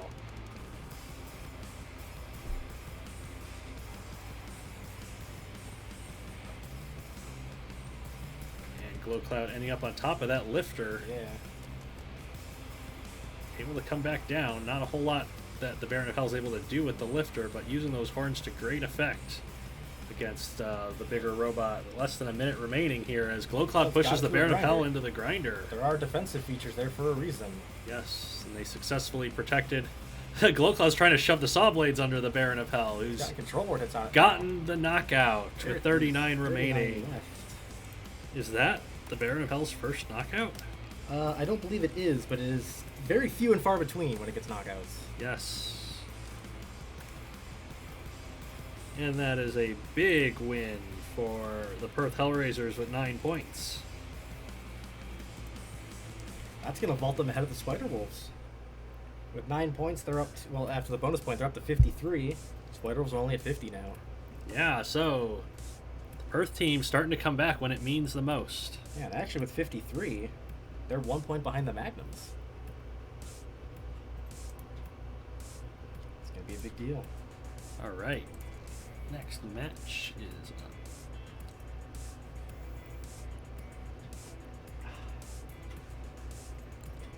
we have the C4 Circus up against the Egyptian Legends. More like the Week 10 Legends, am I right? What a fucking match they had.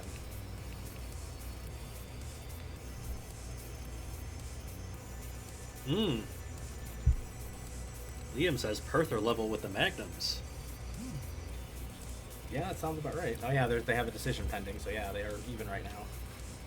If the Magnums get that singular point, they'll be ahead. That's still huge for the Hellraisers to get out of the basement. Yeah, they need big wins like that. Okay. The C4 Circus comes in with Clown Car in the lightweights. It is a long, not wide, long ramming robot. It is facing definitely not Tut-Tut with the overhead axe weapon. It is styled similar to Tut-Tut, but it is definitely not Tut-Tut. Chat is saying honk. I don't know if that's a prediction for Clown Car or not. I think Clown Car has a good shot here. It has protection from axe attacks on top. It does. My only concern is that because of how narrow it is, its window of attack is very narrow as well. Well, it doesn't get more narrow an angle of attack than an axe. Yeah.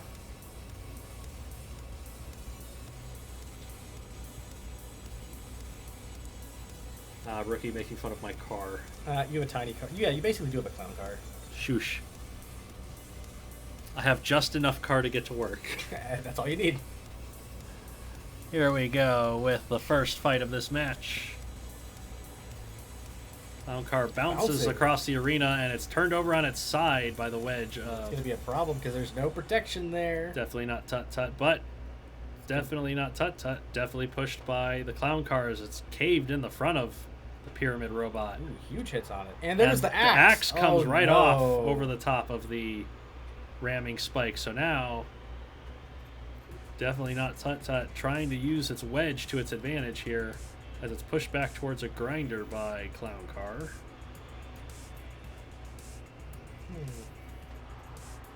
And that wedge being caved in by the rammer. Combination of the ram plate and the iron spikes there.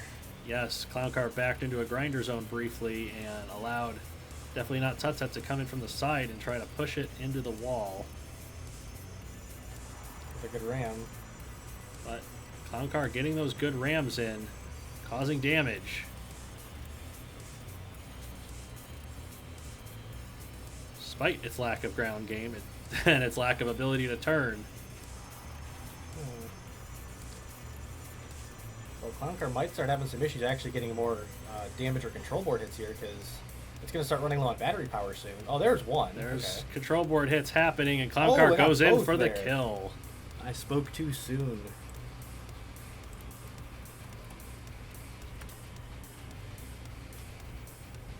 $1964, not a good year. Not quite. But 589 AD? I don't fucking know. 589 was a good year.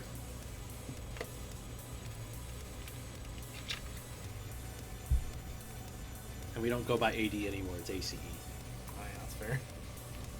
Or CE and BCE. How do you lose to Clown Car, asks the owner of Clown Car. You know what? Ask the Spiderwolves because they have the same question. Pretty much. Middleweight time with the C4 Circus up by 3. They bring Noise Bomb to the middleweights. It is a rear hinged and a front hinged flipper. Damaging robot, kind of clampy, but also able to throw robots really well. Yeah. It's facing Thoth's Wisdom from the Egyptian Legends, which is a rammer with kind of an H-shaped chassis. It's got the spikes out to the sides rather than down the center. Chat, predictions on the flipper versus the rammer.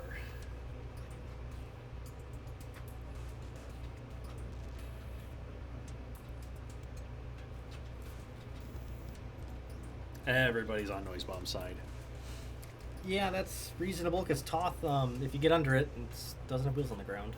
Yeah, and Toth tends to immobilize itself on walls. Yeah, the main thing here is going to be maximizing points for the Circus because obviously a knockout they cannot lose, but if it's anything other than that... Yeah, C4 needs some points to get back into their division. Noise Bomb not able to get under Toth's Wisdom to start, but it does Huge now, toss. and it gets a fantastic toss to get Toth's Wisdom upside down. Using those front hinge flipping swords mostly. Or you're just destabilizing Toth. Yes. Although the rear hinge flippers are kind of getting in the way of the wedge. Yeah, can't really So slide it's into pushing Toth's Wisdom into the grinder rather than flipping it. there. Got it propped up now. Huge Yes. toss there. Toth's Wisdom stranded against the wall at the moment. It is completely stranded. Oh, it's getting control board. It's on the grinder. Yes, the grinder is going to kill Toth's Wisdom. That's an unconventional way to get a knockout. Huh.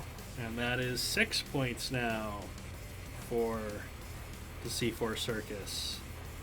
Well then, that's interesting. Cool.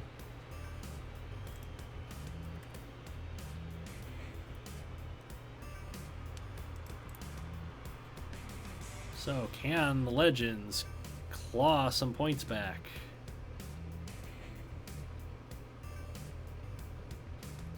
It's gonna be a tall order against this heavyweight. Oh boy, yeah. And again, the Legends have a good heavyweight. Do. Grinders 3, Toth's Wisdom 0. Grinders have been brutal this week. Yeah, they've been, and it's mostly been robots pushing them into the grinder, whereas last week some robots just suicided into it. Yes. Well, the C4 Circus cannot lose this match. Worst they can do is draw, and they have one of the most destructive heavyweights, Random Axe of Violence, 4 side axes, and a saw blade spinner as an undercutter. Unique weapon combination in the league, and very destructive. It's invertible, which is important because it's fighting the Nile King, a rear-hinged flipper. It's got a bunch of spiked flipping arms on, I believe, 3 flipping motors. Yes. So chat, predictions for Random Acts of Violence against the Nile King. As we all know, saw blades are the best wedge. For some reason they are. Main thing here is Nile King has a lot of exposed chassis because of its flipper chassis. And Random Acts of Violence can hit it pretty easily. The thing is, side axes struggle against wedges. Yeah, they do. Like, Nile King can toss it around a lot, but I'm not sure it's going to be able to do that and win in time. Yes, because it will take a lot of damage the longer the fight takes. Yeah. And chat seems to think that as well, mostly favoring Random Acts of Violence. So we're going to get this fight going and see if the Legends can get back into this one. Big opening The toss. Sawblade stalemated and flipped Random Acts of Violence over, and it's on top of the Nile King, who's taken a lot of chassis damage from those side axes. Are doing work. And the flippers are sort of misfiring and not letting it get deep underneath Random Acts of Violence. It's now gotten a good flip, and Random Acts of Violence, being invertibles, come right back down and continued attacking. Nile King is smoking on control board hits now. Yes, Random Acts of Violence is doing a lot of violence, even if it is losing side axes. Only got one side axe left. Sawblade's gone. Oh yeah, no, it doesn't have one axe. Oh, but I think that was the control but board it shot. managed to use that last axe for the knockout. 42 seconds. That was very, very close. The Nile King had the right idea. Yeah, for It just sure. couldn't follow through on it. That's 9 points for the C4 Circus. They are on a perfect shutout watch here. Where are they in Division 4 before this week happened? They've been kind of in third place purgatory behind the Mantines and Pink Chaos. Both of them got big weeks, so a perfect score here will actually narrow the gap, but that's about it. Well, narrowing the gap, well, putting themselves ahead of 4th place is still just as important. Yeah. Oh yeah, that's actually going to be big because they're all like 10 points back on them, so that could definitely narrow the gap. All right, super heavyweight time. The C4 Circus has Freak Show.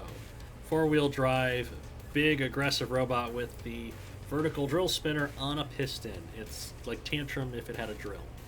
Yeah. Destructive, controlling, very aggressive robot. It's facing Anubis from the Egyptian legends. 2 angled spinners, One on the front, one on the rear, and a bunch of defensive work around the sides of the robots. Anubis can do a lot of damage, even if it gets flipped and tossed around. Yeah. Anubis has been in a lot of Fight of the Week candidates. Yeah, it's very resilient as well. So, good fights from both of these robots so far this season. Chet, who do you predict here?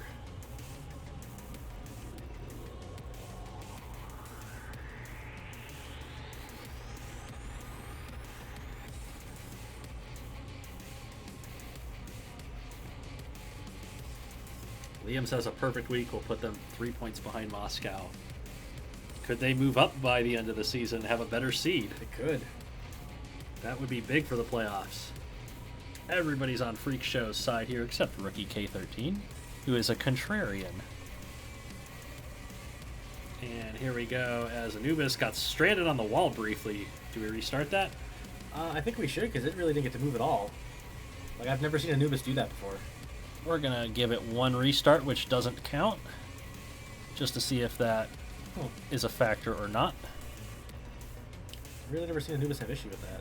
And it's down right away. That time it was better. Okay. To no effect anyway, because Freak Show has its way under Anubis, and has Anubis on top of it, and Freak Show's actually stuck in the grinder at the moment. Yeah, those wedges are going to get in there for sure. So Freak Show taking a little bit of damage from the grinder and taking a big shot from Anubis to those front corners as it's stabbing away with those drilling spiked clubs. Anubis has that plow in the front to absorb the damage. And another big collision as Freak Show putting Anubis over into another grinder zone. Letting the drill just rip apart from underneath. Yeah, this is where Freak Show's at its best, is grinding away at the underside of robots. However, Anubis able to keep those spinners going and able to land hits to the top of Freak Show every time. Yeah.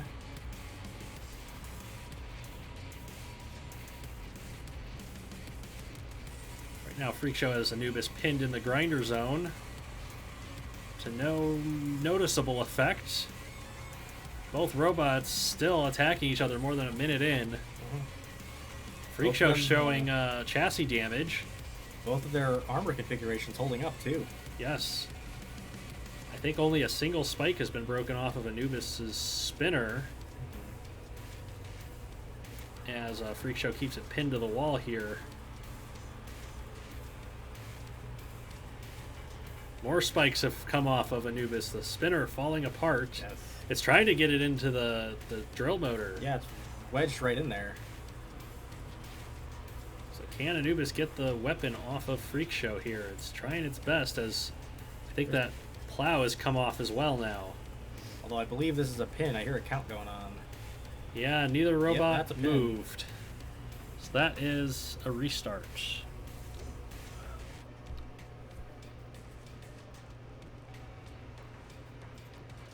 Freak Show drives directly underneath Anubis, who drives right off of it, and Freak Show ended up driving into the grinder.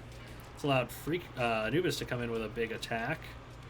It's been pinned to the wall for its troubles. Freak Show's content with just stabbing from underneath. Yes, this is Freak Show's game, is to hold robots on top and just stab with that piston drill. Anubis unable to get down, and I think this is going to end up being a pin, probably. Looks like it will be. And yes, it is. Well, it's 2 restarts.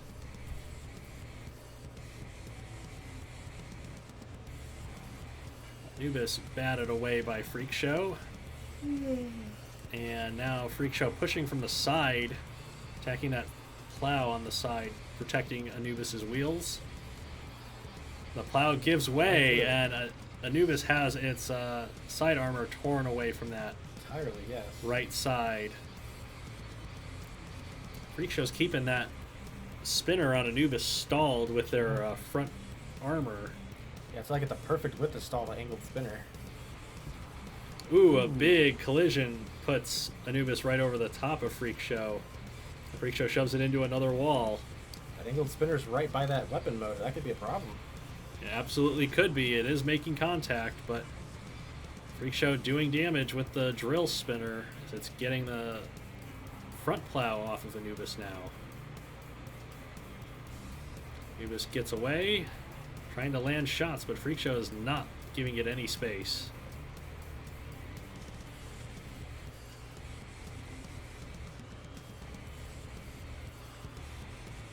You'd think the piston would give it a good range, but it was having trouble getting into Freak Show or Anubis's chassis briefly.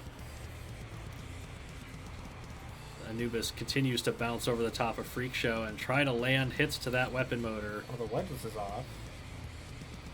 It is caving in the top of Freak Show's chassis a little bit, and now smoke coming from Freak Show. Yeah, I believe that might be the weapon motor, actually. Ooh, and Freak Show lost a wheel now. Yeah, so Anubis is successfully getting that big front-end spinner around the armor on Freak Show. They've both gotten stranded here briefly.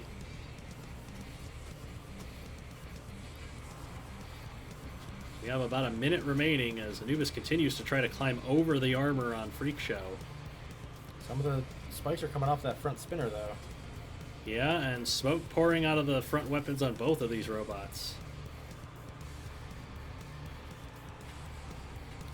Anubis just not able to compete with the ground game of Freak Show. Still has that big wedge on the front.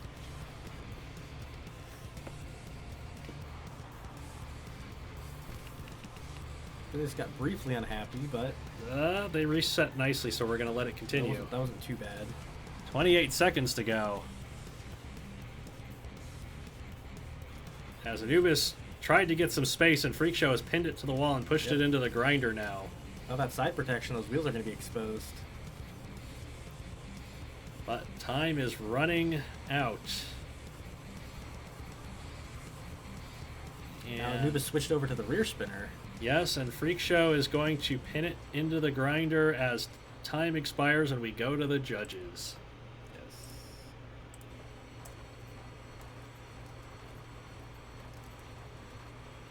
That was a very damaging fight. It was indeed. Was that 24,000? Not bad. So, C4 Circus have the match won. They have at least 9 points. They have at least 9 points and potentially a 10th. And just trying to pad their damage totals now. Pretty much. That was a fun fight. I saw a super chat pop in during that chaos from Tamabris. £5. Weekly super chat shall be going to Robot earlier than usual as I'm on a day off work. Oh, excellent. We're going to be able to see Tamabris. Yeah, that's going to be great. I'm going to buy Tamabris a drink. Hell yeah. He's bought us plenty of drinks. I'm going to buy him one back. Hell yeah. Thank you for your super chats, Tamabris. We appreciate your support for all of the Robot Rampage League.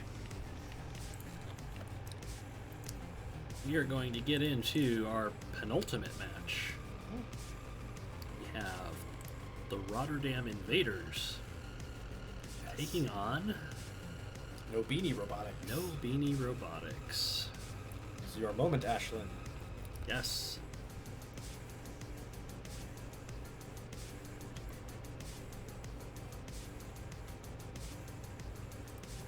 Oh boy. Oh boy. The Rotterdam Invaders have Kang in the lightweights. It is the two side-hinged war pick style axes. Pretty damaging robot when it can get a hold of an opponent.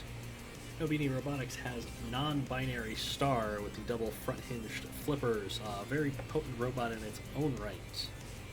Chat predictions, please, for the Invaders versus the non-binaries. I'm not sure how long Kang's axes are, but if it's able to get the axe to the side of non-binary Star, it can crush it like Chloe did earlier to Acidic Lemon. Yes, but non-binary Star has a much shallower wedge. It does. So it might just go underneath Kang. Tamabra says he'll hold me to that buy-in. I'm going to drink. Cool. Oh, hell yeah. All right. Chad is on Kang's side for some reason. They must know something I don't. Probably the more knockout power. Probably. Here we go to start this match off. Kang does not go up the wedge and is landing tons of damage to the sides of non-binary Star. Yeah, Star can't quite get under there. Non-binary Star pushing Kang into the grinder, but it's going to be too little, too late. Yep. 15 seconds.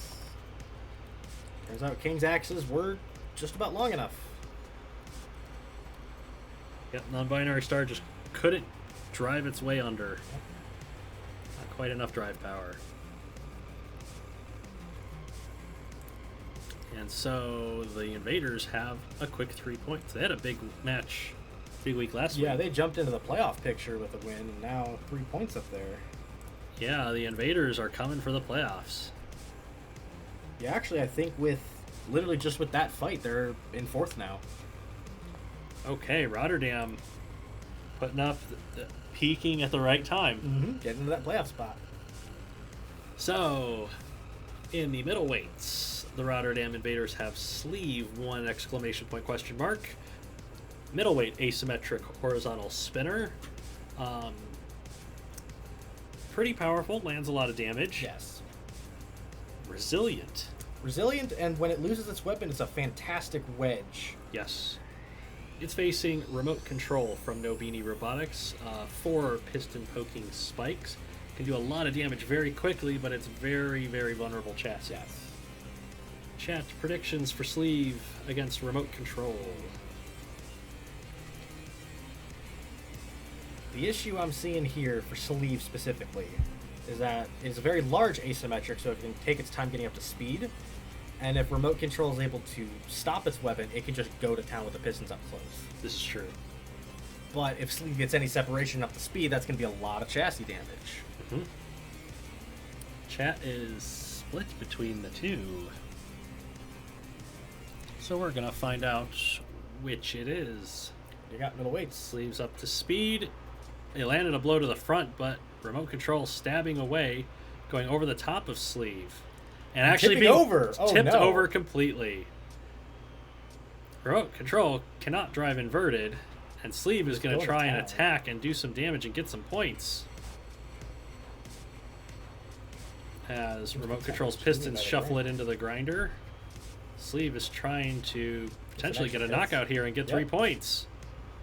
Got a couple of hits. Is it waiting for the TKO? I believe it is. Oh. No, it's going to get the knockout. Yep, there it is. 38 seconds. Ooh, the Invaders are making a case right now. They are hungry.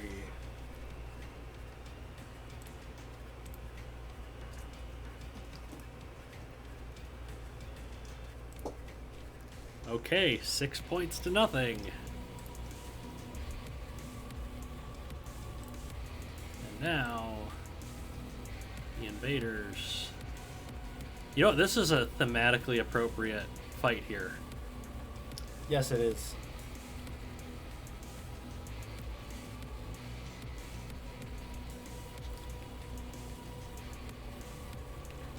So, Rotterdam Invaders have Pathfinder, themed after the Pathfinder mission to Mars. Yes.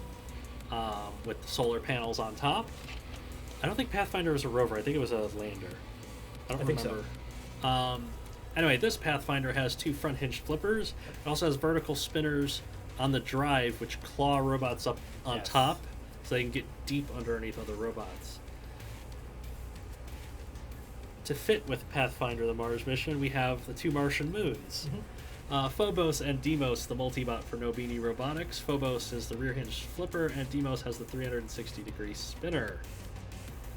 Chat, predictions for Pathfinder and Phobos and Deimos, please. Why did they not put a Shremek on remote control? Because the owner of No Beanie Robotics did not build the robot. It was built for them.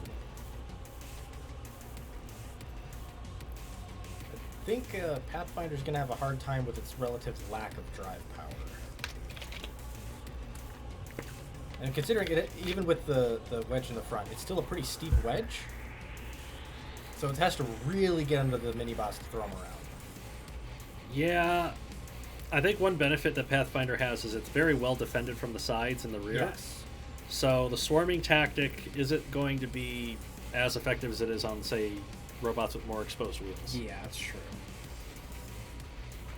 And Chet seems to think that Phobos and Deimos has the better chance here.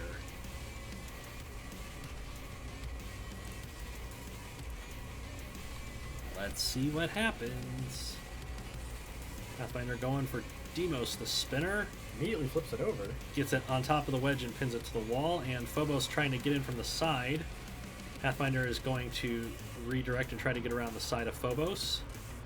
It's gotten underneath and has Phobos against the wall. Around a little bit, yeah. But Demos is stopping Pathfinder from getting in there. That lack of drive power, like you pointed out. As Phobos tries to stall Pathfinder so it doesn't attack Demos. Pathfinder's still going for Demos, though. Yes. Huge toss on it. Tosses Demos, and Over Demos to the tumbles grinder, into the upside down. grinder.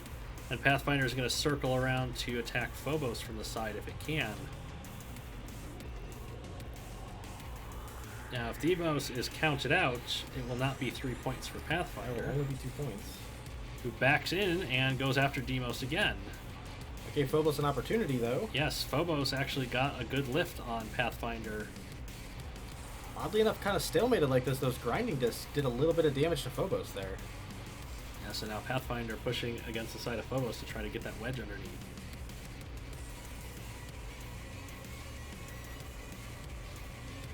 Demos stranded.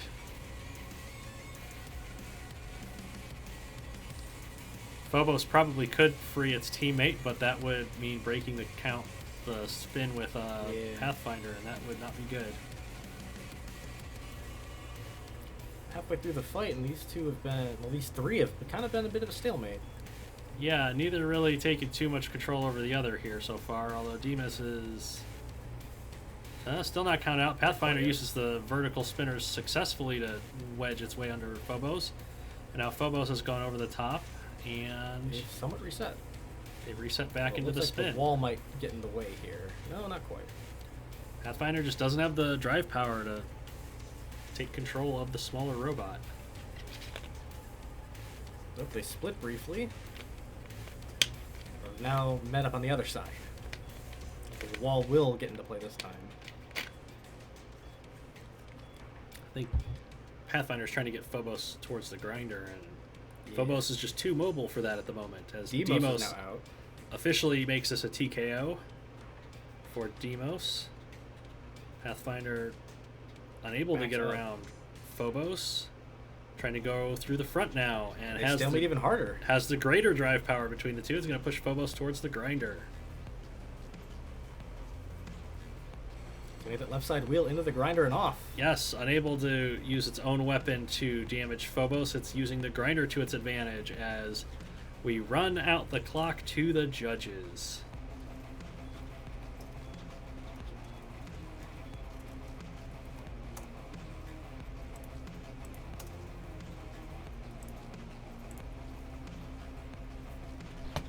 Demos doing the most damage, but immobilized.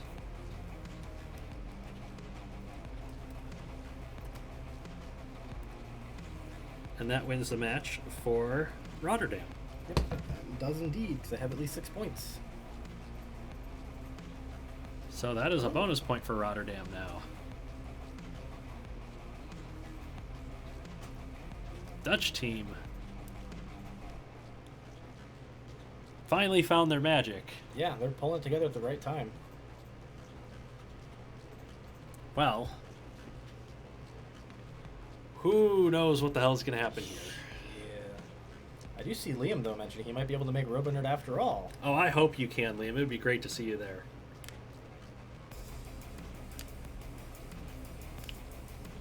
So, super heavyweights. The Rotterdam Invaders have Boolean, a piston flipper. Once again, pistons don't have all the laws of physics. A lot of power retracting, but not a lot of extending. Yeah. But Boolean has them on an angle with some plates to push robots away. Has a lot of ring outs, Got 3. including one of itself. Yeah. It's facing Ace of Spades, representing the Ace Pride colors for No Beanie Robotics. It has 8 axes, 4 overhead axes, 4 side axes. If it gets things in front of it, it kills them quickly, but it doesn't have a whole lot of drive power or maneuverability. So chat, predictions between Boolean and Ace of Spades.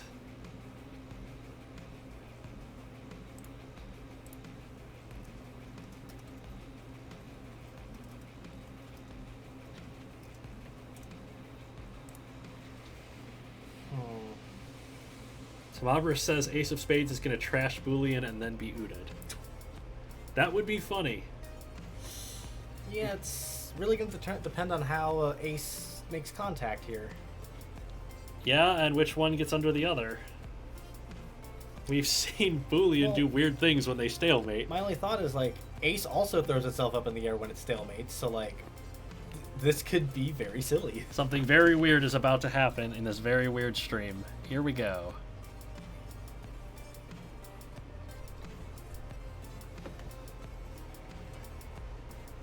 Boolean, the faster robot, not able to get under Ace until Ace fires, but it's underneath now. It's got Ace on top of the wall. It's lost one of its flipping panels, and Ace is now attacking the back side of Boolean, who's unable to turn to face it. Lost another one of the ramp plates. Ace is taking off the ground game on Boolean, who's unable to get out of the corner at the moment. Stranded on the debris, and Ace is taking the flipping panels off. Now it has. Some big hits from Ace now. So Ace underneath Boolean, who's losing all but one flipping panel.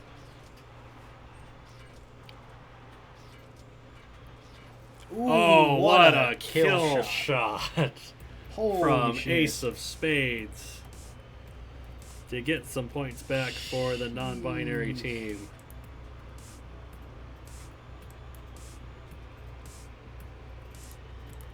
That's definitely one of those hits of the week. God damn.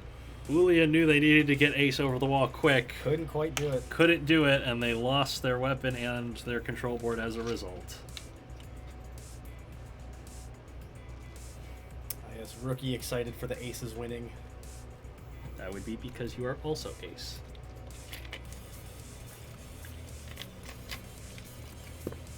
Mr. Circuit, Boolean because it has enough bulk to survive those axes for a while. Or not. It gave it a shot, I guess. One final match remaining. What do we got?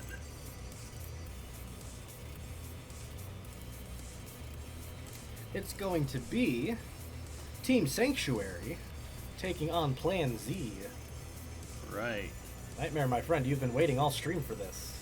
Thank you for being here for the whole stream. It's a hell of a long stream. But we have Team Sanctuary out of San Antonio against Plan Z out of... I don't know where Plan Z's from. They're out of Motostoke Galar, which is Pokemon. Okay. They say don't mess with Texas, but you shouldn't mess with Pokemon either. How did that mess with Pokemon? Okay, so Team Sanctuary has Excavator, the overhead claw-style axe weapon. Hello, Sylvie. Welcome to the stream. We have a third commentator here. Yes. I don't know what noises Sylveon's make. I'll have to look that up. Plan Z has Geohash, the rear hinge flipper with the plow scoop on the front.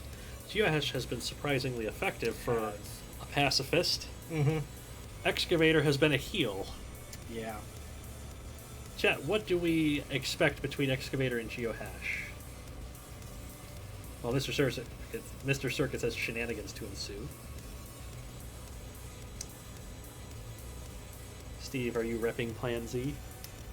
I mean, I suppose, why not? I mean, that technically means I'm repping Jubilife too, which... Mini Duck, that is correct. Mr. Circuit says hello, Sylveon. Yes. Alright, most of chat is on Geohash's side. A heal versus a pacifist. Okay. This will be interesting to see how this goes. Geohash comes out fast and throws Excavator straight over on its back. Excavator can drive in that orientation, but it's obviously much more limited. Geohash, I think it's trying to drive out of the arena. I don't know what Geohash is trying to do here. It's kind of hindering it for right now, although... Exercising aggression mostly, I think. It's managed to get down, and it's trying to throw Excavator on top of the grinder. Ooh. Or is it trying to throw it over the wall? Got an Excavator close. It's managed to right Excavator, and it's on top of it, which is not where Geohash wants to be. Mostly lifting itself, but it has Excavator on top of the grinder. It has itself on top of the grinder. That's a bad place to be. Oh, it lost the plow to the grinder, too. The aggression was too much, and Geohash has damaged itself.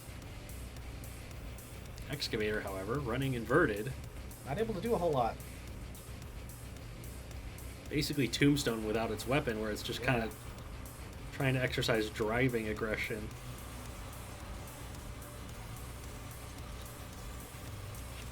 Geohash, I think, damaging itself on those sword wheel guards. Yeah. And with how far they are to the side, those might catch Geohash's wheels.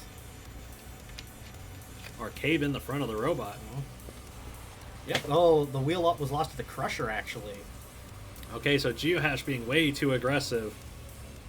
Excavator, not the way they expected this fight to go, but they're doing enough to turn Geohash's aggression against itself. I just saw Viving throw in the chat. Geohash hurt itself in its confusion. You're not wrong. Pretty much what's happening. Geohash trying to work Excavator to the grinder. Continuing to take small amounts of damage from that Iron Spike Claw. With 1 minute remaining. And now smoke coming out of the pacifist Geohash.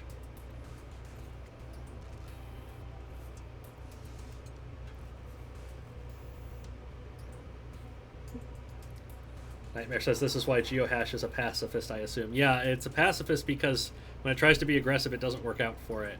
Somehow Excavator lost its claw as well. Kind of waited to see if Geohash could break a count, which Geohash has, and now Excavator's going in to exercise some aggression.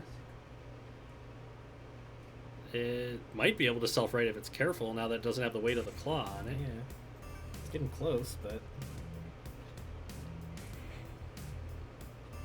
14 seconds to go, and Excavator's gotten up, but without the claw and without a lot of time, what can it do? Well, it's going to push Geohash against its own plow in the grinder and go to the judges.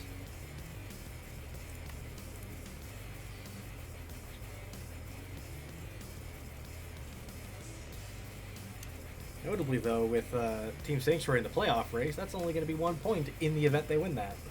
Yeah. A lot of the other teams have been putting up big numbers.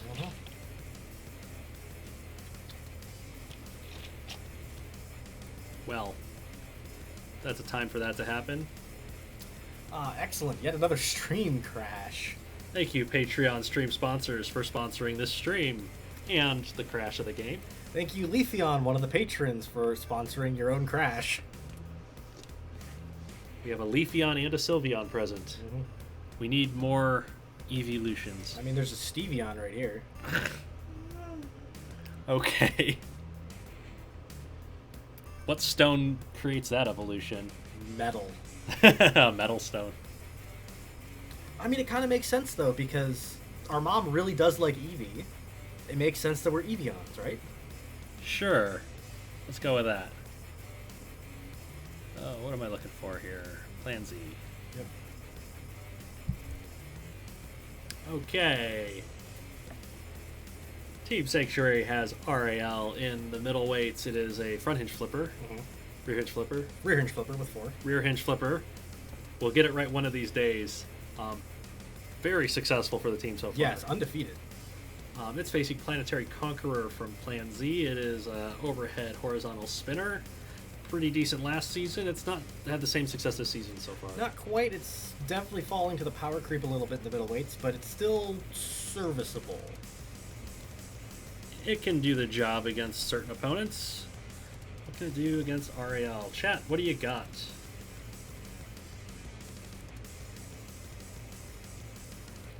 Mr. Circus says, unfortunately, Team Evian isn't here this season. Unfortunate. Maybe don't have Blood Eagle next time. Yeah, that's a problem. Chat's all on RAL's side. RAL's side. Will the undefeated robot remain undefeated? It goes Flips it underneath. over really quick. Planetary Conqueror gets it lifted off the floor and against the wall. And Planetary Conqueror is kind of bounced into the grinder, unable to get down at the moment. Unable to land hits to the chassis. Getting a couple of hits on RAL, though. Getting into those flippers, mainly. Yes, and RAL responds by pinning it to the wall to stall the weapon out. Flippers breaking off of RAL. Yeah. Very reminiscent of when Conqueror took on Creighton last season. de-weaponing the flipper first. Yes, and that's exactly what's going on. 2, 1 flipping arm remaining. As RRL's going to push Planetary Conqueror closer to the wall. Getting that weapon stalled. But I think that's the last flipper off of RRL. That is. So Planetary Conqueror has de-weaponed RRL, and now they're at a wedge stalemate. Planetary Conqueror bounced over it. What can RRL do? It's going to feed the Conqueror to the grinder. It's going to feed itself to the grinder if it's not careful. Got a wheel guard there, though. It's going to take Planetary Conqueror all the way across the arena and flip it over on the grinder. Briefly. Although it definitely took some grinding damage itself. And now Conqueror's going to be unbalanced. It lost a spike. Yes, Planetary Conqueror unbalanced. Well, it got a couple of hits. And that's actually helping it land hits to RRL. Who is taking a lot of damage to the front end here.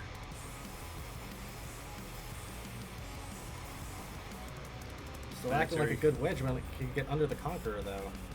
Yeah, and Planetary Conqueror getting to the side now. Doing more chassis damage to RRL and pushing RRL to the grinder. I think that off-balance wobble is actually helping it escape from these pushes. So now smoke pours out of RRL. It's taking a lot of internal damage. It does not have the drive power anymore. It's still scoop, though. Still a good wedge. Unable to do much with Planetary Conqueror at the moment. It's tried to get some distance, and Planetary Conqueror has attacked it. They have very similar drive power, so... 30 seconds remain as Planetary Conqueror lands another couple of blows. Now. There's more control board hits as RRL tries to flip Planetary Conqueror over. Kind of wearing it as a hat at the moment, just hiding. Trying to stall for the judge's decision. Planetary Conqueror is going to try and chase it down and land the knockout. 171 seconds. The undefeated robot has fallen in what was one hell of a fight.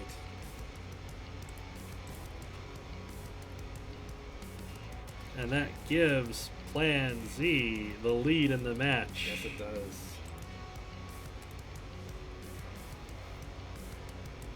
The streak is broken. How many undefeated robots are left? 1. Just transfusion. Oop, that wasn't me. You knocking my shit over. Fuck you. It's fine. I'll just go to your room and knock your shit over. Yeah, that's fine. All right. Heavyweight time. Blackbird says fight of the week. It's on the list for sure. That was really good.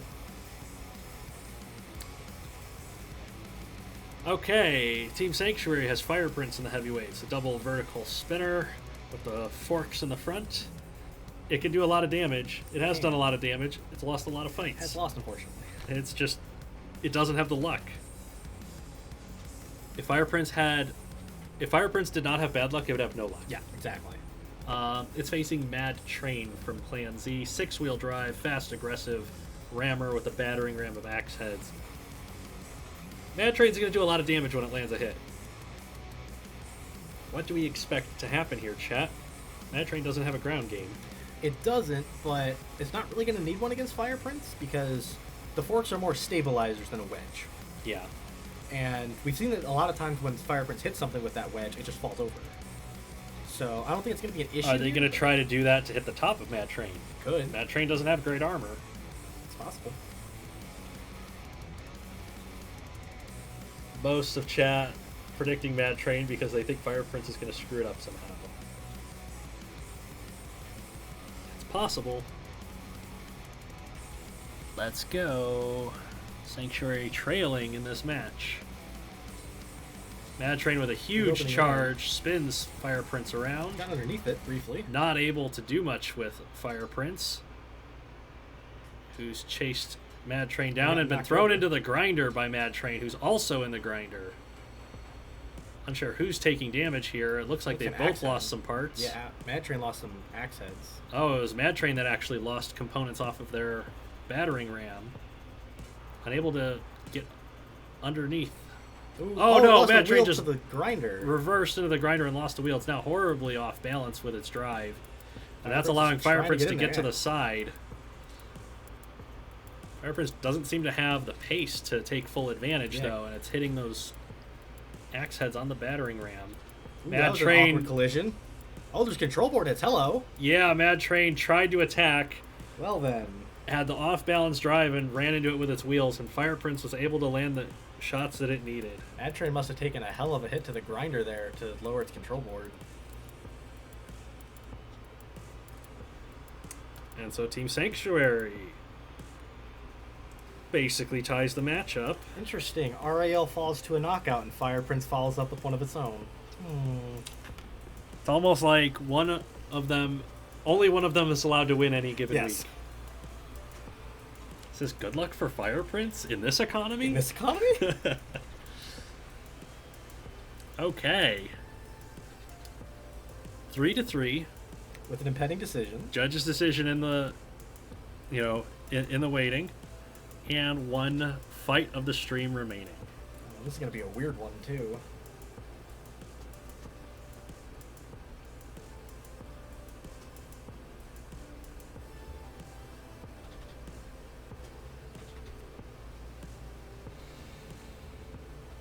Okay, chat. Last fight of the stream. Comatose for Team Sanctuary. 6-wheel drive, fast, aggressive rammer with a battering ram. Where have we seen this movie before? It's fighting giant enemy crab on Plan Z with the 2 drum spinners on the front. Yes. 4-wheel drive. Works great as a rotary lifter. What do we think is going to happen between these two?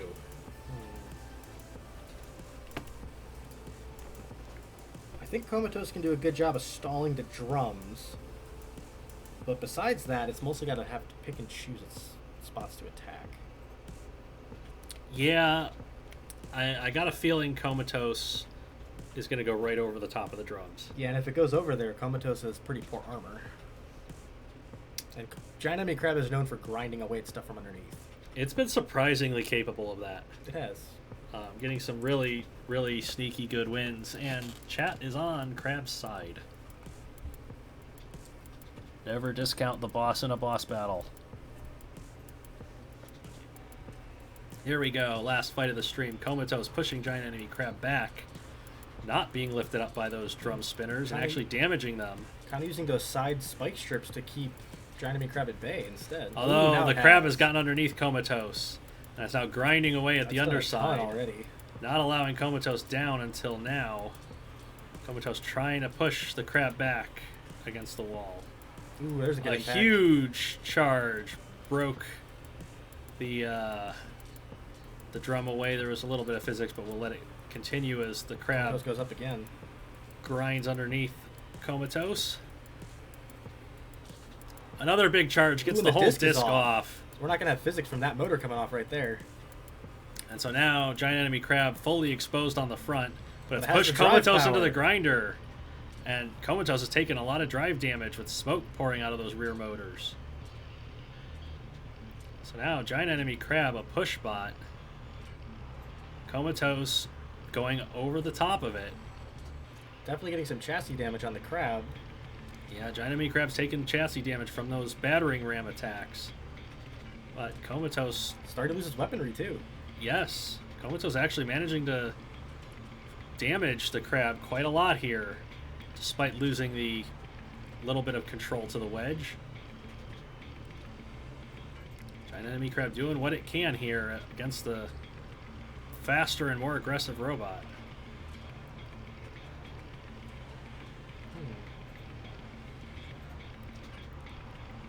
Now Crab is the one being the aggressor and pushing Comatose around. Using its wedge as much as it can to just get under Comatose. Oh no, Giant Enemy Crab spun into the grinder briefly, and that's allowed Comatose to get away. But Comatose fleeing as Giant Enemy Crab being the aggressor. Under a minute left between this ramming battle. Yes, and now Comatose is being the aggressor. It's Yes. going back and forth. A big charge from Comatose over the top of Giant Enemy Crab, who's just absolutely mashed in the front end. There's a lot of its wedgelets and spikes on the front, but... Ooh, a control board hit now. More parts breaking off. Comatose smells crab blood. Second one. Going in for another big ram if it can. Does it have the time to? Oh, no! Physics, fuck you! That was Sheesh. a great fight. And then we had to restart. Ugh. Not going to be a lot of physics in this highlight video, but they're going to be good ones. Giant enemy crab's taken a lot of motor damage to those drum motors as Comatose comes charging in and reversing its way all the way across the arena. Giant enemy crab kind of being patient, waiting for Comatose to come to it. And Comatose has been yeeted into next week. Will it ever land? We'll never know. Nope. It's gone out of the draw distance. Later. I think it bounced, actually. Yeah, it bounced. Nice. Take 3. Comatose bounces on the floor, drives Ooh, right drives over the right top over of it. Giant Enemy Crab. Still stuck on top of the side of the crab at the moment. Those spikes are threatening the motors, but now Giant Enemy Crab being pressed back by Comatose and underneath again. Comatose being ground away from underneath. Giant Enemy Crab not fast enough to take advantage of that, though. But Comatose still keeps Comatose sliding over the up. top once again. That grinding damage is definitely adding up. Oh, Comatose just ran into the grinder real hard. His weapon first, luckily, so it didn't take a ton of damage. Motor came off. One of the motors comes flying off. Comatose on top of Giant Enemy Crab at the moment, unable to get free. Physics has thrown it back, and I'm going to have to restart. Because it got underneath it. Yep. Because they got underneath. Okay, take 4. Yeah, that's 3 We had such a restarts now. good fight for so Yeah. long, and now all of a sudden it's just a problem. Yeah. Comatose shoving Giant Enemy Crab Into the back into the grinder. Crab trying to grind away at that front end. Comatose just being patient. Yes. Wearing the drills out. Trying to use the arena to its advantage, and Oh, God, look at the drive motor smoking. damage that Giant Enemy Ooh, Crab has control board taken. hits. It killed the crab with the grinder. That was a very efficient way of doing that. Comatose gets the 3 points without really even using its weapon that much. If you can't go through the weapon, then just use the grinder. Yep. And that is 3 more points for Team Sanctuary, who win the match. They do indeed. That's at least 6 points. And a potential judge's decision in there somewhere. Yep. All right. That is the last fight of the stream. Real quick, a final thank you to our Patreon stream sponsors. $10 a month on Patreon to be a Robot Rampage League sponsor and support the league. We appreciate everything that all of you do for us. It is much appreciated helping us keep the league running. But that's the end of this week. What a weird week again. That was extremely weird. Getting a lot of them lately. We had so many bizarre fights, especially the meme team match. That whole match was something different. That was brutal. Not because it was damaging. Brutal to just sit through. Yeah. A lot of grinder KOs this week. Grinders were brutal.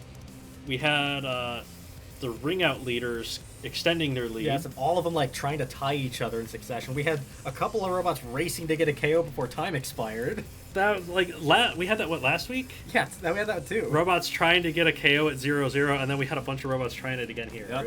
It was a really cool week. Lots of nonsense in the Robot Rampage League every week. You never know what you're going to get. Oh.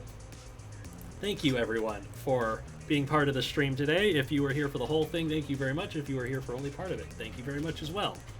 All of you make the league as successful as it is. Oh, man, I'm going to have to rest my voice for a while after this. Well, at least you got 3 weeks off. Yeah, you got a solo for 3 weeks. I'm so fucked. Okay. Thank you everyone for being here. Check out the Discord server in the description where you can chat about the Robot Rampage League or show off stuff you want to build for it. You can check out the merch store if you want to help support the channel and the league. You can check out Patreon to support the league. Follow us on Twitter at Robot Rampage. We'll have the results of the judges' decisions and the standings and such posted at some point. That's all I have. Do you have anything? I mean, if you guys want to follow Heavy Metal Robotics on Facebook, we'll be throwing up our IRL stuff on there once the patrons get to see it.